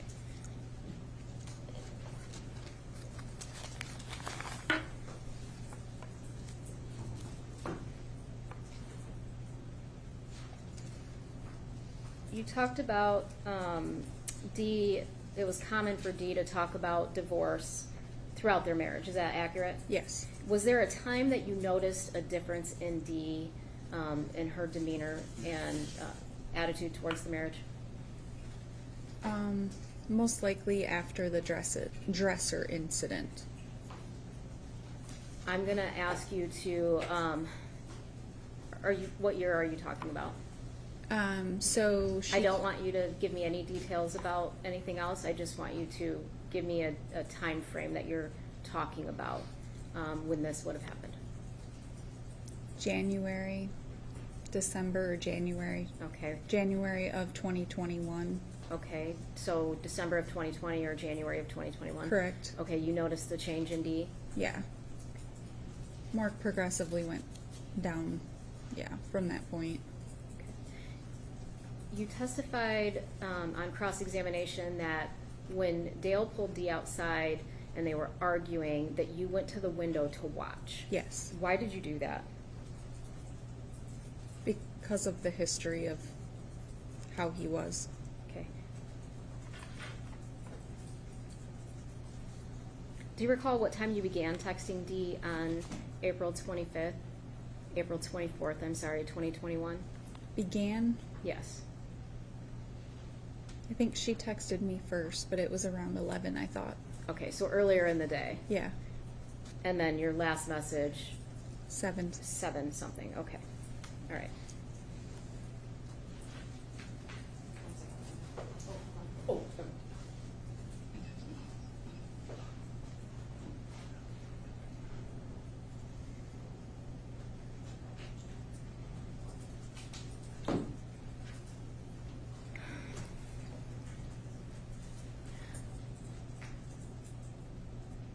While you were working with Dee, within that 6 months before she went missing, did Dee bring you outside of the office to have a conversation with you? I don't want to know what she said, but did she bring you outside the office to have a conversation with you?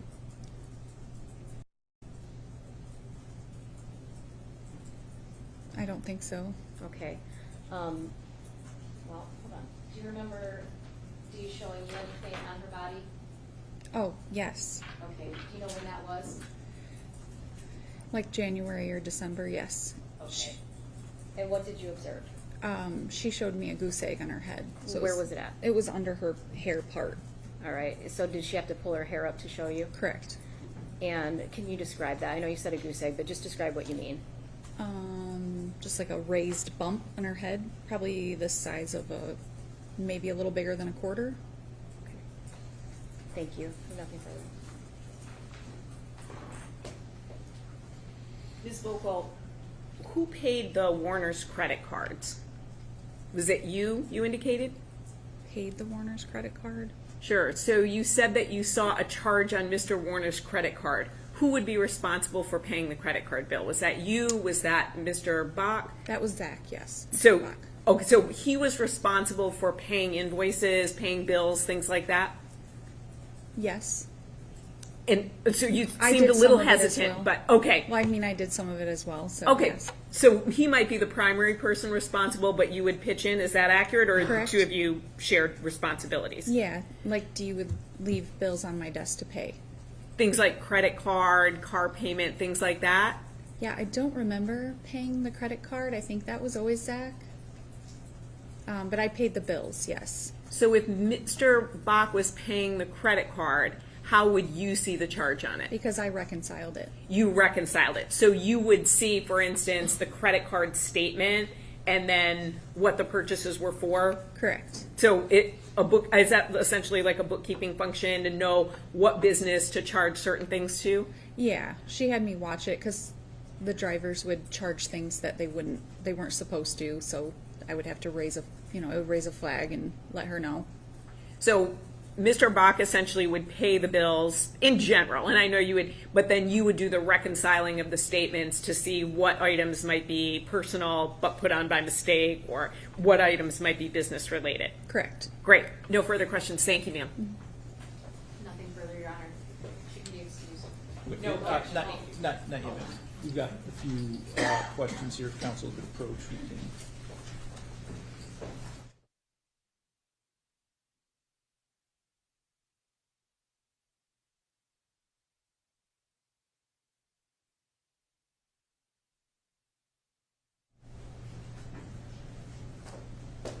Okay, so a few questions that we have from the jurors. The first, Ms. Vogel, is did Dee ever text you from a different phone number? No.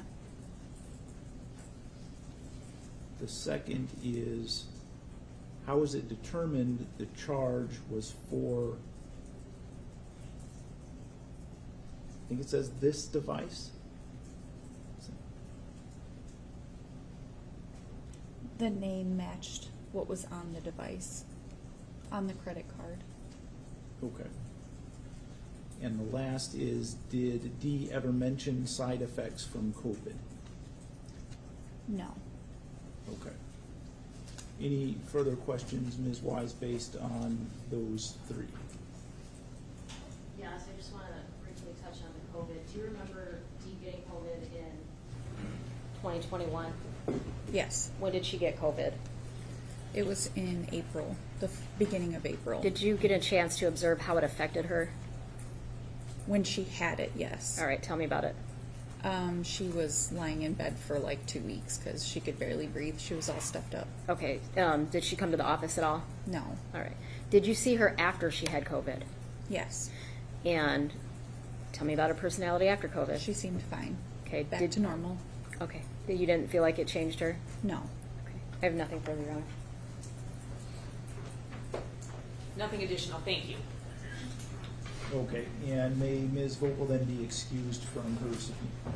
Yes, Your Honor. Yes, Your Honor. Okay, thank you. So you are free to leave, or if you'd like to stay in the courtroom, you're welcome to do that at this point.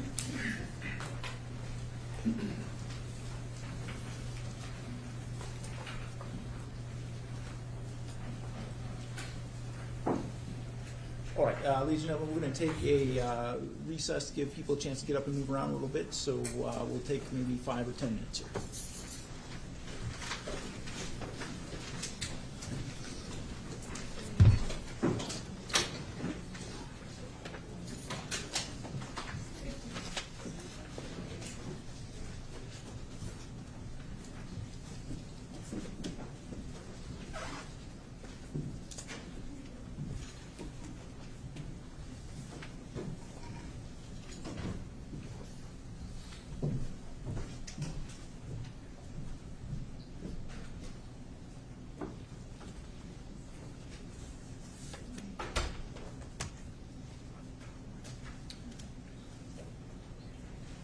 All right, I know, Ms. Chartier, you wanted to place your objection to the COVID question on the record that we discussed at the bench and that I overruled, so why don't we do that? Thank you, Your Honor.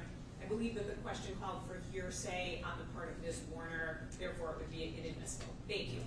All right, and my decision on that was to overrule that objection based on the fact that it was a question about whether or not she had mentioned it, not about any particular statement or assertion that she had made that could be capable of being proved true or false. Anything else we need to address at this point?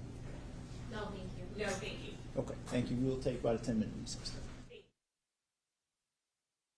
The Honorable Michael Saber presiding. You may be seated. All right, are we ready to bring the juries back? Yes, Your Honor. Yes, Your Honor.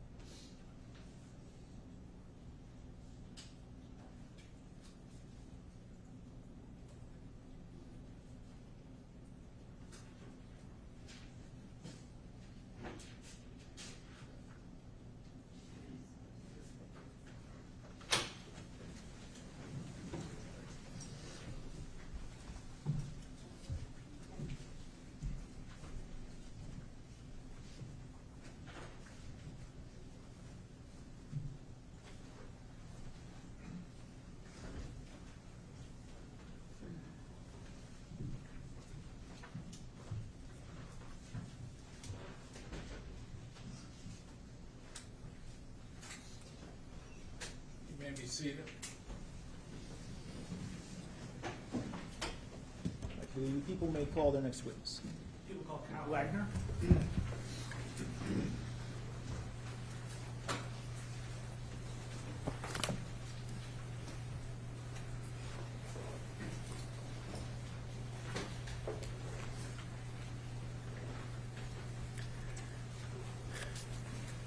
Sir Wagner, before you sit down, I'm going to ask you to raise your right hand. You swear or affirm to tell the truth, the whole truth, and nothing but the truth under penalty for perjury? Yes. Okay, go ahead and sit right there. Good afternoon. Good afternoon. Could you give us your full name and spell it for us? Yes, Kyle Wagner, Kylewagner. How did you know Dee Warner? I provided IT services for her her businesses. Okay. Did you know her before you were hired to work for her? I did, yes. About how long? Probably about 5 years. And did you know her well during those 5 years? I knew of her. I've met her a handful of times. Okay. And so can you tell us about when you were hired to do the IT work? It probably would have been around 2014, 2015, probably around that time. Okay. And did you continue through April of 2021? I did, yes. Okay.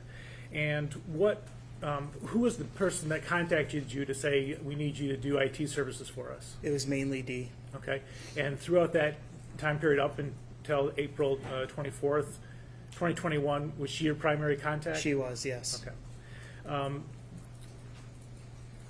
So you interacted with her in terms of what she needed for the businesses? Correct.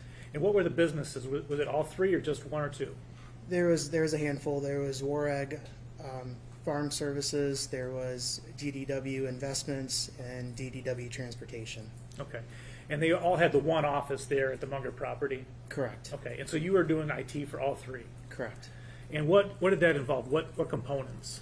It was from a networking standpoint, so servers, wireless, maintaining their computers, as well as taking care of surveillance. Okay. And again, was it Dee you were interacting with and deciding what components to add or change or update? Correct. And would you describe her as a tech savvy person? She was not. Okay. Could she set up her own iPhone if she got a new phone? No. Okay. So let's turn to the surveillance. What did that consist of? As far as like equipment. Exactly. So it'd be the cameras, and then there would also be the actual server itself, or also known as a network video recorder, and that was what actually recorded the footage. And where was that piece located? That was located in the office. Okay. So the cameras would feed into a piece of machinery in the office? Correct. And that machinery in the office would actually contain the recording? Correct. Great. Okay. I'm going to show you what's been entered as People's 30. Do you recognize that? Yes. Okay.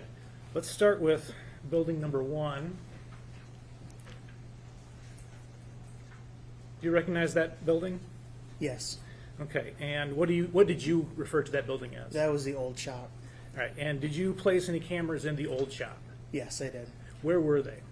From the front, when you walked in, on inside there was a camera right above the door, and then in the shop area there was a 360 camera that was mounted on the ceiling, and then what I kind of refer to as maybe like the warehouse in the back, there was another 360 camera there, and then on the exterior of the building, where that circle is, there was an exterior camera, and that was facing the fuel tanks. Okay. So let's take these one by one. There are at least 2 cameras directly overhead and up against the ceiling? Correct. And those 2 cameras are the 2 different parts of the old shop? Yes. Okay. And then there's another camera on the wall inside the doors? Correct. Okay, great. And so those are the 3 cameras inside the old shop? Correct, yes. All right, and then you've got, looking at the arrows on the diagram, could you just explain what that is, what that represents? That's the view of the camera. Okay, of the external camera? Of the external camera, correct. Facing north off of the old shop? Correct, looking at great. the fuel tanks.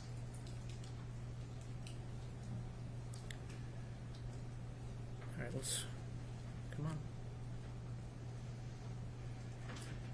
All right, well, it's not wanting to. All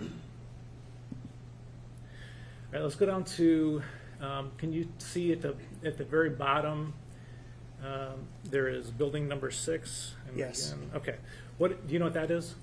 That's the office. All right, and you see there's a red represented there as well? Yes. What does that red represent? That represents the camera that was interior to the office, looking at the reception desk in that area. Okay, was there just the one camera in the office? Correct. And only captured the reception area? Correct. All right. And then just to the north, just to the west of the office, there's the building running north and south? Yes. What building is that? Are you talking about number 5? Correct. That's the new shop. All right, and again, there's a red area on that building. What does that represent? That represents the interior camera. Okay. Was it just the one interior camera in the new shop? Yes. And so part of the south part of the new shop is not colored red. Does that mean it's not on camera? Yes. Okay. All right. And then what about, here we go. The circle there on building 5? That's the exterior camera. Okay. And the arrows coming out of the circle? Represents the view.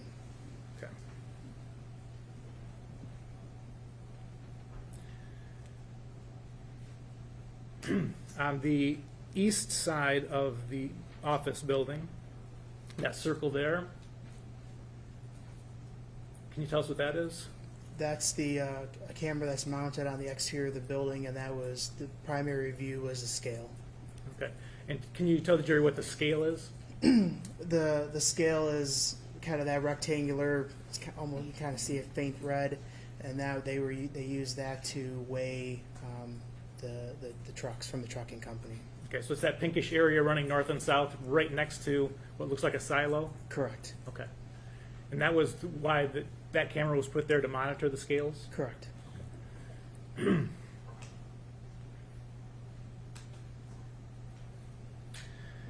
right, so do you recognize this picture here? Yes. And what is that showing? That's showing a camera that's mounted on the exterior of the new shop. Okay, so there's there's two overhead doors and then a man door in between. Yes. Okay, and then right above the man door, there's a big white round thing. What do you know what that is? Yes, that's a wireless bridge. Okay, and so where's the camera in relation to that? To the right of it. Okay. Okay, and this photo, this is on People's 32. That's the inside of the office. Okay, and I'm zooming in. Do you recognize that? And that's the camera. Okay. Okay, and here? That's the camera that's looking at the scale. Okay, so just to be clear here, there's a Golden Harvest banner of some kind. Correct. Do you see that? And then it looks like a window to the right and up from that. Yes, there's a light, and then to the right of the light is the camera. Okay. Just to the left of the pine tree. Correct. All right. And what kind of camera is that? That was a 360 camera. Okay. And can you tell the jury what that means? What a 360 camera? It's also known as a fisheye camera. So you get a full 360 view from that camera, but within the camera itself, it's able to break the image out into different images, so you can kind of get like that panoramic view that we were looking to get for that area. Okay. So a very wide angle. I'm sorry.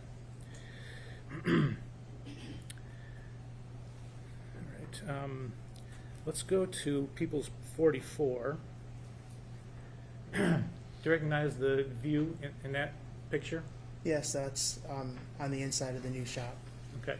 And I know it's small, but in the very upper left, do you see it says new shop and then 4/25/2021? Yes. Okay. And then in the image itself, there's a date 3/18/2021. Can you explain the difference?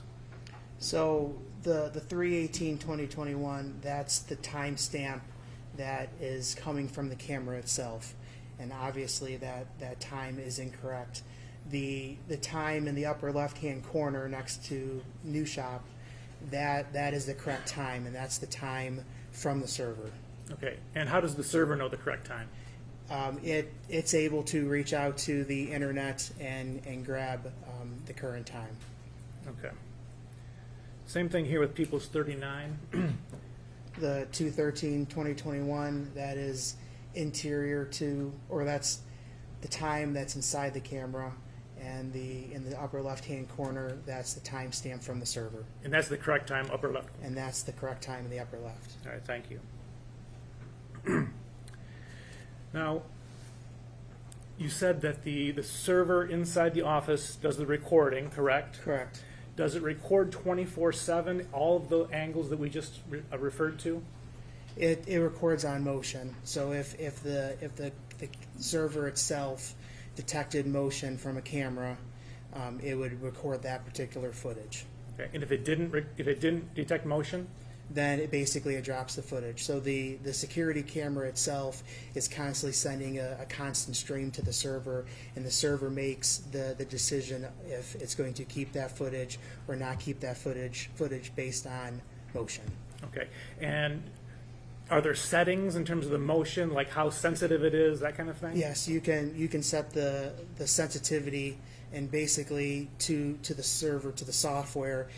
As far as the sensitivity, the more sensitive that you set it to, it doesn't need as many pixels to change. If it's less sensitive, it's going to need more pixels to change. Okay, so a picture being sent by the camera is comprised of pixels, Correct. hundreds, thousands, millions, something like Yes, that? correct. Okay. And then the computer on the other end is looking at changes between pixels, is that what you're Correct. saying? Yes. As time goes along? Correct. Okay. And so then you are able to set like how many pixels need to change before it starts recording? It's basically it's essentially a percentage. Okay. But yes, you set the percentage, and then you can also set how many seconds you want to record before and after a motion event. Why wouldn't you just record everything? It just with the storage that was available on that particular server, we wouldn't have been able to have a long retention period. With the setup that they had at that time, and recording on motion basically only gave us 7 days worth of footage. Okay, so if you didn't do that, you'd have a lot of nothing. Yes, correct. Okay. You probably would only have maybe a day, if that. So what kinds of things would trigger the motion? Normally, it could be, if on the inside of a building, somebody walking past it. On the outside, it could be a car. Sometimes even, like with a scale camera, having that pine tree there and it being in the view, if the wind was blowing and the tree was moving, that would be enough to set off a motion event. Okay. Does the change in pixels, that motion event, does it vary? You said it was a percentage, right? So it's like the percentage of the entire picture, right? Does that change? Could you have the same object that's close and sets it off, and that same object be a mile away and not set it off? Do you understand the question? Yes, if the object was closer, the likelihood of it setting the motion event off is higher than that same object setting it off further in the distance, because if the object is closer, that's changing more of the pixels versus the object being far in the distance. Okay. And have you personally seen any footage of things like dust? No. Okay. All right. So I want to go to Monday, 4/26. Did Dale contact you regarding the IT system? Yes. Okay. And how did he contact you? And again, I'm talking about April 26, 2021, the Monday after. Yes. Okay. I received a phone call early in the morning. It probably was between 8 and 8:30. He requested that we meet. I was already going to be heading out that way to Hardy Farms, which I also provided IT services for them. And I said that I would be willing to meet at the office, which he indicated he didn't want to. So we ended up meeting outside of Hardy Farms. Okay. And Hardy Farms being Greg and Shelley Hardy? Correct. Okay. And that's just a couple miles from the Munger farm? Correct. Okay. And what time of day did you meet Dale? I would say it probably was around noon. Okay. And what are the things that he wanted you to do?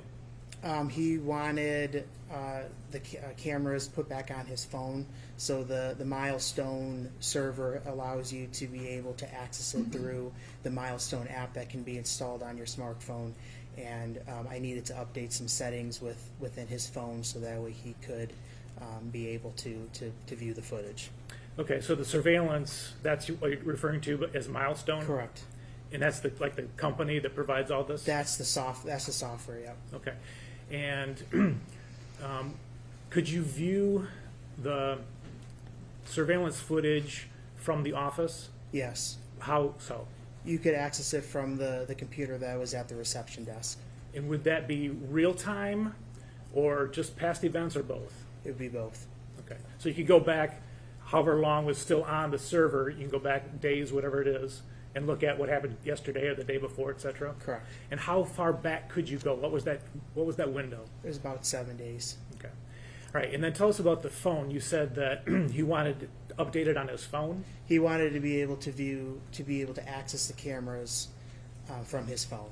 And is it the same thing? You could go back and look at things and look at real time? Correct. Okay. And why didn't he have it on his phone? Probably about a month or two prior to Dee disappearing.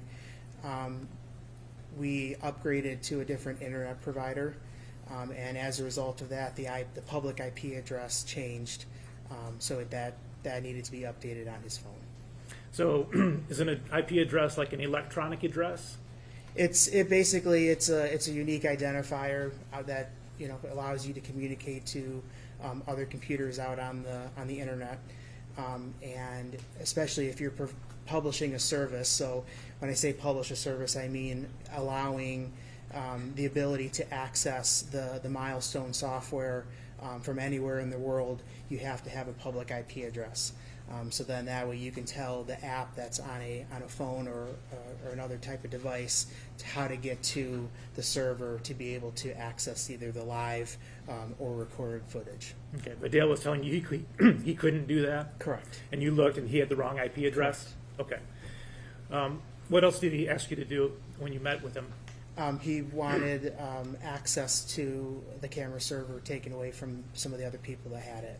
Okay. And so who was left with access to the server access? I believe it was Parker Hardy and Zach Bach. So they were removed or they were left? Oh, they were removed, sorry. Okay. Sorry.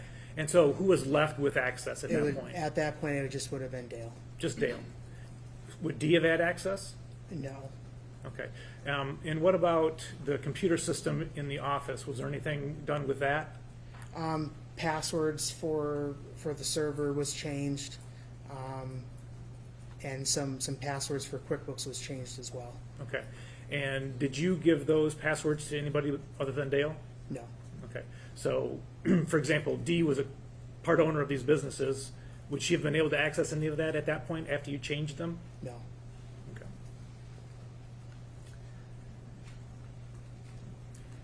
Okay. Later that week, were you contacted by the sheriff regarding the surveillance footage? Yes, I was. All right, and what did you do in response to that? I exported the surveillance footage that was on the server. Okay, and again, you're saying it went back about a week. Is that about right? It was about 7 days, if I remember correctly. Yes. Okay.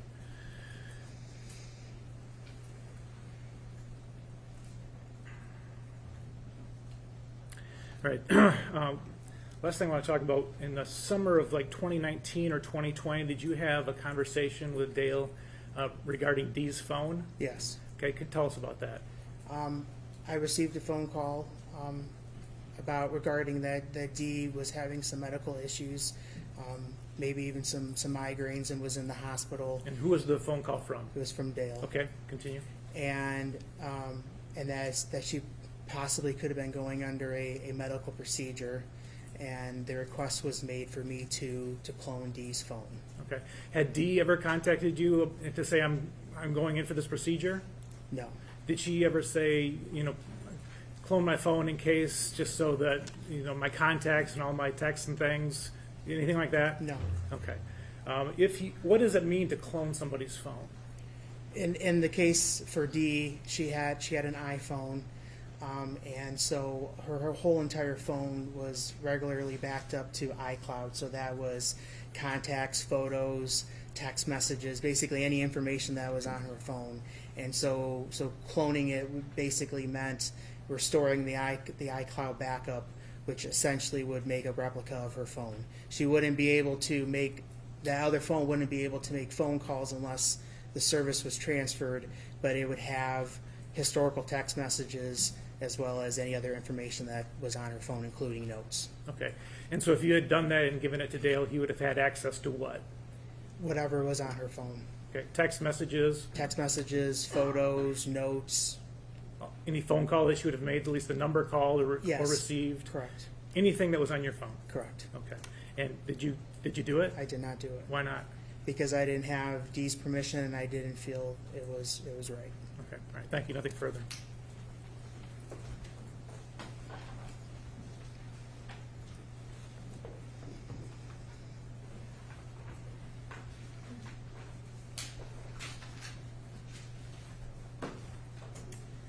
Good afternoon, Mr. Wagner. My name is Mara Savinsky. I have some questions for you.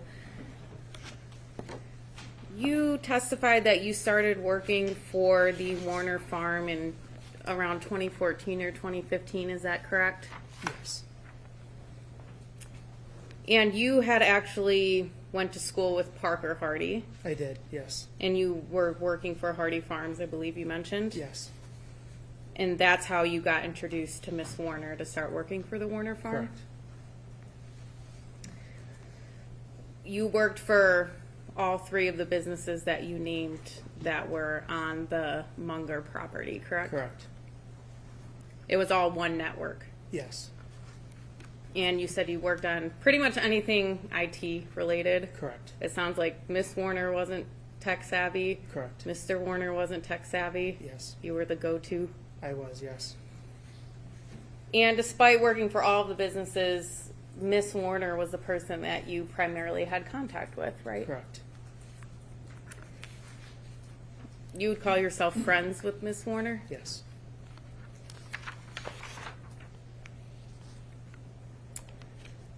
When you installed cameras on the farm, this was company-wide. Correct. And there were some spots I think we saw in the government's exhibit that the cameras didn't pick up on the farm, correct? Correct. Miss Warner was the person who directed you where to place the cameras? Correct. Did she also tell you what sensitivity to have it at? No. Did you just leave it at the automatic setting that it came with? I mean, I would adjust it to try to get it as accurate as possible. Mr. Warner never had you put cameras up in any certain locations? Correct. And Miss Warner was the person who not only told you where to put the cameras, but what direction they should be pointed at? Correct. And I believe you said Miss Warner, Zachary Bach, and Parker Hardy, they all had access to the camera system? Correct. For the month prior to Miss Warner going missing, Mr. Warner did not have access to the camera system. Correct. And you testified that you met with Mr. Warner on April 26th, 2021, at the Hardy Farms. Correct. And Mr. Warner was agreeable to meet at Miss Warner's family's home/property. Correct. Mr. Warner wanted access to the camera systems. Correct. And these were camera systems that were paid for by all of the businesses. Yes. And they were the camera system that was located on the Munger property. Correct.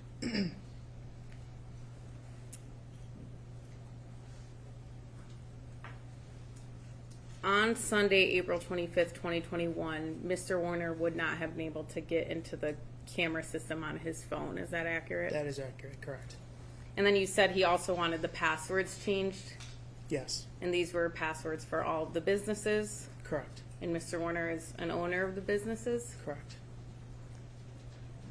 He had the right to not only change the passwords, but determine who had access to them. Correct.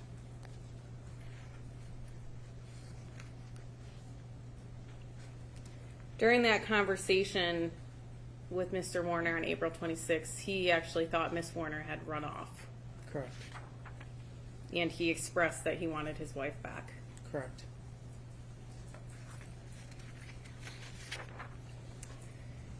Moving on to the iPhone that you say Mr. Warner wanted cloned.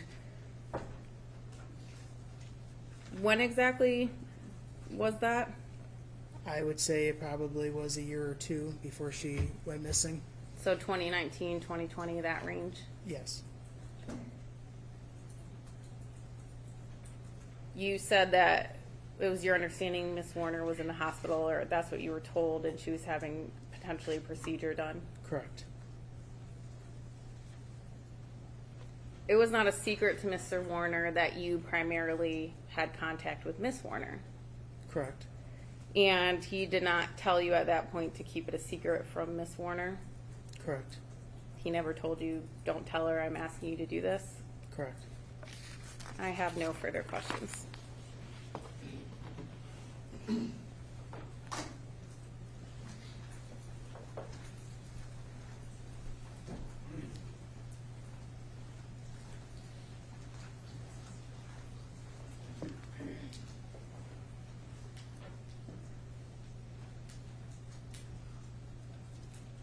Thank you. Just two quick things. Other than the time you just described, from the time you started working there, whenever it was 2014, 2015, did Dale ever, at any other times, ask you to put the camera system on his phone? Did he ever contact you about that other than the one you described? There probably was one other incident, but it would have been when I was on site doing work for them. Okay. It could have been. It probably. I think the one incident that I remember was when I was in passing. He was passing through the office, and I was working on some other things, and he just asked to have it put on his phone. Okay. And the other thing is, do you know the reason why the cameras were put in the places that they were? Normally, it was usually because of some kind of an incident or a problem that might have been happening on the farm. Problem related to what? Maybe employees or usually it was related to problems with employees. So the cameras were pointed at like valuable things? Yes, that would be correct. You talked about the fuel Yes, camera yeah. being one. Correct. Inside tools, that kind of thing? Correct, yes. Okay, all right, thank you. Nothing further. All right, if council could approach, we do have one question from the jury.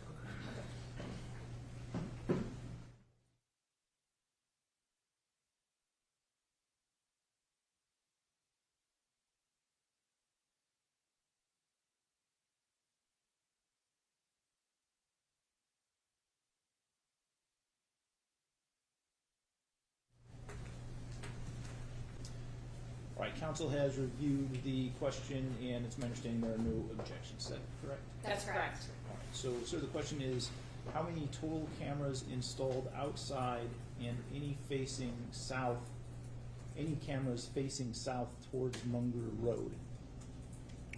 I think there was 3 exterior cameras, and the scale camera would have been able to see a portion of that road.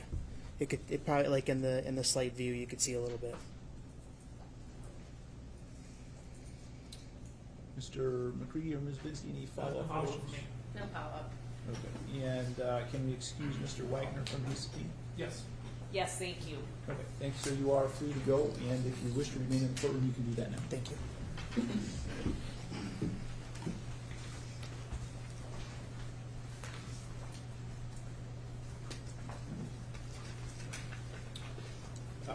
Ms. Weiss, who would the people like to call as the next So witness? people would call Brian Bush.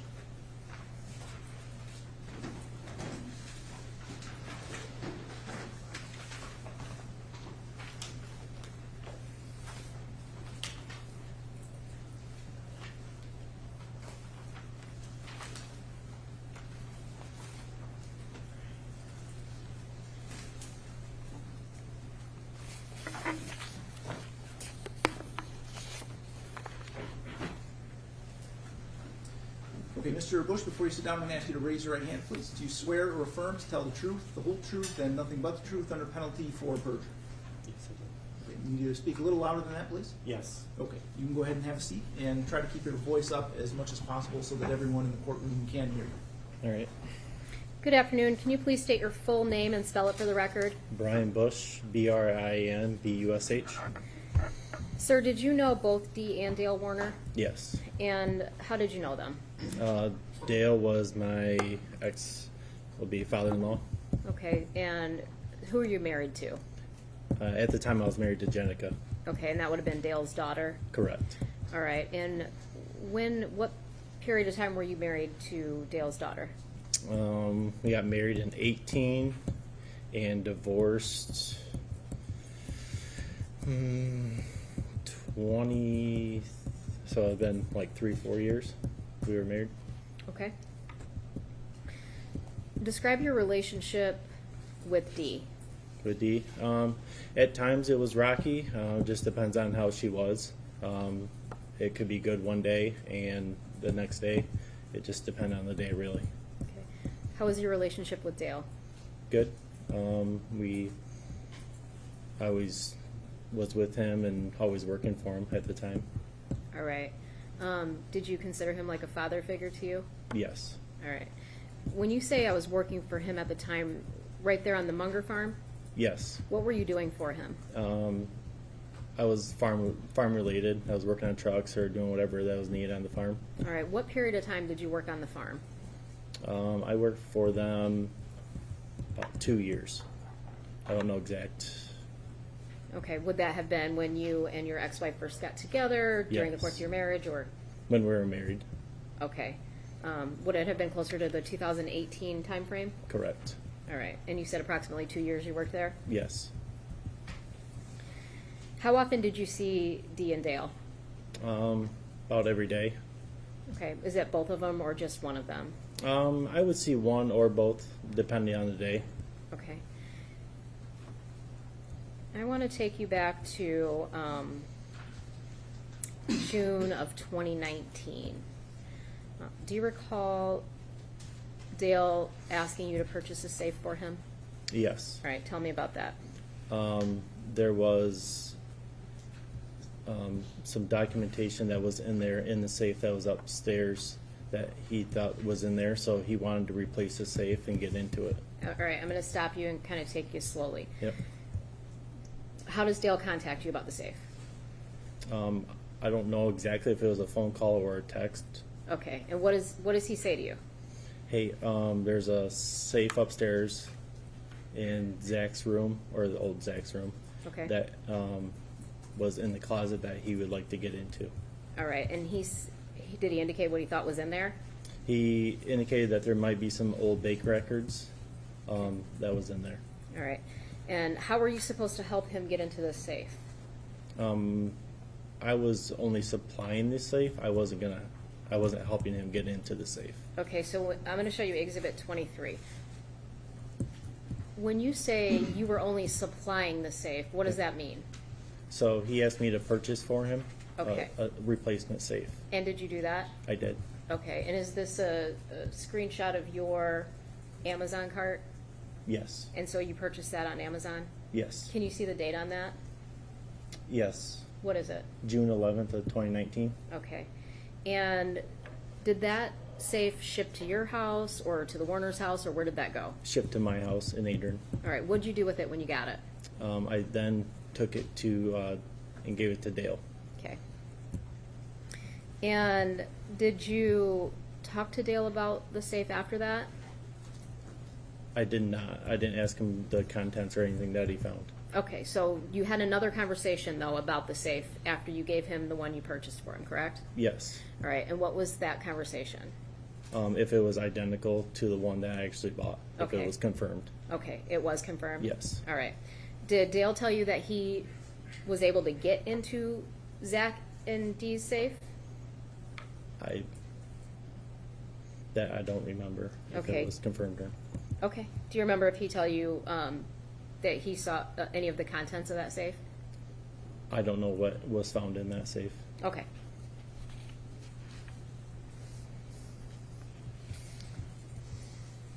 At some point in time, did Dale approach you about trail cams? Yes. All right. And when was that? I don't know exact dates. Okay. Sorry. Do you think it would have been 2019, 2020? What year do you think? I would say 2019, and that's me guessing. Okay. Getting the discussion about trail cams, did it come up in relation to the safe that we just looked at?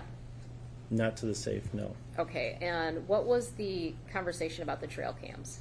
The trail cameras, the conversation was the anhydrous tanks, the inspection that they had coming up. Okay.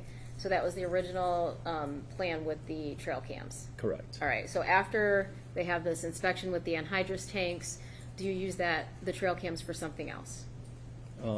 I did not know. Okay. Did Dale have a conversation with you about using those trail cams for something else? Yes. All right. And what was that? That was putting one in the house to see if people coming in and out of it. Okay. And was that at all in relation to people accessing the safe, or no, not at all? He wanted to see if there's anybody coming in with documentation and papers in their hands. All right. I'm going to show you Exhibit 25. Oh, I'm not gonna show you exhibit 25. May we approach?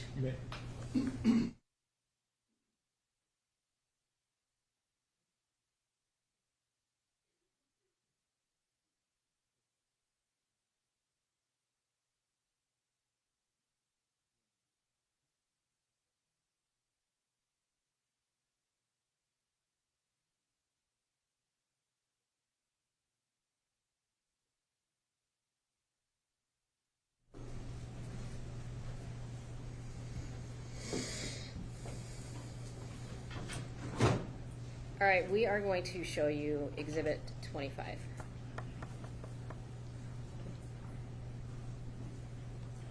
Can you read that? Yes. I know I can't, so give me 1 second. Okay. All right. Can you read that? I like the bottom wording. Yes. Okay. I can read that, yes. Okay. What does that say? Places for camera. Okay, and there's a photograph attached to that, correct? Correct. All right. Do you know what area of the house that is? That's in the living room. Okay. Next page. All right. What about this one? Can you zoom that one in too?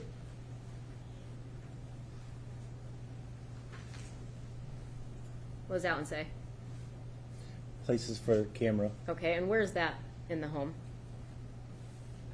I don't know where that one's at. Okay, that's fair. Okay, next page. All right, let's zoom in. What does that one say? Places for camera. All right, and where's that located in the home? That's in the kitchen dining area. The Okay. back bar area. Okay. What was the purpose of sending you those text messages?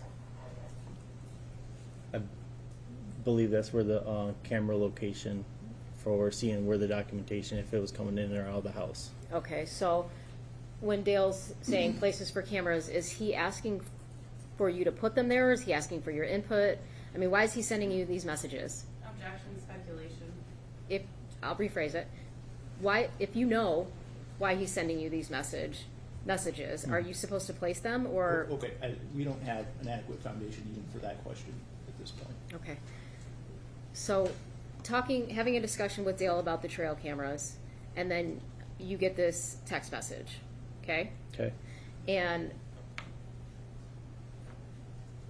are you communicating outside of these messages with Dale about these? The trail cameras and setting them up? I would say if there's not a following text message, it was more than likely a phone call. Okay, and what were you supposed to do with those trail cams? I would say I didn't set those up. Okay. I just supplied it. Okay. So do you know then why the defendant was sending you text messages? Do you know? I know, like, I would say that. Wait. The question is simply, do you know or do you not know?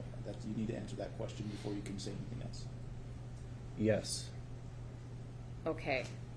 Why? Okay. We need to know how he knows this. How do you know? The places for cameras. Right. So, because of the text message? Yes. Okay, describe what you mean. How do you know why he's sending you this message? Because that was the location that, if we could see where the door in the kitchen, that was the best place. Okay. So again, is he asking you to do something, or? I believe he's asking for my recommendation. Okay. And do you end up doing anything with the trail cams? No. Do you end up ever giving them to the defendant? Yes. All right. I'm going to show you People's Exhibit 26. Do you recognize that area? Yes. What is that? The dining area, kitchen area. Is that the same area that was in the text message for places for cameras in one of the photos? Yes, the last photo. All right. And I'm going to show you Exhibit 27. And do you see the what am I looking at, actually? You're looking at the living room to the kitchen dining area. Okay, and to the right, it looks like there's a white couch, and then beyond the couch, what is that? A sliding door. Okay, and directly across from the sliding door, is that the last photograph we looked at? Yes. So if you were to put a camera up in that location, that's the door that it would be picking up? Correct. Is that, okay. Did you set up the trail camera at all for the defendant? Did you have to set it up? No.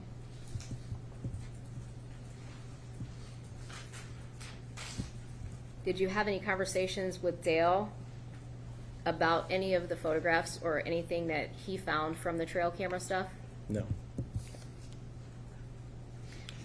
I want to talk about a GPS tracker for the Hummer. Okay. At some point in time, did Dale ask you to purchase a GPS tracker? Yes. All right. And when was that?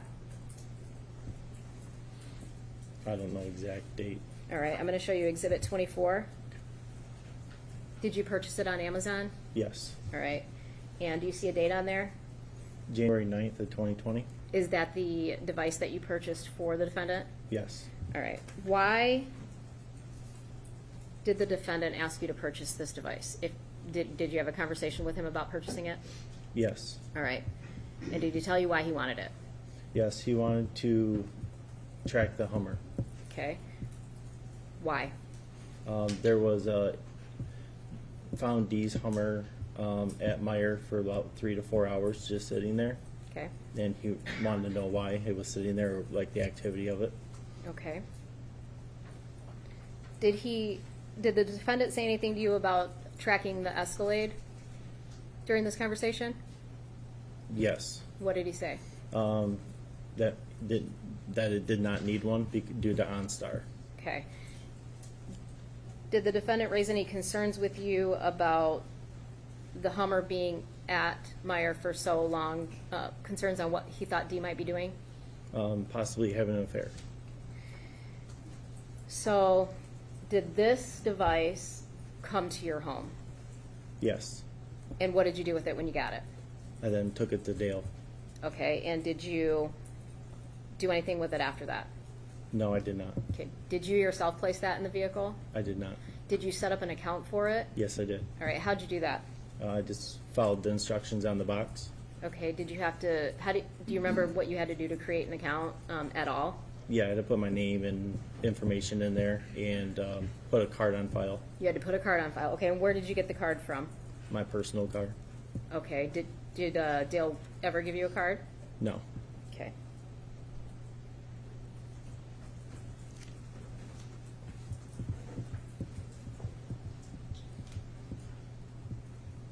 Did you ever use that device in any of your vehicles? I did not. Okay. How often would you track that vehicle? Whenever I was asked to. How often would that be? I don't know how many times a day. Okay. Well, do you know how long it went on for? I would say about 3 months, if I remember right. I'm not exact on that. For approximately 3 months? Yes. Okay, and can you estimate for me how many times a week you thought that you were accessing that? I would say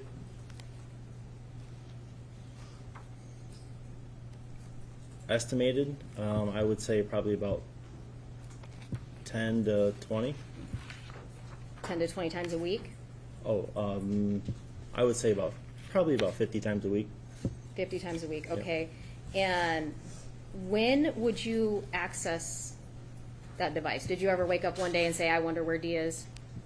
I did not. All right, so when were you accessing that device? When I was asked where the location was, Okay, and who would ask you that? Dale.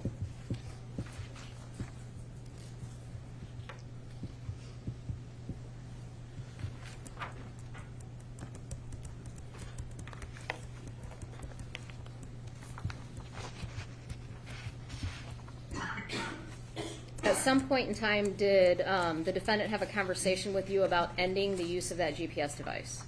Yes. All right, and tell me about that. I got a phone call one day, and it was that someone found the GPS. Dale called you and told you somebody found it? Yes. All right. When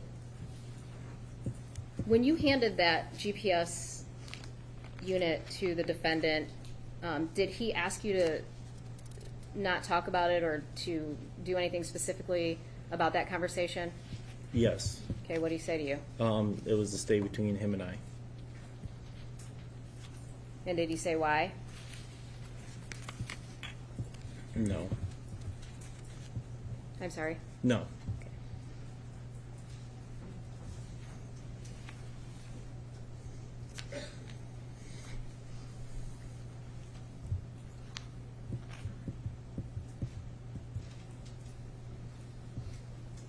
Do you recall when Dale approached you and told you to stop, that you guys had to stop using the GPS device?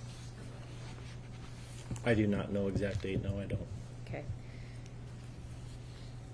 Did you speak with the defendant on April 25th, 2021? I don't know exact dates. I'm sorry. Okay.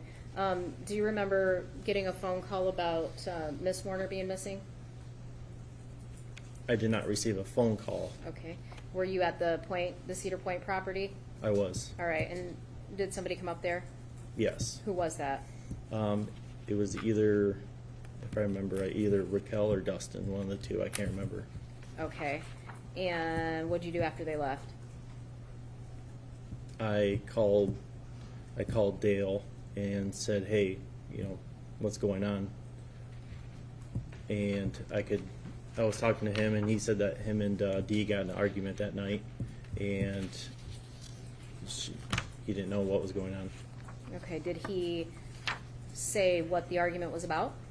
I would say it was about money, and that was probably the biggest thing. Okay. Did he tell you himself exactly what the argument was about? He told me it was about money. Okay. Did he mention affairs to you? That he approached her if she was having an affair, yes.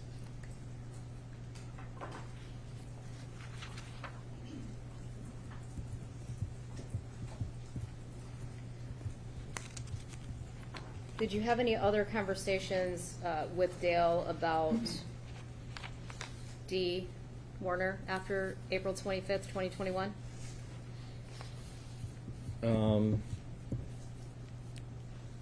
Honestly, I don't remember if I did or not. All right. I believe you said you and your ex-wife divorced in 2022 or 2023. Is that accurate? Correct. Did you remain on friendly terms with her family? Yes and no. Obviously, I moved away at that point, but the last interaction we had was when we had our son's birthday party at the point. All right. After your divorce, how did your relationship change with the defendant, if at all? Honestly, I didn't talk to him very much. Did you still feel like he was a father figure to you? It kind of gone away, to be honest with you. All right. Was it, so when did that feeling begin? When I moved away, when the divorce was happening.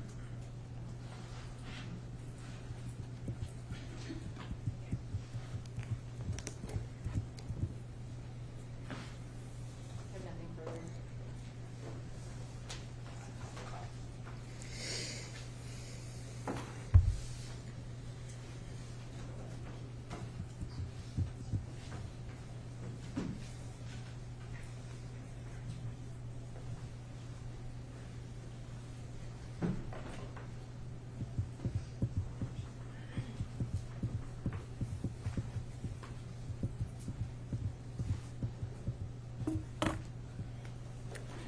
Good afternoon, Mr. Bush. My name is Marissa Vinsky. I have some questions for you.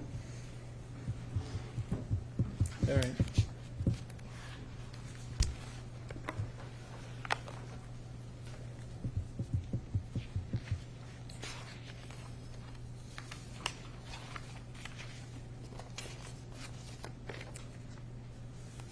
You talked a little bit about your relationship with Mr. Warner and Miss Warner.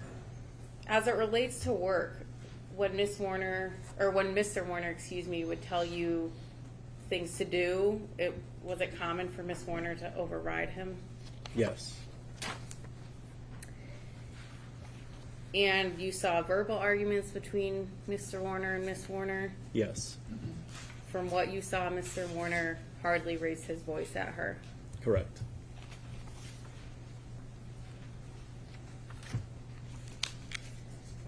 You testified that you were on the point, you said you didn't know the date, but would it make sense if it was April 25th, 2021? Yes, because that's right around turkey season. And you were up at the point hunting, or preparing to hunt for turkey season? Correct.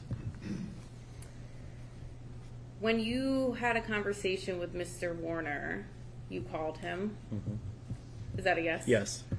And you could hear from the background noise that Mr. Warner was actually in the sprayer when you talked to him. Correct. You could hear the monitor beeping. Correct. And there's a monitor in the sprayer. Yes. And that was a typical time that Mr. Warner would be spraying. Correct.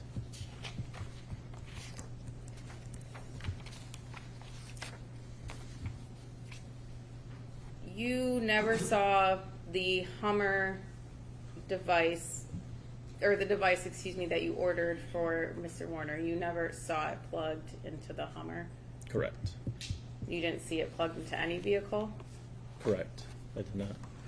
You don't even know what it looked like if it was just plugged in, like what the actual device would look like? Yes, I would. Because, I mean, I gave it to him, so I know what it looks like, but I don't know what it would be like underneath the dash or nothing like that. Right, so you don't know if there's a light on it, if where it would be located, anything like that. Correct. And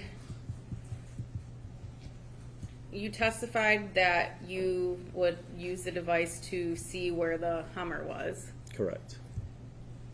At the preliminary examination, where you testified under oath on May 1st, 2024, you said that you probably would check the location of the Hummer once or twice a week. Does that sound accurate?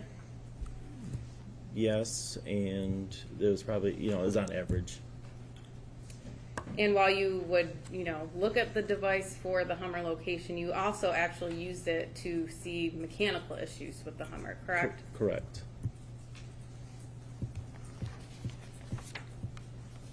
I want to talk about the trail cameras. The trail camera that you gave to Mr. Warner, it was about 4 inches wide.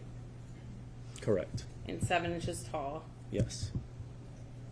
And this is a type of camera that you can either just set down on a surface. Surface or mount it. You can mount it with a strap. Yes. The camera that you gave, it would be hard to disguise it.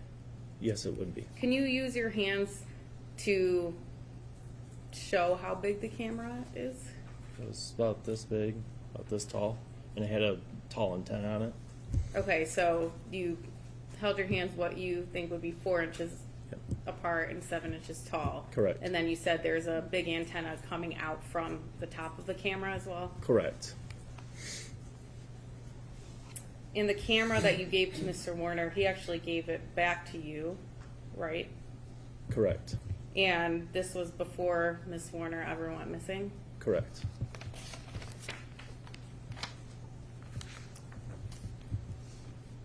I have no further questions. Thank you.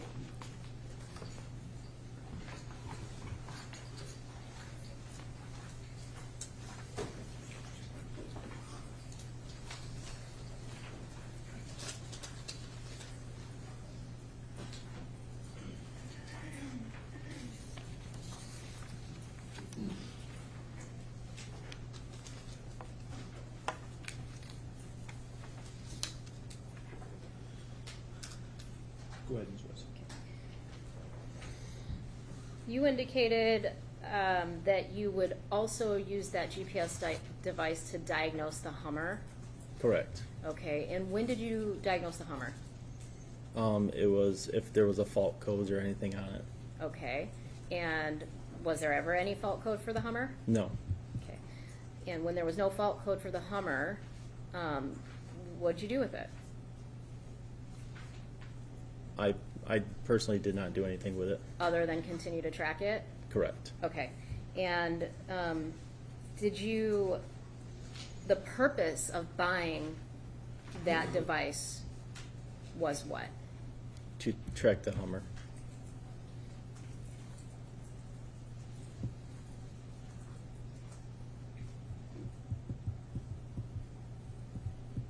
And did the defendant tell you how or if Dee reacted to that device being in the Hummer? After she found it? Correct. Yes, she What? was went off the handle. It was really mad. Okay, and did you observe that or just from what he told you? From what I was told. Okay.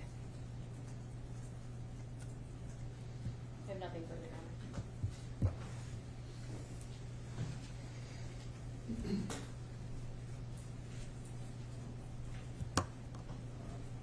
You spoke with the Michigan State Police on October 24th, 2023, correct? I don't know if I did or not. Sorry. I think you did a few times. Would looking at the report help you refresh your recollection about when you spoke? Yes. Ms. Saylor, will you show GWR02, page 231?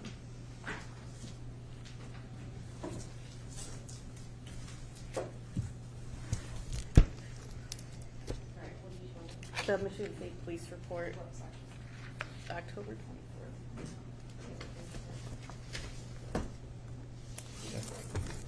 This page only? Okay. Start. Okay.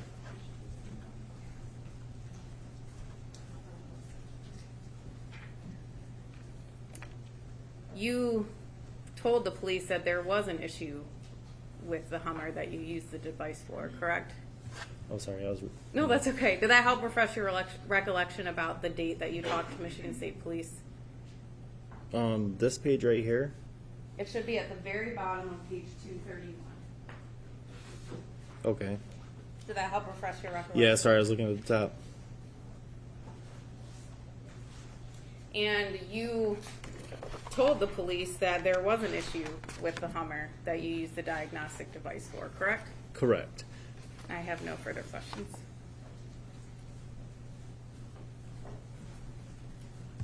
Again, did that diagnostic tool give you an error code for anything on the Hummer? It did not. Thank you.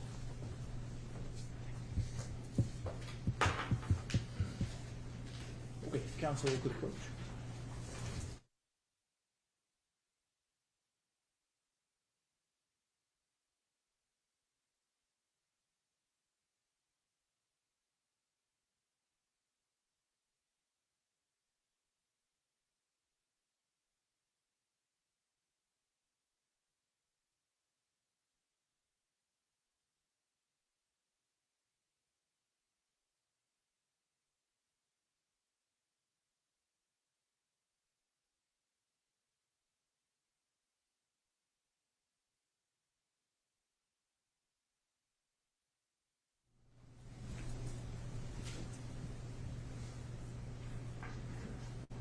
Okay, Mr. Bush, we have a couple questions from the jurors. The first is, did Dale ever give you his own or business card to pay for a GPS device?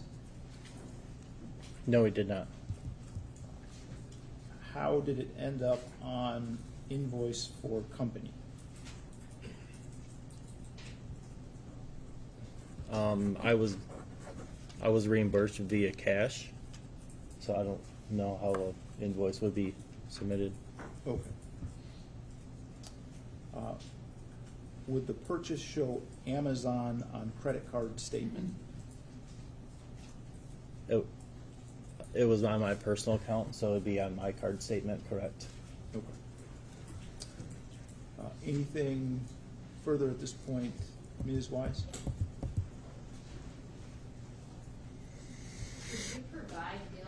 receipt to get reimbursed, or how did you get reimbursed? I just told him the amount it was. Okay. Nothing further?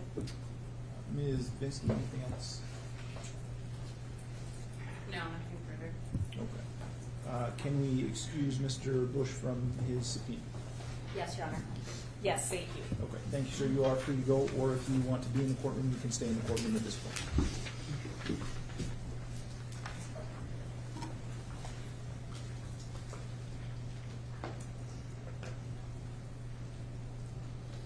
All right, at this point, it's 4:15. I don't know, I would assume you don't want to start with another witness at this point. That's correct, Your Honor. Okay. All right, so ladies and gentlemen, we will adjourn for the day. Tomorrow we will begin at 10:30 a.m. So I'll ask you to be here shortly before that. But before you leave, I will give you the publicity instruction one more time. So during the trial, do not read, listen to, or watch any news reports about the case. Under the law, the evidence you consider to decide the case must meet certain standards. For example, witnesses must swear to tell the truth, and the lawyers must be able to cross-examine them. Because news reports do not have to meet these standards, they could give you incorrect or misleading information that might unfairly favor one side. So to be fair to both sides, you must follow this instruction.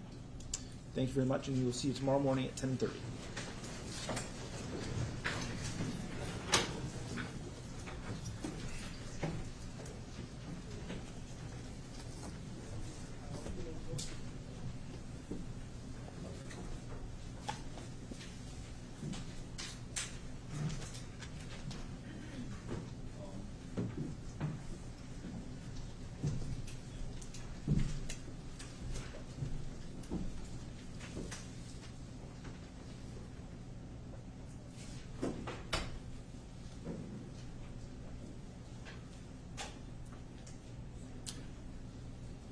All right, so we had an issue arise with respect to the exhibit of text messages that was shown to, during Mr. Bush's testimony. I'm sorry, what number exhibit was that? 25, is that? 25. Okay, so exhibit 25, we discussed that this morning. There was an indication that there would be an objection to one of the last text message. I believe it was back from Mr. Bush to Mr. Warner. That didn't ultimately get shown to the jury during his testimony. Is that still going to be an issue? I think it might be only because it's part of the exhibit. Correct, and if the jury wants to see the exhibit, they'll get that full exhibit, so that is still an issue. All right, so you want them to have that exhibit with that text in it? Correct. We had objected on hearsay grounds. I understood the court made its ruling, but we just wanted to make sure that objection was on the record. All right. Yes, the defense did object on hearsay grounds. I have overruled that objection because I don't believe that it meets the definition of hearsay. Hearsay requires an assertion, and I don't think that the text message from Mr. Bush to Mr. Warner contains an assertion, and particularly after hearing Mr. Bush's testimony about what that discussion was, the text from Mr. Bush to Mr. Warner said okay and delete. Again, I don't think that in the context of Mr. Bush's testimony that he was doing anything other than acknowledging that he had received those text messages, which would not be an assertion, and the word delete also is not an assertion. That would be in the nature of a command, which does not assert anything to be true or false. To the extent that the word okay could be considered an assertion, again, I don't think it is, but to the extent it could be considered an assertion of an expression of opinion or something like that as it relates to the text messages, I don't think that's being offered for the truth of the matter asserted, and so I would, for those reasons, overrule that hearsay objection and allow that exhibit to be shown to the jury. Is there anything else we need to address today before we adjourn? No, thank you, Your Honor. No, thank you, Your Honor.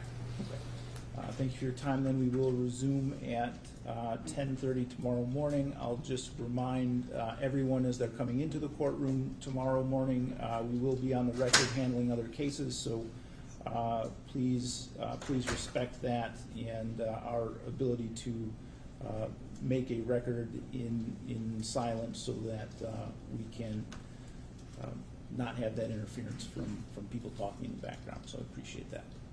All right, we will be in recess.